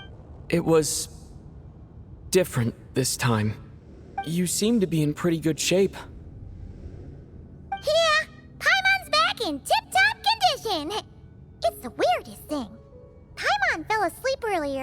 she woke up, she found herself here. The Jester and that guy talking to him used some kind of energy on Paimon, and she could kind of feel it canceling out that other thing that was making her feel unwell. So, Mitya helped too? Apologies for leaving in such a hurry at the theater earlier. I was in a rush to verify some theories. Rest assured that your companion is perfectly safe. We reversed the effects that the experimental energy had on her. The Jester specifically instructed me to do so. I suppose this is our first official meeting, Traveler. I could not let Paimon suffer in her condition for a moment longer, and so I simply took her without explanation. I hope you do not mind. But why would a big shot like you care about what happens to Paimon? As I said when you first arrived in Snezhnaya, we once spent some time together in the distant past. Oh yeah, you did mention that. Yet, Paimon did think you seemed strangely familiar the first time we met. I'm afraid the reminiscing will have to wait. Mitya, let us continue with the report. What conclusions, if any, did you reach from conducting the final experiment of our energy research ahead of schedule? The good news is, my hypothesis regarding the Ruler of Death has been verified. As for the bad news, I recommend we suspend the experiments and Project Mistleton until further notice. Currently, we have no means with which to make a breakthrough. I say this purely as a scientist, guided by reason alone. I will trust your judgment. We shall put the project on hold until the Ruler of Death has been eliminated. Wait, what are you guys talking about? You want to get rid of Renova? Like, how? By killing her? By whatever means necessary, so long as it removes the threat she poses to us. Until then, everything we do will be in vain. After what just happened, I've ascertained Renova's goal. Or rather, the trigger condition for the Curse of Death. Okay, let's hear it. What she's doing is blocking Snezhnaya's technological progress, preventing us from possessing any means with which to threaten the heavenly principles. Just like the little lapdog she is. So, any ideas, research, or experiments that lead to technological progress can trigger the curse. Just now, for instance, I was set to launch a final phase energy experiment ahead of schedule. If the experiment was successful, we could have achieved a crucial breakthrough. As expected, though, the moment the experiment began, all the researchers, technicians, and witnesses died from the curse. All that effort, not to mention the energy and materials we relied on Project Stuzha to gather for us, went to waste. In the end, nothing was gained. Does that mean something similar happened when we were at the theater? That's right. During the performance, I thought of an important breakthrough regarding the experiment, and wound up dragging everyone into this. So the nature of the curse seems to be something like, when moments of technological progress occur, all life in the vicinity is taken away. What a violent method. Of course, that meant the curse was normally limited to the Armory Palace. Since outsiders are forbidden from entering, this mass death phenomenon went unnoticed. Until Odette came along. I believe she was the first witness. The Curse of Death was triggered just before she infiltrated the Armory Palace that day. But you mentioned something about a final stage experiment.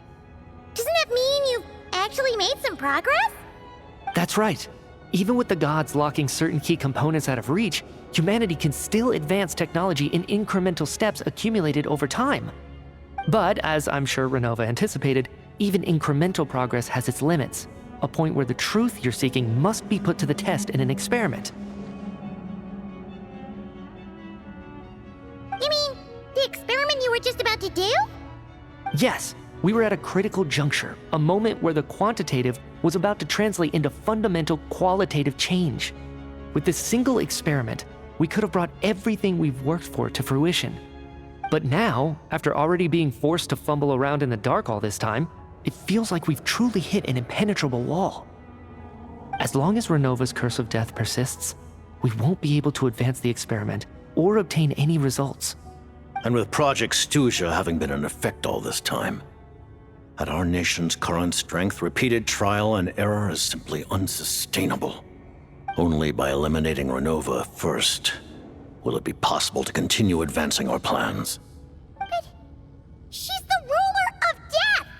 She can just kill whoever she wants, right? That's gotta be the scariest power ever! Is it even possible to beat her? We'll see. But one thing's for sure. She definitely can't just do whatever she wants. The best proof of that is me, standing here, very much alive. You're saying... Wouldn't it be easier to just kill all of us researchers for good? Why resurrect us over and over again? Why let us advance our technology to this point? So, you're saying even the ruler of death has limitations we don't know about? Exactly. And I think that's where the key to our breakthrough lies. Regardless, the ruler of death has always been an obstacle we must overcome. Indeed, we must face life, death, time, and space. After all, our goal is the heavenly principles. The Fatui want to challenge the heavenly principles? For a long time, I've had a vague suspicion the Fatui and the Tsaritsa were targeting the heavenly principles. But hearing the Jester admit it is still a shock. No wonder the Tsaritsa's goal has always been kept a secret from the people. What kind of road will that lead Snezhnaya down? In that case... Lord Jester, I would like to request some leave. I'd like some time to organize my thoughts and go over the data. Granted. Get some rest, put the experiment out of your mind, and take care that the curse of death doesn't affect any civilians.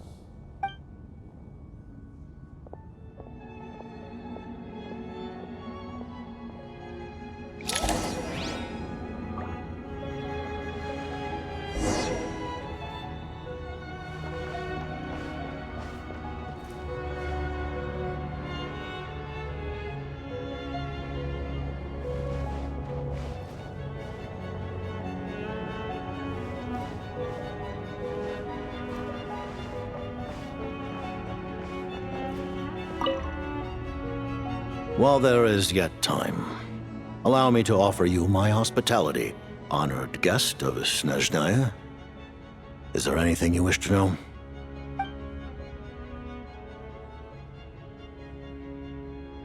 I remember hearing the term Mistleton from Columbina. Yeah! Paimon wanted to ask about that when the name came up just now. What is it? Paimon's heard of Project Stuzha, but not this one.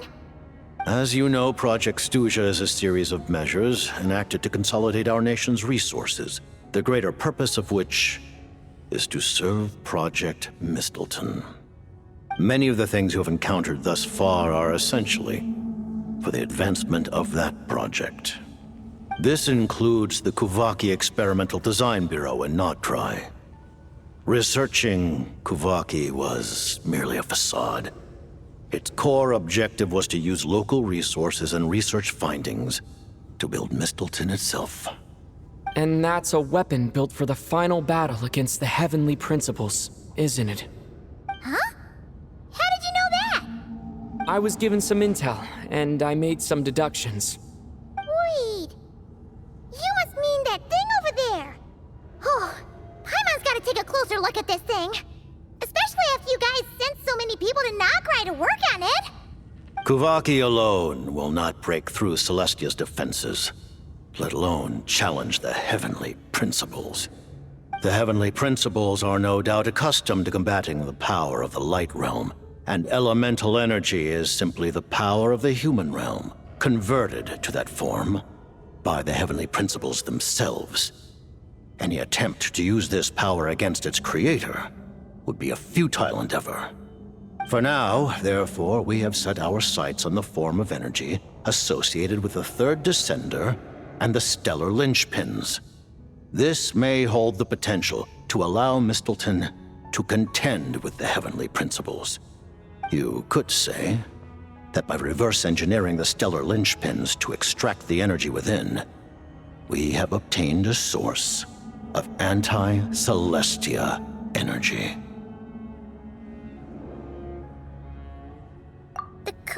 the Experimental Design Bureau, Project Stuja, and the New Energy Experiments. Huh. So, Project Mistleton is what ties it all together. And it looks like your plan is almost complete. No wonder the Ruler of Death came after you!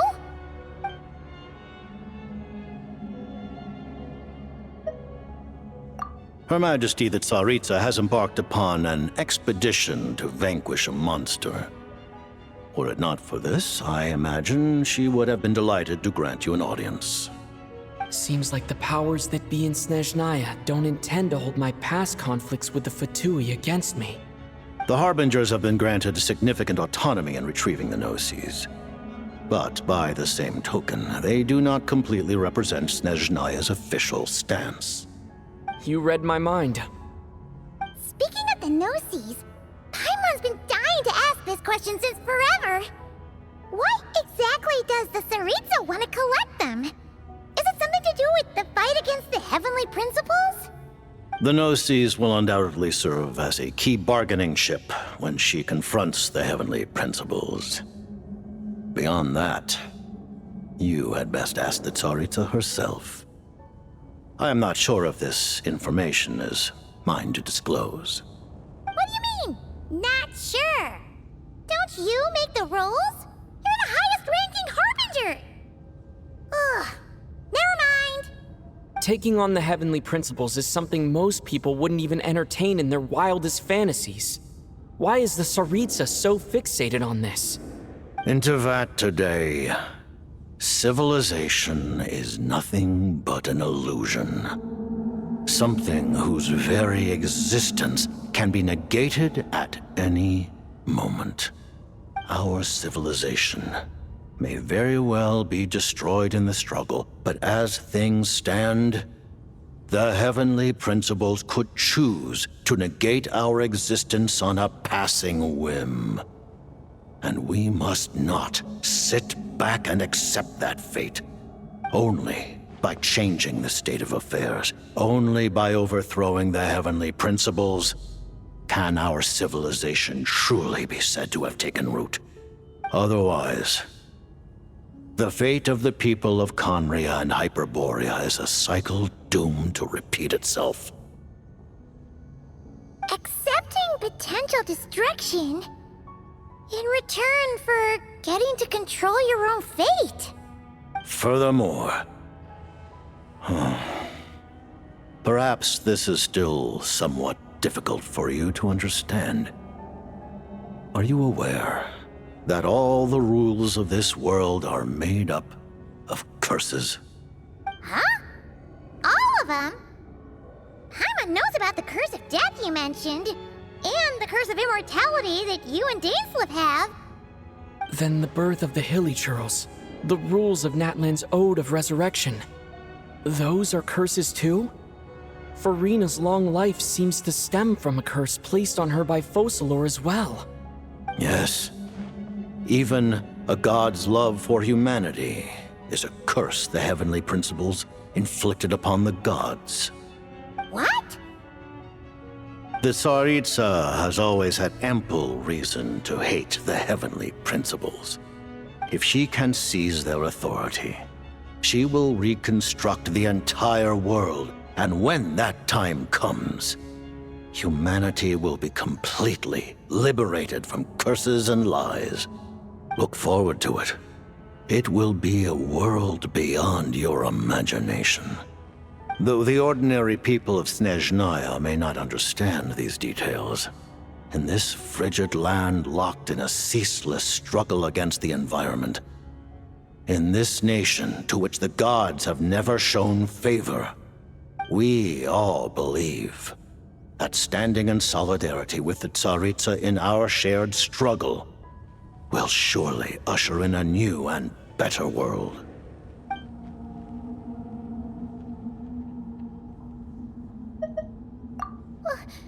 Paimon really doesn't remember. He's basically a stranger. You've got to believe Paimon. Allow me to explain. The reason Paimon reacted to the anti-Celestia energy developed by the Armory Palace, is because she comes from Celestia herself. More specifically, she is one of its creations. Paimon? A creation of Celestia? Oh, right. I was blinded by anger earlier, but thinking back on it, Renova also said that Paimon is a creation of Celestia. But she lacks Celestia's power or authority. As you know, the lunar fragments in Nocturne were pulled down from the sky using Fatui technology. But the first application of this technology was in Khaenri'ah over 500 years ago. I used this technology upon the heavens, and the response I received was none other than Paimon descending from Celestia. I presented her to the Vinster King, but he took no interest in this gift, nor did it satisfy him. Paimon then took up temporary residence in my palace until, of course, the arrival of the Cataclysm. Wait, Paimon's a little confused. You're talking about things that happened in Khaenri'ah 500 years ago. You're saying Paimon was there for that? But Paimon doesn't remember any of that. Falling from the sky? Being given away as a gift? None of it! Having lived through the Cataclysm, perhaps you too were burdened with some manner of curse. Although, losing your memories would indeed be the smallest price I've ever seen paid. But it's not just her memories from Khaenri'ah. Paimon doesn't even know how she spent the last 500 years. She only has memories from the past few years. No matter how hard she tries to remember. What was Paimon like back in Khaenri'ah? Did she know a whole lot because she came from Celestia? Was she super smart? Unfortunately, when you arrived in Khaenri'ah, your consciousness was like that of a newborn infant. None could say what kind of being you once were in Celestia. During the time you lived in Khaenri'ah, your personality was no different from how it is now.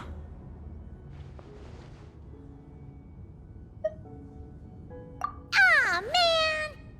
Paimon's plan to get her memories back and become super smart is ruined before it could even start. You know, even though Paimon lost her memories, she still feels weirdly close to you for some reason. That must mean you took pretty good care of Paimon back then, huh? On the contrary, I completely ignored your existence. I was entirely focused on my struggle against Troptatir the Wise. But now, as I see it, it is as if you are the only sane thing that survived that era of insanity. And thus, are worthy of protection. Noted. Man, Paimon's gotta stop projecting friendship on everyone she meets. But, Traveler? Even though you know Paimon's some creation of Celestia now, you still want her, right? You're not going to abandon her? Oh, phew! That's a relief. Paimon's just learning about this, too. She's barely even processed it.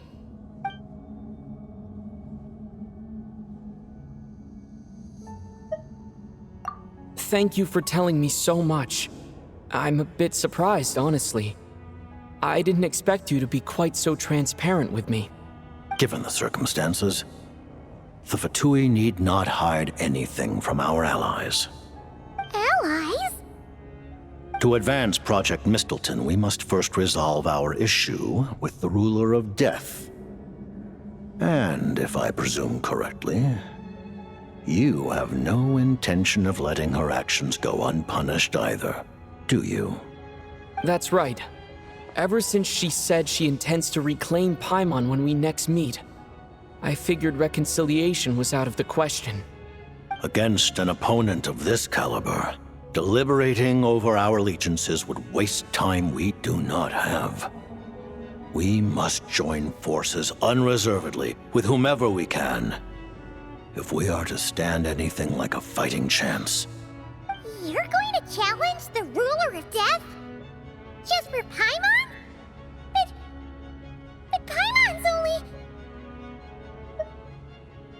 Thank you! Oh, thank you! Oh, gee! Now Paimon doesn't even know what to say! Anyway, Paimon's super touched! The Tsaritsa will return in triumph in short order, and the Fatui shall hold internal discussions regarding the enemy. The time for us to meet again will come very soon. Got it. Thanks for your help with Paimon. I'll be sure to look after her for you. There was just one other thing. Well, it's just a request, really. Paimon really wants to see what this Mistleton thingy you're gonna use against the Heavenly Principles looks like. Of course, Paimon knows it's top secret and stuff, but she just had to ask. It's okay if the answer's no. Certainly you may.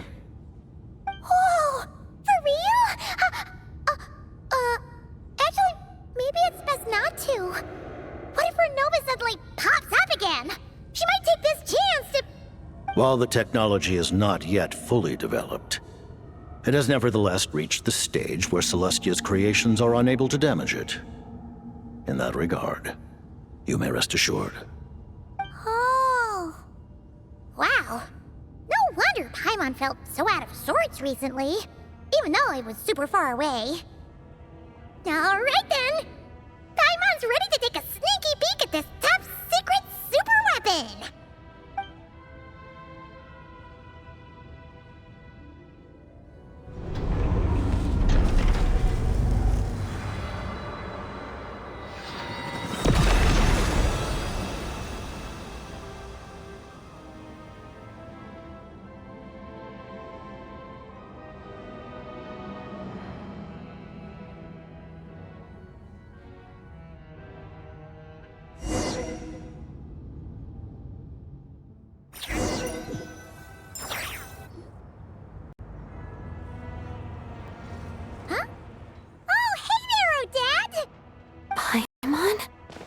You're okay.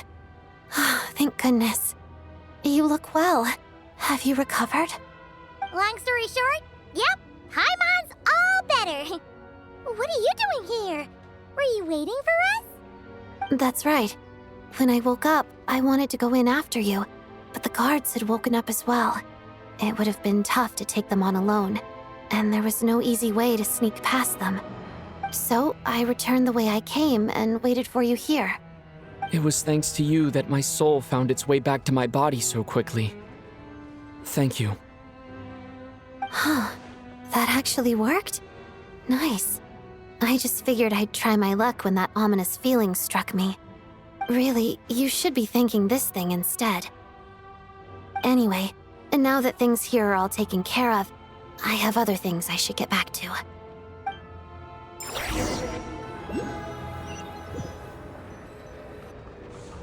Ah, Director Chuganov, you're back.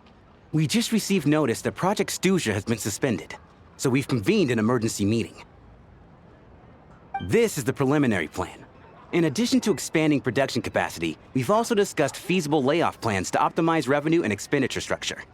Our calculations indicate that the factory's profits will increase by at least 30%. Just give the word, Director. That won't be necessary.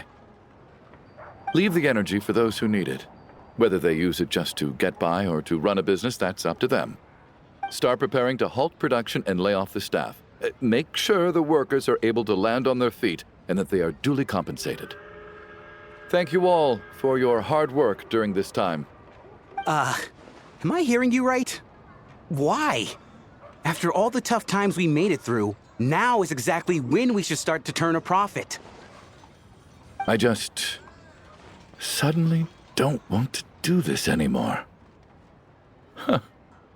Does there have to be a reason? Iskra, it's time to rest. Dear esteemed members of the Rokot, given the effects of Lelek's radical actions upon our organization's reputation and social stability, a decision has been made to permanently withdraw this codename from use. Considering that Lelek did what they did for the benefit of the people, the Rokot has nevertheless negotiated with the authorities ultimately securing a waiver for all penalties due to them. Lelik will be suspended for a period of time. Depending on their future performance, they may be allowed to adopt a new codename and continue acting as part of the Rokat. The purpose of this notice is to remind everyone once again that motives and methods are equally important when one operates in the shadows. Even with Project Stooge's suspension and our interim operational victory, we must guard against complacency and rashness and work to consolidate the progress we have made so far. We act only for the greater glory and solidarity of our nation.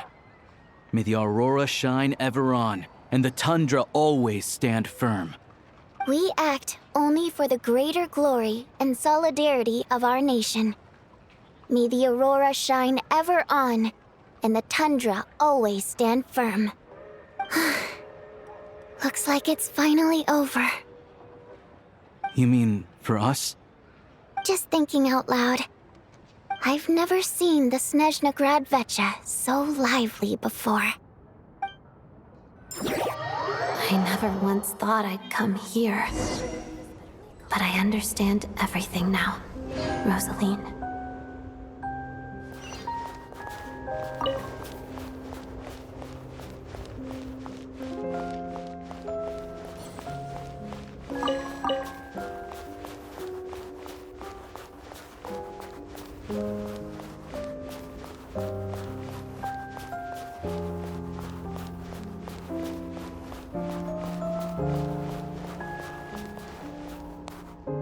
I've seen Spirit Seeker performed many times, including by your mother.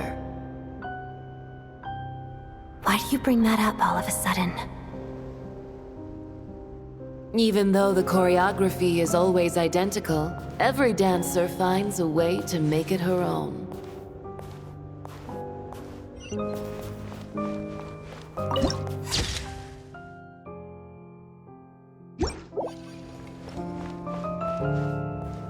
So you actually want to talk to me about ballet? I just think it would be a pity if the dance was lost to history. She didn't teach it to you, did she? That was an unusually subtle taunt for you.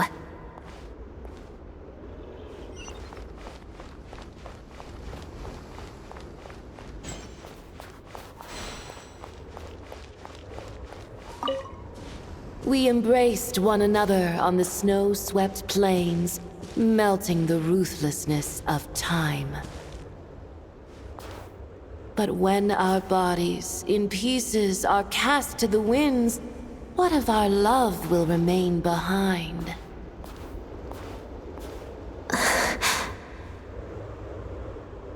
Don't tell me you can't sing. Shush.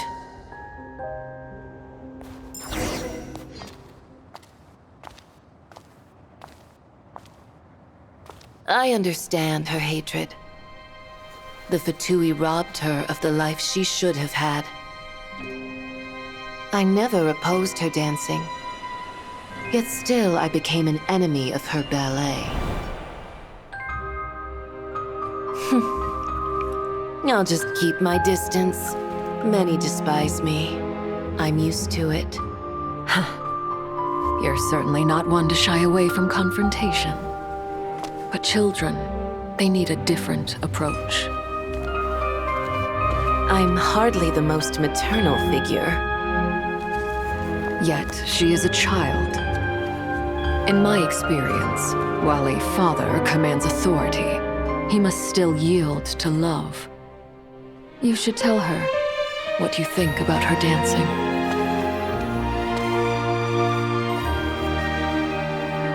Odette will soon take the stage at the Koralyevsky Theater. This could be your chance. Geonosis secured. It went smoothly. I'll be there. Have them send me an invitation.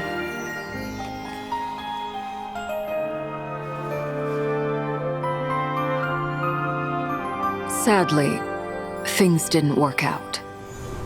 Her final words are inside that block of ice. This? Aren't these for monitoring her subordinates? Not yours. This one isn't her witch's flame, but my two worlds' flames. The two worlds' flames can burn away memories. It was my parting gift to Rosaline.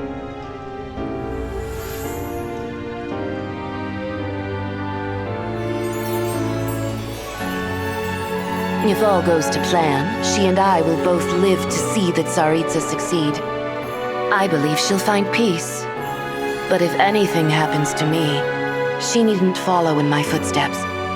The cryo-energy will fade away in time. Then the two worlds' flames will burn away all memories of the Fatui. She'll be free to dance. She deserves this.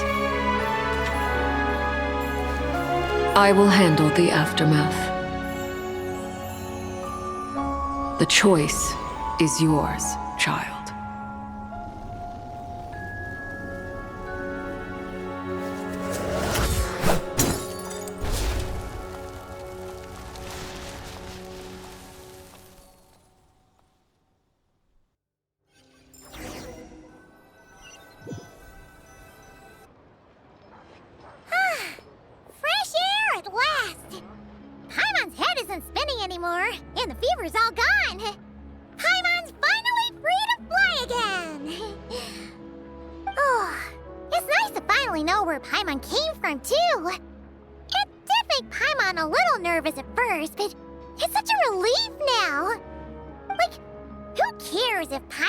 Creation of Celestia.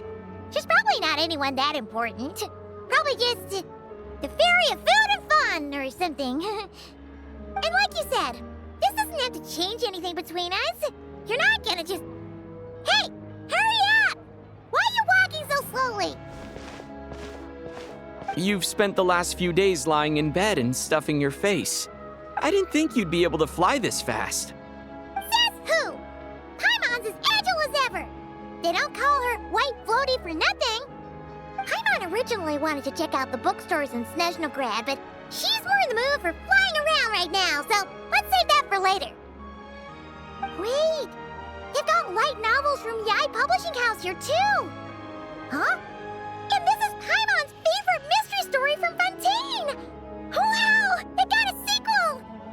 The local Snezhnaya books look pretty interesting too, but also kinda heavy. Not the easiest things to look around. I thought you were in the mood for flying around. Paimon can read while she flies.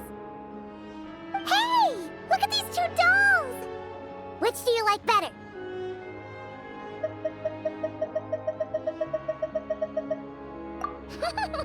All right, boss, we'll take both.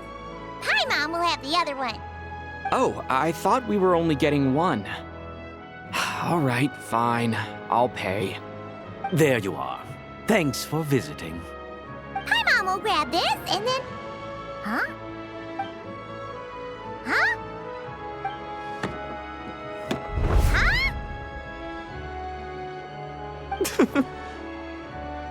How many layers does this thing have? And what are you laughing at?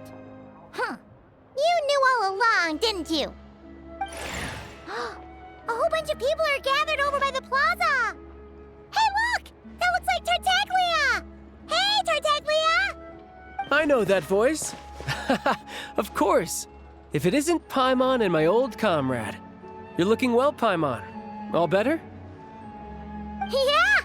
The Jester knew I was wrong and fixed Paimon right up! Thanks for sending someone to keep Paimon safe, too. Oh, yeah. About that. That was... kind of embarrassing. Who could have known that our director would go looking for you in person? So sorry for the misunderstanding. Oh, right. Let me introduce you. This is my little sister, Tonya. Hello, Tonya. Hello. Firstly, I'm really sorry about my brother. Sounds like he's caused you no end of trouble. Hey now, why'd you have to start with that? Not that it isn't true, of course. So she's the real Tonya. She said you two didn't manage to meet up at the theater. She waited ages for me, and when I didn't show, she got a little worried and went outside.